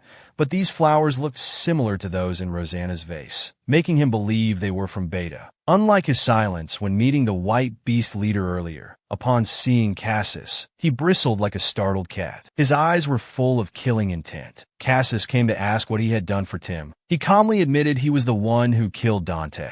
Cassis rushed over and grabbed his neck, pushing him down into the flowers. Why did you do it? Is violence the only way you can solve problems? Is breaking and killing things all you can do? Dean didn't resist. Instead, he raised his hand and mercilessly crushed a poisoned butterfly that was about to fly off Cassis's body. His previously expressionless face showed a cold smile. Since meeting Dean in the garden, Rosanna hadn't monitored him alone. She even ignored being followed at night. Does she think I'm a tame dog that doesn't need watching or worry about causing trouble? And Cassis still wears a collar. How irritating. You are the only one who knows I killed Noel's confidant. Will you reveal this fact at the gathering, based on Federian's principles? Dean thought he would hesitate, but Cassis promptly replied, You speak as if you would admit it in front of everyone. There was no evidence for this matter. If he denied it, no one could do anything about it. I don't plan to deny it, nor will I stop you. But that would cause trouble for Rosanna, who plans to raise the Agrit banner again. Otherwise, just keep silent. Cassis wanted to devour Dean at this moment, but could only endure and listen to him speak. Being with Rosanna means you'll have such troubles for life. He's more like Agrit than anyone else. Is it really easy to be with someone like that? You're different people. His poison will seep into your body, and the day it kills you will come. I look forward to that day. Your wish won't come true. Cassis coldly stared at the person before him. Don't proudly think you're the only one who can hold his hand and walk into the abyss. He's nothing like you. He finally let go and left Dean alone. When Luzak, a regular at the library, entered this time, someone was already there. This was the only place he'd found where no one would visit. Seeing someone inside when he opened the door, he forced himself to enter to be polite. They sat awkwardly for a while, both apparently they're seeking quiet. If you find it uncomfortable being with me, don't worry, you can leave, Sylvia said, appearing caring, though he didn't want to give up this space. Luzak also didn't want to yield, as this had been his place before. It's just that you got here first today. It's fine with me too. Let's just stay like this. Sylvia adjusted to a more comfortable position. Actually, when you first came in, you were frowning. I thought you didn't like sitting with me. Luzak hadn't realized he had made such an expression. Was I frowning? Yes. Every time you see me, Sylvia said directly. It's just because I don't know how to interact with women. It was an unconscious reaction. If I was rude and hurt you, I'm truly sorry. The two continued sitting awkwardly with nothing to talk about, until Luzak couldn't help but ask if she wasn't going back yet as it was getting late. After speaking, he worried it might be interpreted as rushing her. If it gets late, my brother will come get me. Sylvia felt her brother was overprotective. Even Jeremy had his own things to do, making her feel a sense of distance. Luzak also thought of Agrit. The Noel siblings seemed to have a deep relationship too, discussing family matters together. Your mother was Gaster's first female leader, right? She was really cool. Sylvia's words interrupted his thoughts. Don't you look more like your mother than your father? Yes, I don't look like my father, he said firmly. Just thinking about those irrational red eyes he saw before leaving Gaster made him feel awkward and sick. He had no one to share these troubles with. To him, Agrit was unforgivable, but the Agrit siblings he met here didn't seem like bad people. Rather, it was other families' intimidating attitude towards them. He decided to attend tomorrow's meeting with his mother. In the subsequent secret meeting between the three, Luzak learned that half of the family had already been affected by Agrit's drugs. The Vis family head's husband, Luzak's father, had bought poison from Agrit in the neutral zone. About half of Jeremy's family members were also affected, reaching a point that could destabilize Gaster. That's why the Red Leader couldn't let Agrit decline to maintain the trade. You must remember when I kowtowed to other leaders to protect Agrit. We did this because we siblings have our own beliefs to uphold. Are you sure you're talking about beliefs? Luzak's mother raised her voice. What beliefs could Agrit possibly have? We overthrew our father, hoping to create an Agrit different from before. The Gaster incident was indeed Agrit's doing. So what we want to propose is trading antidotes to resolve this matter. Badlisa's heart skipped a beat. She never thought there would be an antidote, nor did she expect this situation. It felt like a dream. Though she hated Agrit, it was her own people who brought the drugs. Still, she suspected Jeremy's words might be a trap. Then what does Agrit want in return? Agrit doesn't need anything in return. We just hope to form a new relationship between our families, different from the past. While Rosanna was waiting in her room for good news from her brother, she learned from the poison butterfly that Nix had escaped. Giselle from the Agrit family was strolling by the roadside looking for entertainment when she heard a thud. Following the sound,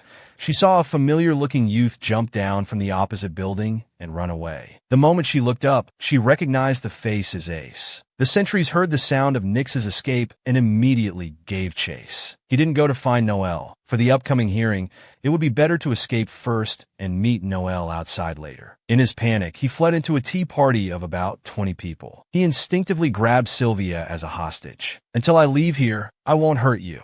Before he could finish speaking, his body was attacked. Under the sudden assault, he released Sylvia's arm. Simultaneously, Sylvia mercilessly raised her arm and elbowed him in the nose bridge. Several drops of bright red blood fell onto the grass. Federian's trusted men seized the opportunity to attack Nix. Though he smoothly dodged everyone's attacks, a powerful grip caught his neck from behind and slammed him to the ground. Still having strength to run away? Impressive. Seems I was too nice last time. Hearing the familiar cold voice, Nix's body froze. Cassis had been arranged through Rosanna. The new butterfly knew something was wrong. After catching Nix, he first made sure his sister was unharmed. It was just that Tim's doll had appeared in public view earlier than expected. Hearing the commotion, more people gathered to watch. Rosanna also seemed to rush over hurriedly, her messy hair very different from her usual elegant appearance. Tim's doll tried to escape and used Sylvia as a hostage. Seeing Rosanna's gaze, Sylvia quickly shook her head, indicating she was fine. However, Rosanna's expression didn't relax. Through the butterfly,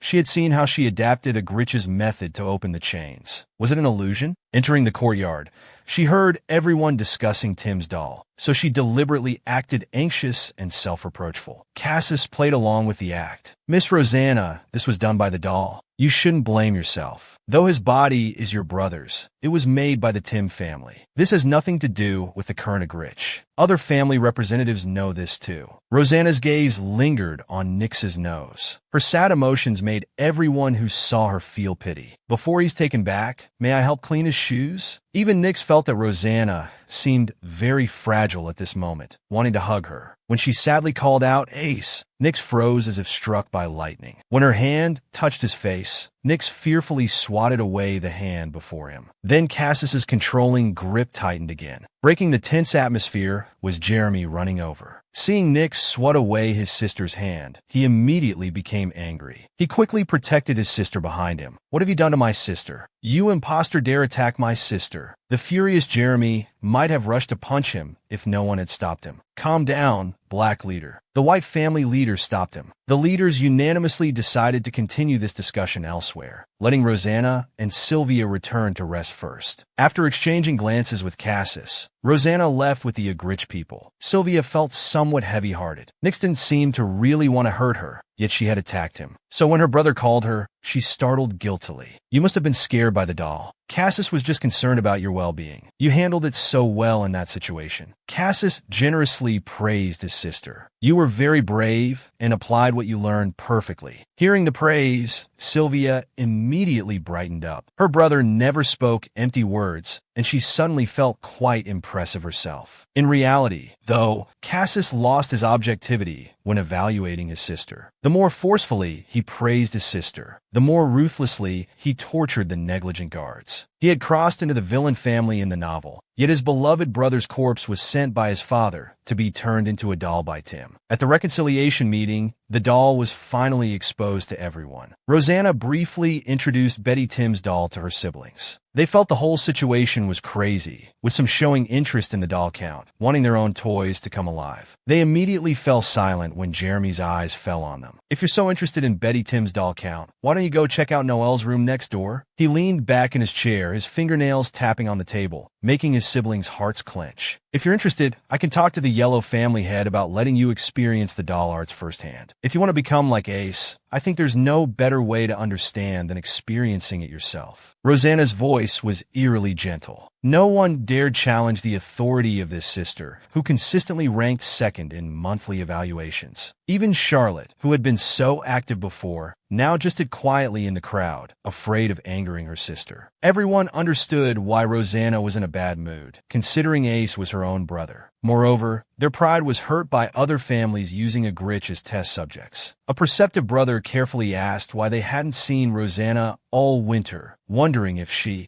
Of course she was dealing with Tim about the doll problem. That's why she was gone so long, was Jeremy's answer to the siblings. After the family meeting ended smoothly, everyone breathed a sigh of relief. Rosanna kept Jeremy behind, wanting to tell him about her relationship with Cassis during her time at Phaedrian. But Jeremy interrupted his sister. "As long as you appear before me again, that's enough. Nothing else matters, so you can do whatever you want." He sensed his sister's friendliness toward Cassis wasn't just for family relations. He only wanted to report to his sister about his meeting with the Red family head. After leaving the room, Jeremy didn't forget to take the brother who had misspoken to have a friendly chat in the alley. Sister Griseldis, who had been waiting outside for a long time, seemed somewhat resentful. "Did you have that much to talk about with Jeremy? I won't do this again, so don't throw me away like other dogs." "Well, I still find being around you more interesting." He mentioned Dean just to provoke Rosanna, hoping to see an interesting reaction. But when Rosanna said she preferred him, she got goosebumps all over. "You're capable and don't cross my boundaries to bother me. However, my sister in Wedhila City can't use spells. I never keep useless burdens around." Hearing Rosanna's characteristic sharp tongue, she felt refreshed. "Your words are too harsh. I'm not as brainless as you say. You're as cold to me as ever, completely different from how you treat Jeremy." Though he said this, in his heart, he didn't want Rosanna to treat him like family. Both understood this tacitly, just finding Jeremy and Rosanna's close relationship strange. He suddenly felt today's Rosanna was very similar to Ace. If Ace were still alive, would he be this interesting too? He suddenly felt somewhat regretful. "By the way, your acting earlier was Oscar-worthy. If I didn't know what you did to that doll, I would have been fooled. You really wanted to die, painfully, don't you?" Faced with Rosanna's cold gaze, he tactfully said, "I'll continue monitoring the brothers. While lurking around Noel, I happened to learn that his confidant seems to have died. I think it was done by some loyal dog who got angry while searching for their master's traces. I'm sorry due to my incompetence. That's all I know for now." Afterward, Rosanna met with Sylvia and Johnny to apologize for Nyx's actions, suggesting that Phaedrian could punish Nyx, though of course Phaedrian wouldn't do such a thing. At the banquet, when people learned about Ace being turned into a doll, they all came to comfort Rosanna, just as Pandora's representative came to comfort Jeremy. A single "haven't we met somewhere" scared them away. This finally gave Cassis and Sylvia an opportunity. After exchanging pleasantries, the four finally sat together. Someone had witnessed Betty Tim's Dante giving flowers to Rosanna at the last reconciliation meeting. Rumors spread that after seeing Rosanna, Noel wanted to make a similar doll, but Cassis had stopped him. Of course, this rumor was deliberately leaked by Agrit. So at this social gathering, Cassis and Rosanna were often seen together, further confirming the rumors. At the banquet, everyone was discussing Rosanna and Ace's situation, with some noting that they indeed looked very similar. However, Orca didn't think they looked alike. Was it because of the one eye? Or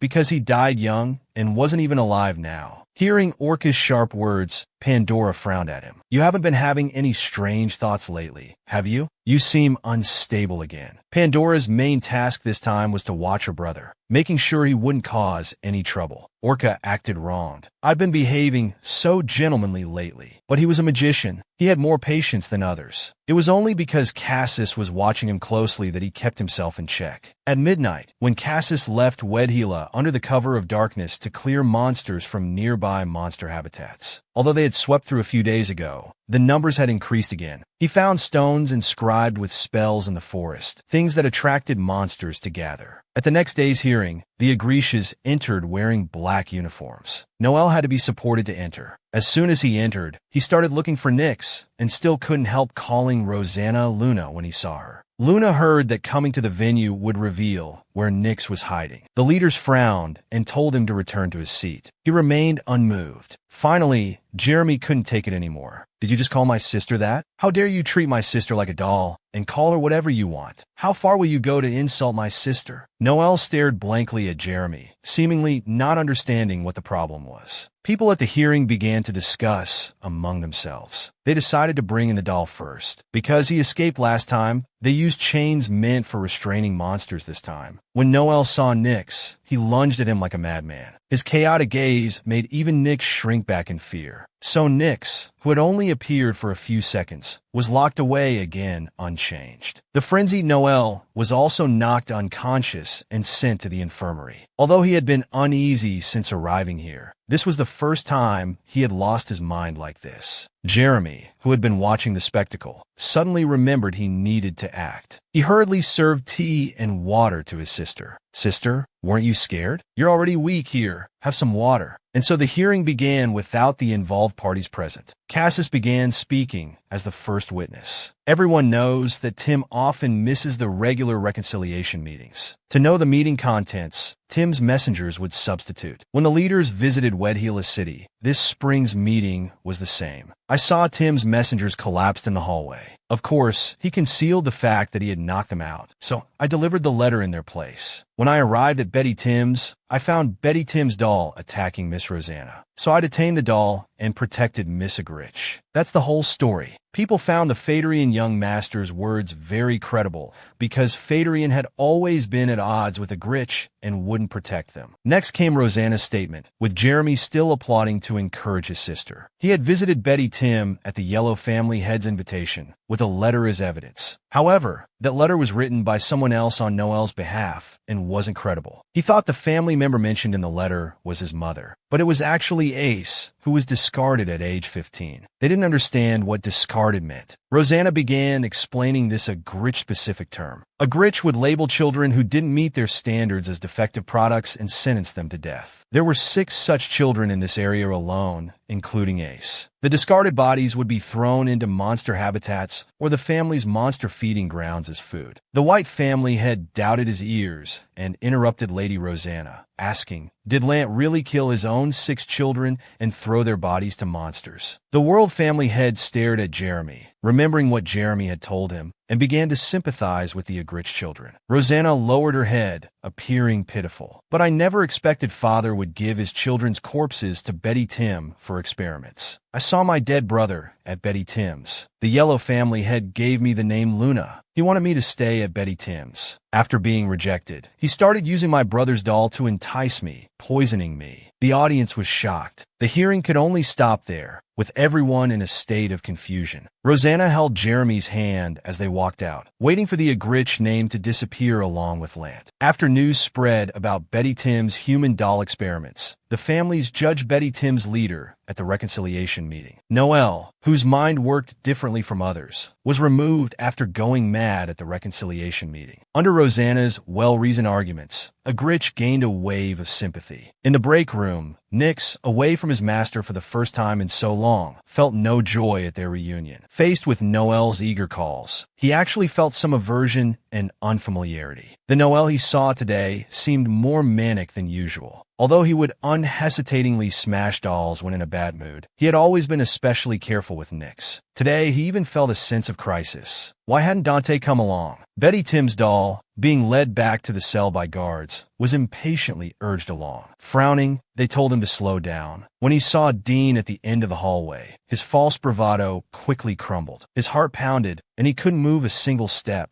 Only when Rosanna appeared and Dean left did he feel liberated. Why are you so nervous? Why are you afraid of him? Rosanna shifted her gaze from the end of the hallway to Nix. Don't misunderstand, Nix. Those aren't your feelings. Her voice was cold, but hearing Nix somehow felt soothing to his ears. Don't imitate Ace in front of me. It makes me sick. I want to kill you. Hearing these words, Nix felt like his heart had been pierced by a poisoned needle. He had felt the same way when facing Noel earlier. At some point, his heart had started to ache whenever he thought of Rosanna. At night, Rosanna and Cassis finally had time alone together. He gently caressed Rosanna's face, his movements careful and tender. He had felt sympathetic after hearing Rosanna's testimony during the day. In the past, Rosanna wouldn't have needed anyone's sympathy, but now it was a guarantee against betrayal. She looked at Cassis and asked about his whereabouts last night. Cassis was downcast, angry at himself, at Lant, and even at Rosanna. I went to the monster habitat. I saw what you wanted me to see. Did you go there recently to feed poison butterflies? The increase in monsters was due to the stones you placed there. What would you do if it was me? I don't want you interfering with my plans, Rosanna probed. The spell-inscribed stones were modeled after Hyperion's monster-taming gems, received from Sister Griselda. They were what Agrit used for monster hunting. His goal was to attract all monsters from the neutral zone, recreating the massacre from 500 years ago by Hyperion,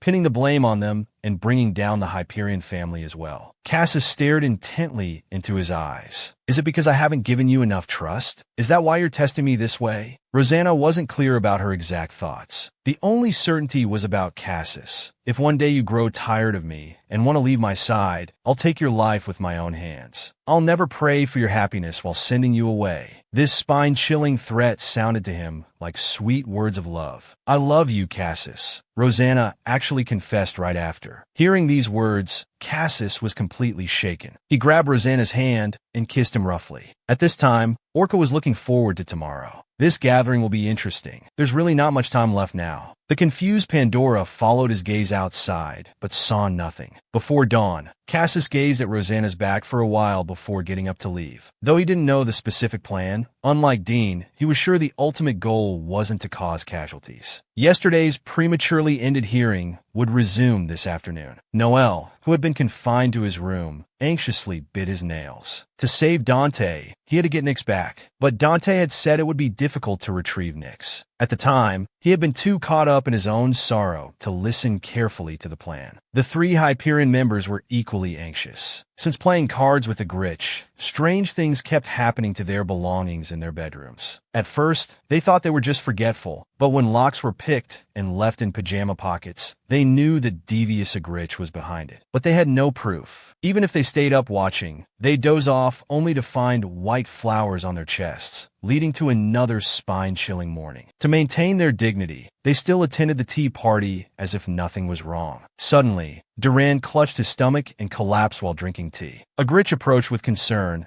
but was violently pushed away by Hyperion, warning them to stay back. With that push, Agrit rolled far away like a ball, seemingly terrified. I was just worried. Stop lying. You poisoned us, didn't you? Others tensely checked their teacups. The Agrit members acted wronged. How could you falsely accuse us? Haven't you picked enough fights lately? The servants arrived with a doctor. Jeremy coldly watched them. As Agrit's representative, I won't allow such accusations against us. How is Duran, doctor? Hyperion urgently asked the doctor. Jeremy also asked about his sister on the ground. She moaned weakly. It hurts so much. Must have twisted something. Jeremy showed concern outwardly, but knew he had mixed poisonous roadside herbs that caused stomach pain into Duran's tea. Stop pretending to be innocent. If it wasn't you, why would Duran suddenly collapse? But to others watching, the Agrit members had kept their distance and never touched the teacups. Even the earlier friction had been initiated by Hyperion. Even the doctor said he had lost consciousness due to exhaustion. Hearing the doctor's diagnosis, combined with mental fatigue from many sleepless nights, Hyperion rambled incoherently. Agrit bullies us every day because they hate us, and they're poisoning us too.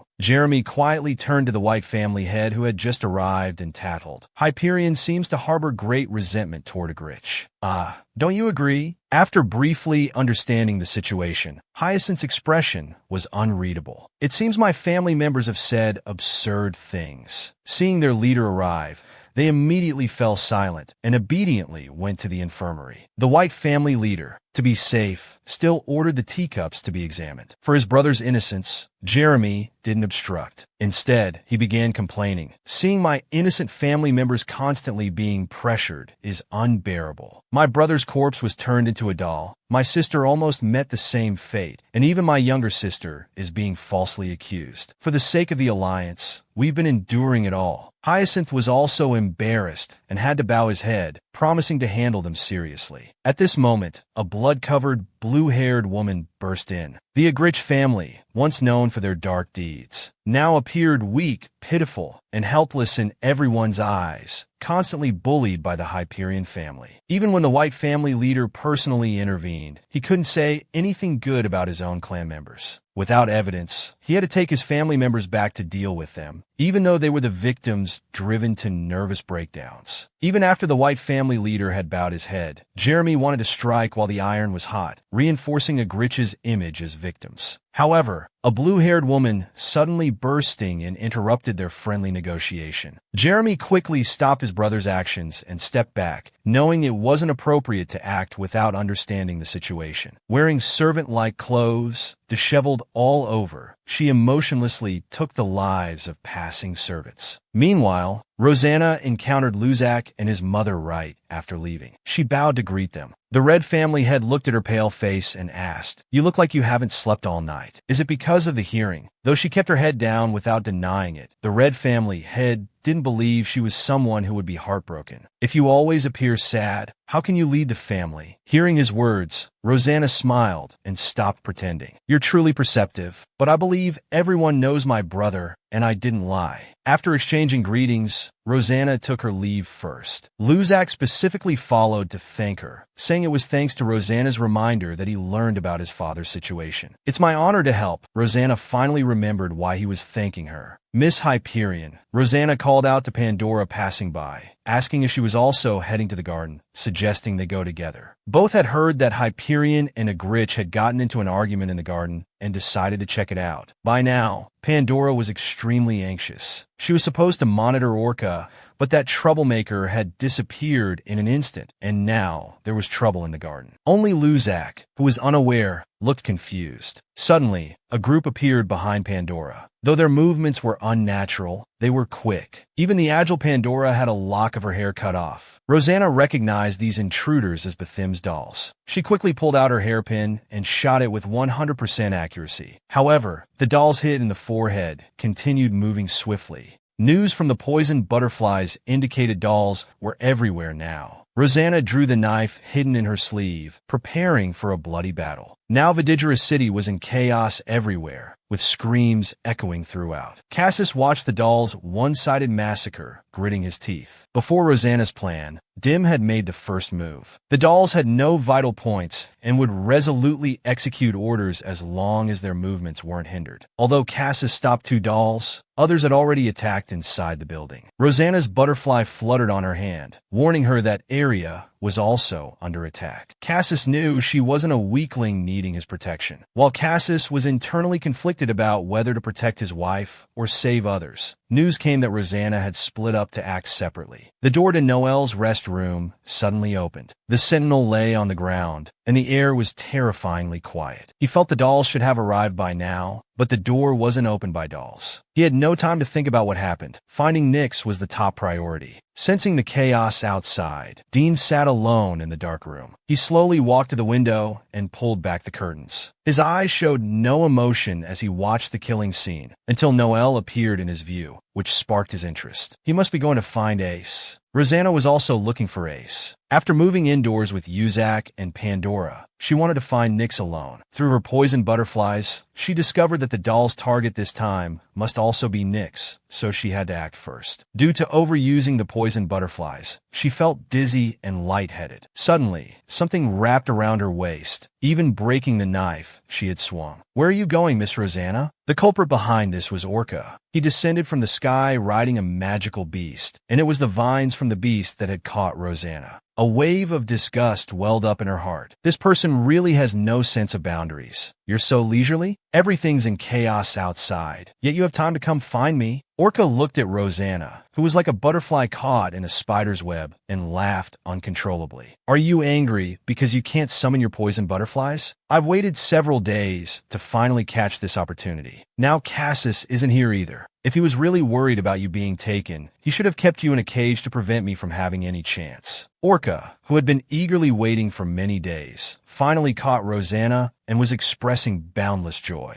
Previously, he was only interested in the poison butterflies, but now he wanted to possess their master as well. Rosanna guessed from his words that he knew about the doll's impending arrival. "Did you know this would happen today? Is that why you've been waiting here?" "Of course," he answered straightforwardly. "Dim took the dolls. I'll take you. In such chaos, no one will suspect me." It turned out he was the one who opened Noel's door. Looking at the magical beast master who was still talking nonsense, she formed a plan and declared, "I guarantee you'll regret this." Orca, deciding to end this quickly, ordered his beast to release something like pollen to knock Rosanna unconscious. "Sleep for a while. When you open your eyes again, you'll be in a beautiful birdcage." He only approached after being certain Rosanna had fainted. However, Rosanna hadn't fallen for it. A whip emerged from her sleeve and wrapped around his neck, pulling him close. Before he could react, she kissed him, releasing poison. She also tore out his tongue, piercing while at it. With his body paralyzed, Orca could no longer command his beast. This newly developed gem that could control mushrooms in neutral territory was now in Rosanna's hands. She spat out the blood and flesh, mocking Orca. "Is this all you got to try and take someone?" Orca, coughing up blood with eyes full of anger, shook and pinned Rosanna against the wall. Of course, she allowed this intentionally, as reinforcements were just 1 second away from arriving. Pandora, worried about Rosanna being alone, had decided to follow and protect her. Halfway there, they encountered Jeremy jumping to the second floor, stepping on dolls. He was following the poison butterflies to find his sister, ignoring the lady's attempt to talk, just running wildly. Pandora sensed he knew Rosanna's destination, so she followed behind. Gradually, the group grew larger as several guards joined the chase. "Ah, I remember now. You're the fat bird's owner." Jeremy suddenly recalled the beast master he saw at Agrit that day. But he was busy now, so he just made a one-sided promise with Pandora to talk later. Just as emotions were about to burst, Orca was thrown to the ground by the arriving Jeremy, who kicked him several times. "You dog! How dare you mess with my sister?" Now, after 500 years, the White family's control of magical beasts attacking innocent people was witnessed by a group of people again. Rosanna had no time to stay and explain. She immediately took Jeremy to find Nyx, as the butterflies brought news that Dean and Noel had already arrived. Though he was a doll, he received treatment like a novel's female protagonist. Not only was his creator rushing to find him, but the siblings of this body were also all heading in his direction. Meanwhile, Cassis was also coming. Although Rosanna had told him not to come, saying Jeremy's presence was enough, even though he trusted Rosanna's abilities, he still worried about her safety. Even though he had infused her with his essence last night, he still wanted to rush to her side to protect her. The butterflies, without orders, naturally wouldn't guide him. However, he could guess that Rosanna would definitely go to find the doll. The first to find Nyx were Bethim's battle dolls. They weren't good at communication, just quickly dealt with the chains and carried him away. At this moment, Nyx felt immensely grateful to Noel, thinking he had misunderstood him at the hearing, and in the end, he came to save him. But when Noel actually ran towards him, he felt a sense of repulsion, unconsciously avoiding his hand. "Why are you avoiding me?" Noel's eyes seemed to shoot fire, extremely dissatisfied that the doll had only just fallen into his hands. He ordered the battle dolls to grab him. Nyx, thrown to the ground, became more confused, struggling, and telling Noel to let go. The sensitive Nyx felt something was wrong and couldn't stop trembling. "You didn't come to save me, did you?" Noel stood before the doll and revealed what he had been holding back. "Don't ishtet. I need your heart to make a move. You're my doll. You'll understand me, right?" Nyx gritted his teeth. He had never considered this person his master. Even though Noel had treated him differently before, in the end, his situation was no different from other dolls. He wasn't created willingly in the first place, and now they arbitrarily wanted to take his heart, treating dolls like objects to be manipulated at will. "Don't be ridiculous, you fool." Strange visions floated before Nyx's eyes again, memories of Ace being treated like garbage, begging to live, yet kicked away by his father. At the end of the vision was his own death. The dark shadow was opening its eyes. The dark shadow transformed into the current Noel. He roared, "What right do you have to take my life? Once is enough." He used all his strength to break free from the dolls, trying to attack Noel. Due to the chain still in the doll's hands, he couldn't succeed and could only turn to attack the dolls instead. The window glass shattered during the fight, and he grabbed a weapon from one of the dolls. Dean saw the black monster from his dreams again as he looked at Ace before him. No trace of his past self remained. The warmth that had once captivated Rosanna and Ace had completely vanished. Ace, now a corpse after death, ironically seemed more like a proper Agrit. He approached Ace and whispered in his ear, "To survive, you must kill those who stand in your way." Ace seemed bewitched by the voice, moving his body. When the black mist before his eyes cleared, he was already on top of Noel, but his eyes regained focus, and he couldn't bring himself to strike. A man not far from Ace called out softly, "What are you hesitating for?" Upon hearing this name, he trembled with joy.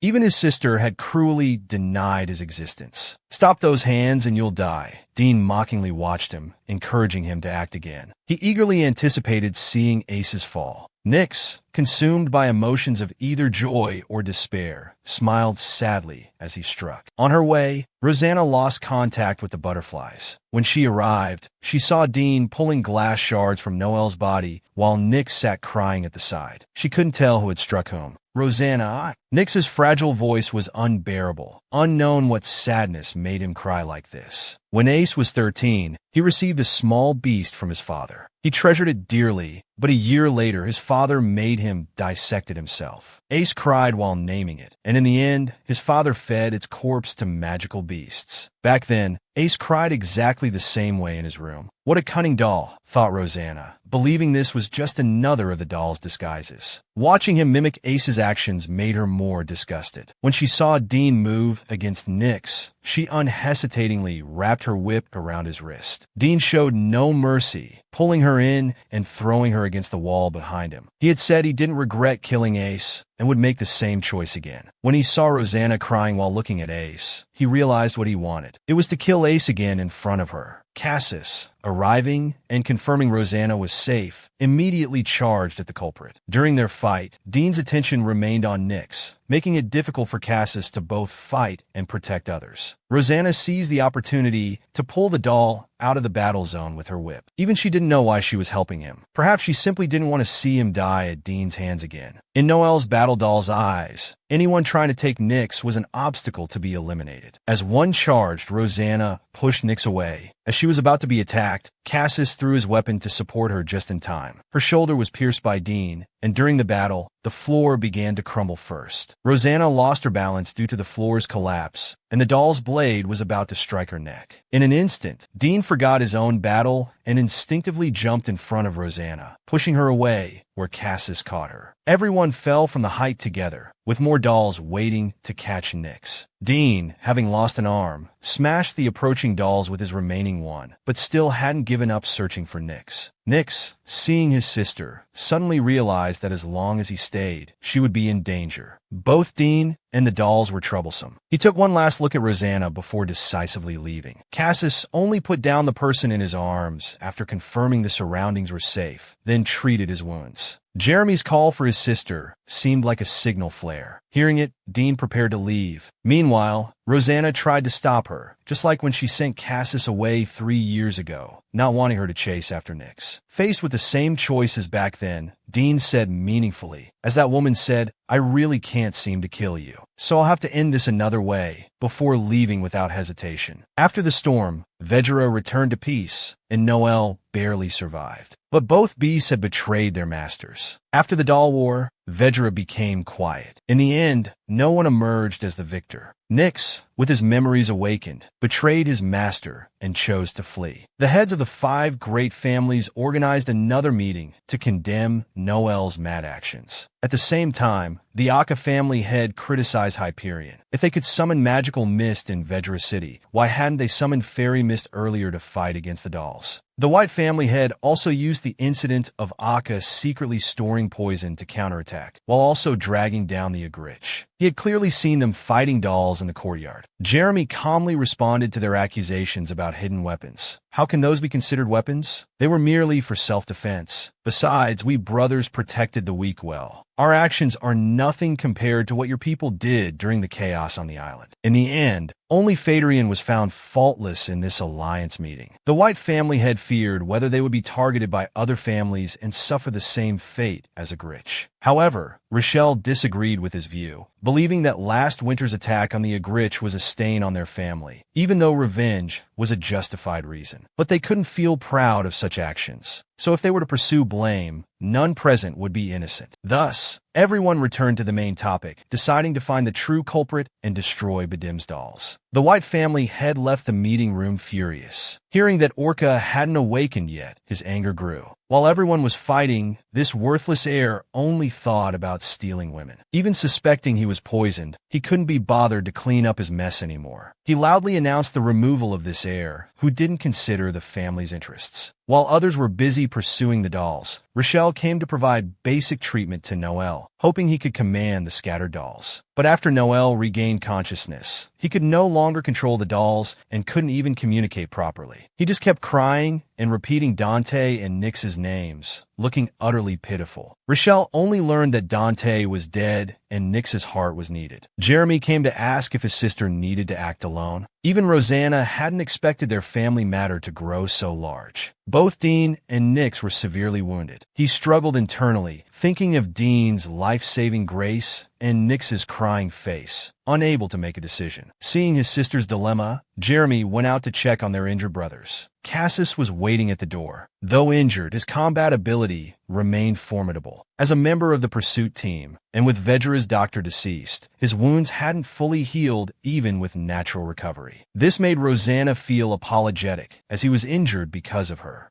He came to seek Rosanna's thoughts before departing. The pursuit team was ready. Would it matter if Dean killed Nyx, or if Nyx killed Dean? It doesn't matter was Rosanna's coldest answer. He approached, his golden pupil seeming to pierce through Rosanna. He roughly kissed her and whispered decisively, "Go now. If not now, there won't be another chance. Go get an ending you can accept." Rosanna cast aside all hesitation and left directly. She summoned her poison butterflies, determined to find them first before deciding what to do. Cassis led the pursuit team, breaking the dolls one by one. He secretly cut his palm, letting blood flow into the bushes. The spell from Rosanna attracted magical beasts. Ahead were Dean, Nyx, and Rosanna. He couldn't let anyone interfere with them. Why am I chasing Ace? Dean asked himself as he lost blood. His mind was barely functioning. Perhaps because Ace was the first person he killed with his own hands. He felt nothing then, just disposing of a defective product. Why can't you let me go? Nyx, being pursued, had the same question. Finally, violent conflict erupted here. In front of Dean, only death could end this. He knew Rosanna would come. He remembered when Rosanna was 15, when he became a supervisor. He cried when facing Ace's illusion, saying he wouldn't let Ace die before him a second time. At that moment, Dean finally saw color in his world. Only those tears held meaning. After that, he developed his own obsession, following Rosanna. He wondered why she would cry for the worthless Ace. If he killed Nyx, who no longer resembled Ace, would she still cry? Dean stabbed through Nyx's waist while being stabbed in the chest. As Dean raised his hand again to pierce his opponent's heart, he suddenly realized what he truly wanted was to kill someone precious to Rosanna, then die by her hand, hated by her. When he saw the butterflies arriving, Dean was finally satisfied. No one would grieve his death, but he would be remembered through hatred. He lowered his weapon, consumed by butterflies, peacefully closing his eyes while awaiting his perfect ending. The Vedra Alliance meeting concluded. When Nix was found by the pursuit team, he was damaged beyond recognition, but his identity was confirmed by Noel. Those who recovered returned to their homes. Noel stayed behind to heal, having lost interest in everything after waking up. Pandora stayed to accompany Orca, who was still unconscious. When he opened his eyes, he immediately looked for Rosanna. Everyone became even colder towards him, thinking this revenge was inhuman. Everyone believed he brought this upon himself. They advised him to quickly explain why he tried to force himself on another family's woman during the chaos and got caught red-handed. Orca wouldn't listen at all, just shouting about killing that woman. This disappointed Pandora even more, who planned to take this occasionally lucid person home first. On the day of departure, only Jeremy came to wish him a safe journey. He kicked Orca's car door and smiled falsely at Pandora, warning that if the person inside wakes up, he should watch his back until the day he dies. After brief hesitation, Pandora wanted to ask about Rosanna's situation, but was interrupted by Jeremy. He was very displeased with this woman who pretended to be close to his sister. Restraining his urge to punch Orca, he turned and left. On his way to find his sister, he remained irritated, even blaming himself for being too kind. He could only suppress his desire to eliminate everyone who approached his sister through sleep. Meanwhile, Shara and Maria lived a peaceful life together. However, Shara's insomnia caused some disturbance in their life. Maria began criticizing the maids about food and living conditions. However, having been away from Agrit for so long, Bella had grown bolder and started arguing back reasonably. In the end, Maria just glared at her and let it go. She went to the most remote residence in the house, forcefully pushed open the door, and stared fiercely at Dean lying in bed, asking what happened. When Rosanna dropped him off a few days ago, she left without explaining details. As a mother, seeing her one-armed son still made her heart ache a little. It's all because you made Sheena uncomfortable. But Dean showed no signs of consciousness, not even reacting when she grabbed his neck. This defenseless Dean felt unfamiliar to her. She could only mutter to herself, "Wake up soon and disappear, so Sheena can get better." She seemed to understand why Dean couldn't wake up. After securing Bedim, Cassis came to find Dean. His satisfied death was too selfish and would become an indelible memory for Rosanna, so he decided to treat Dean. Dean was arranged to stay at his mother's residence. For safety, Rosanna kept Nix's matter hidden from his mother, placing him at Griselta's residence. That day, Griselta chased after Rosanna and arranged the disguised doll fragments. In the cursed town, Nix kept denying he was Ace. His eyes were red, and his face no longer looked like a 15-year-old boy's. Since his first nightmare about being Ace, his body had been rapidly collapsing, and he often cried secretly under the covers. "Fine, you're Nix." Rosanna didn't argue with him. She left Nix, who had covered his head again. "She cries when you're not around. I think she's doing it on purpose." Griselta quietly watched Rosanna.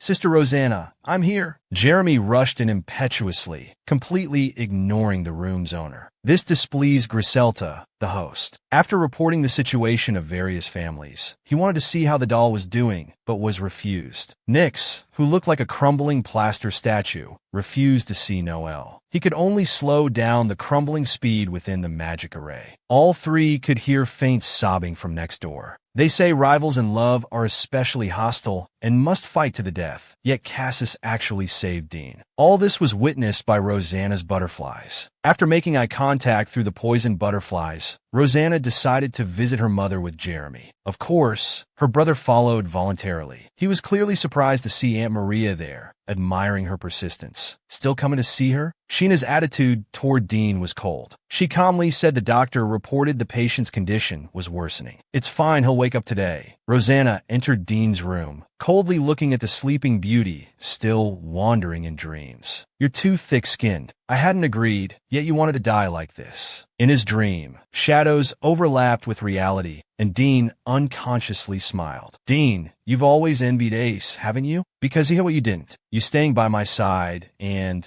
me keeping you around were for the same reason. Neither of us wanted to be alone anymore. Though you hate him, now is not the time for him to die. Dean understood this wasn't fantasy or dream. Realizing he was still alive, emptiness overwhelmed him again. Didn't you say you don't need me anymore? Dean didn't know what meaning there was in living. The old Dean isn't needed anymore. Who knows about the future? So live a while longer. When you're no longer useful, I'll end you myself. This is the Agrit way. Meanwhile, Cassis and Rosanna perfectly missed each other. He came to find Nyx, and after hearing he wasn't here to kill, Griselda let him in. You're Cassis. After confirming his identity, Nyx covered himself and retreated to the corner, refusing to let him approach like a wounded, roaring beast. I'm not here to hurt you. He pulled off the blanket covering Nyx. The 15-year-old body had aged to that of a 20-year-old youth. His body was crumbling, emanating the aura of death. When their hands connected, Nyx stared at him and asked, "Are you trying to save me? You wanted to kill me before." But the energy didn't penetrate Nyx's body, instead dispersing around him. Nyx withdrew his hand, knowing it was useless. This corpse could no longer be restored. Perhaps Noel could have done it. He can't do it anymore. Nyx laughed, covering his face. In this state, it would have been better to die by Noel's or Dean's hand. Maybe it would have been better not to be revived as a doll. Nyx began crying. He couldn't tell who he was anymore. I'm dying anyway.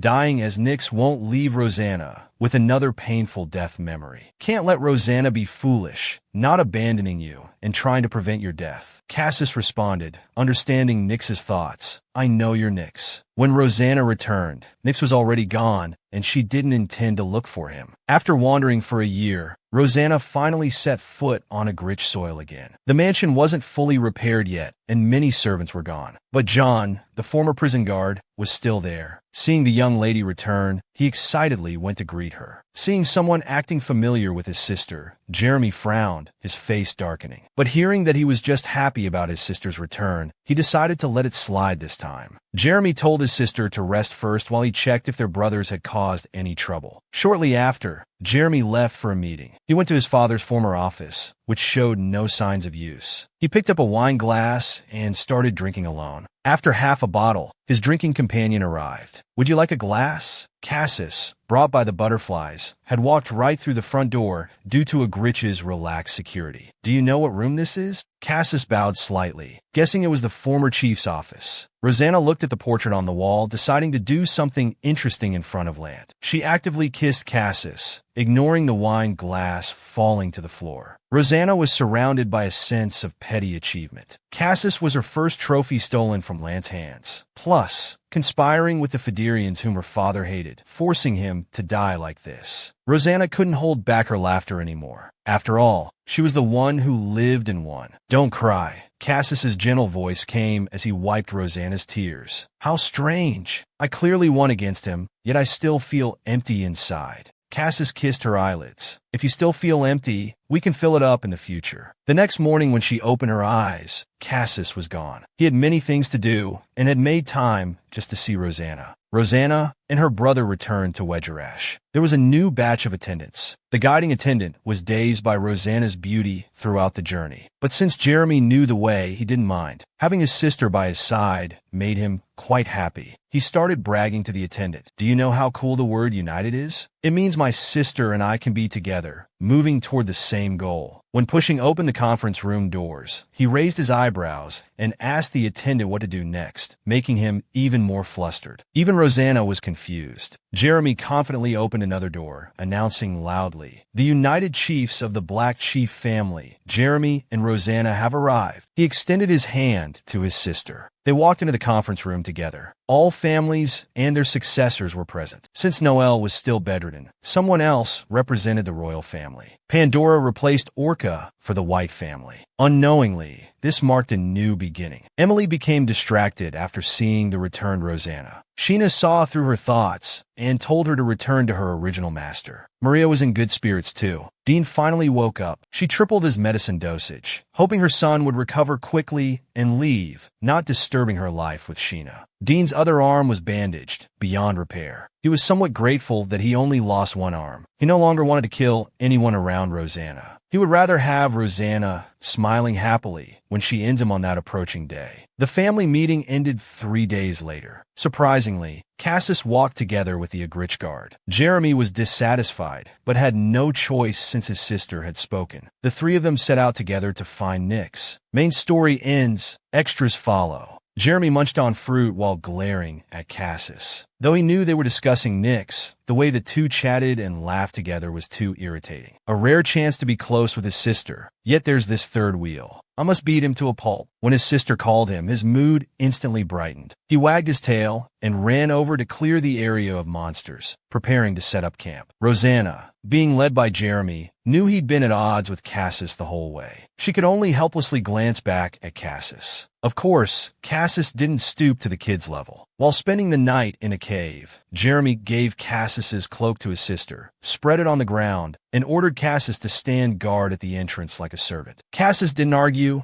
and calmly tended to the campfire. Rosanna couldn't stand her brother's childish behavior. She coughed to hint at bedtime, but her brother missed her intention. She had to personally make him lie down nearby. Don't disturb. Cassis, you're a good child, right? Sleep early. We need to wake up early tomorrow. Then she told Cassis to rest early too. But Jeremy answered for him. Cassis isn't tired. Let's sleep first, pulling his sister down to lie down. Soon, quiet breathing merged with the night. Cassis and Jeremy watched the sleeping Rosanna, experiencing similar feelings, both itchy and warm in their hearts. They exchanged glances, and Cassis called Jeremy outside. But he wouldn't listen, so he was dragged out by his collar to resolve the issue. Jeremy didn't want to wake his sister, so he just emanated a fierce aura without making a sound. However, the kind Cassis hadn't called him out to fight, but because he was dirty and didn't want him to smell up the place. Among the three, only Jeremy was messy. He had experienced Cassis's cleansing aura before, but that sensation penetrating his private areas made his hair stand on end. Jeremy shuddered and had to accept Cassis's suggestion to take a bath, cursing while running towards the lake. Cassis finally had a chance to be alone with Rosanna. Don't tease Jeremy too much. He takes your words seriously. He casually sat beside Rosanna. What are you talking about? I wasn't lying. He's not really that dirty. Rosanna laughed at his retort. The two awake people lost their sleepiness and started chatting. Cassis was curious. Has Jeremy always been this annoying? I'm starting to be grateful I don't have a brother. But he's still cute. Please understand. Hearing Rosanna's joking response, he wondered if it was sincere. The two holding hands recalled their first night outdoors, which also had a third wheel. Their shadows on the wall gradually overlapped. An hour later, Jeremy returned like a ghost. This time Cassis arranged for him to stay far from his sister and dry off by the campfire. Jeremy could only comply while grinding his teeth. The three followed the doll's trail all the way to the Chi family territory. Jeremy began to wonder if his body was really failing, running so far. Indeed, he also hated Luzak from the Chi family and didn't want to see him, but fate works in mysterious ways. Though direct confrontation was possible, he didn't want to clash. If we see him, I'll draw him away, he suggested, noticing Rosanna's furrowed brows.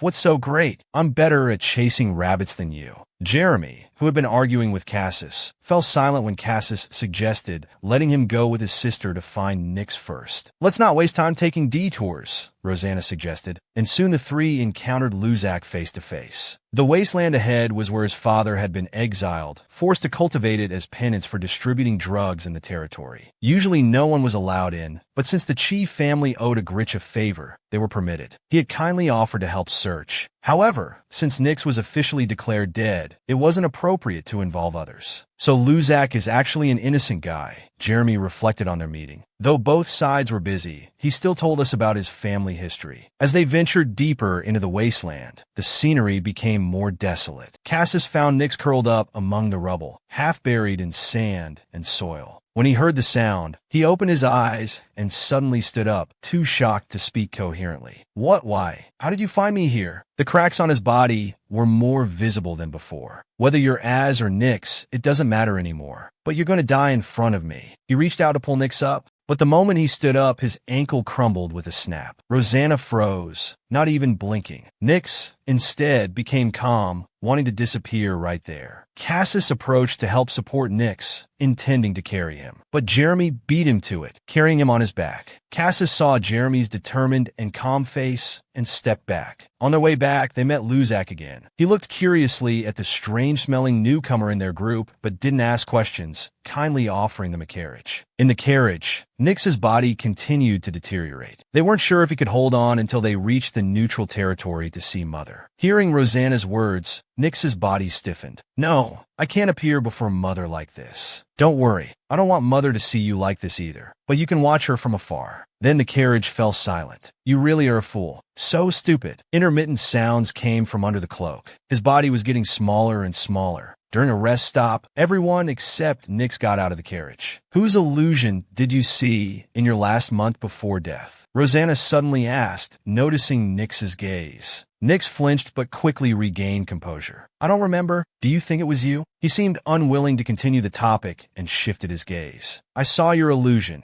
Rosanna said, watching Nyx's body stiffen and his trembling hands quickly hide away. Rosanna acted as if she hadn't noticed and calmly added, "So I killed you with my own hands, didn't I?" "You did well," Nyx praised, having calmed himself. In such situations, for a 15-year-old child, just following instructions is enough. They were just illusions, not real killing. These were the words Rosanna had used to comfort Jeremy back then. After a silence, Rosanna spoke again. "Since your death, I've been trying hard to learn. I've really been trying to live. I even ranked second and attended many grand dinners you never went to, though I never beat Dean." "I see. That's amazing," Nyx agreed. "You've always been different from ordinary people. Growing up with such effort is truly remarkable." As if forgetting his earlier denial of being as, he praised and comforted her like a brother would a sister. His fear of enemies had vanished. Meanwhile, Jeremy tactlessly tried to return to the carriage, but was dragged further away by Cassis, struggling unsuccessfully. Upon hearing about Lance's death, Nyx fell silent before responding. "It must have been hard doing all that." "It wasn't that tiring," she said, looking into the distance. "Even without you, Mother, and I will be fine."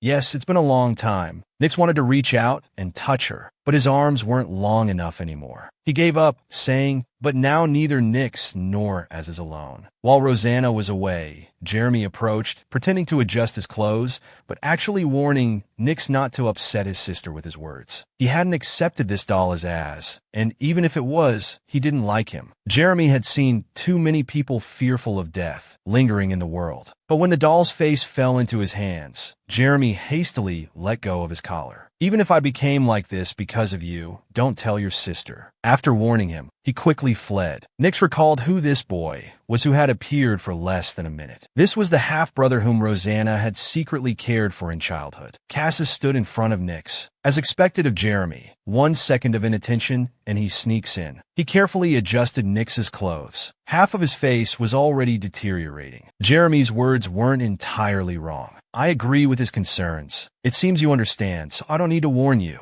After Cassis finished what he was doing, Nyx asked why he didn't stop Rosanna. Cassis's explanation made him fall silent again. "Because she doesn't want to, we can only accept it. Hold on a bit longer. There's someone she wants you to see. Please tell Sylvia I'm sorry later." He apologized for kidnapping him before. On the road after death, Nyx had been drifting in and out of consciousness, maintaining his last breath. He wanted to see his mother one final time before dying. This was the last thing he could do for Rosanna. Beyond this, his guilt and attachment grew stronger. For the final stretch, Rosanna carried Nyx on her back. His request to be carried by someone else was refused. "We're almost there. Are you still sleeping?" The familiar voice woke Nyx again. At the end of the green meadow, a familiar woman's figure appeared. He stared blankly at the woman hanging clothes, his eyes filled with tears. Shara suddenly turned around, as if noticing him. She put down her basket and opened her arms to Nyx, just like when he was little. Nyx unconsciously stepped forward, trying to reach for those outstretched hands. He extended his broken arms and ran toward the waiting figure. With each step forward, Nyx's time flowed backward, until he finally returned to his childhood form. Young Rosanna was also there, placing a handmade flower crown on his head. Nyx felt happy surrounded by family. He was finally with them. It was nap time now. In the end, Nyx never reached where Shara was. He never answered his sister's question. Sensing the end, Rosanna used an illusion of butterflies. In his final moments, Nyx turned to dust with a smile. "Are you all right, sister?"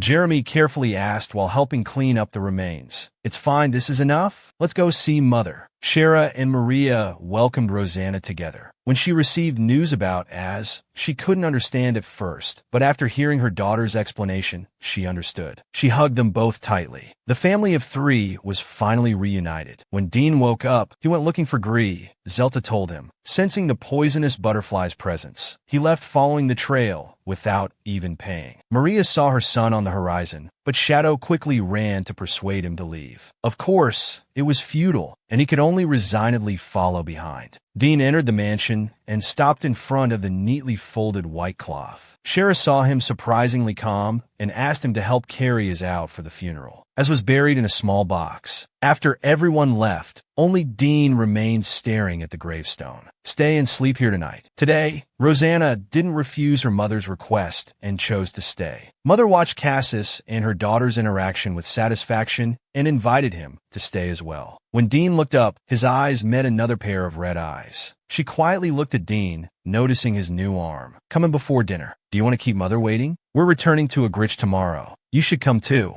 That night, Rosanna slept with her mother. This finally put Jeremy's worried heart at ease. There were only 2 bedrooms, and when he wanted one to himself, everyone objected. Most agreed that even though Dean had become quieter, it wasn't appropriate for him to stay with Cassis. So, poor Jeremy got the chance to sleep with his brother. Late at night, Rosanna heard her mother get up and cry for a while. She pretended not to notice, and after a while, she pretended to roll over and embraced her mother who had returned. Before dawn, Shara came to see Az grave. She found Dean still standing in front of the gravestone, having stayed up all night. He stared blankly at the small hill, lost in thought. In the morning, Rosanna left for Agrit with the 3 men. Jeremy helped his sister into the carriage, then immediately told Cassis to change carriages and go home when they arrived. "No, your sister asked me to stay in Agrit for a few days. I plan to listen to her," he said, brushing off the sulking Jeremy, who sat down next to Rosanna. He didn't forget to comfort her. "Whenever you want to come back, I'll accompany you."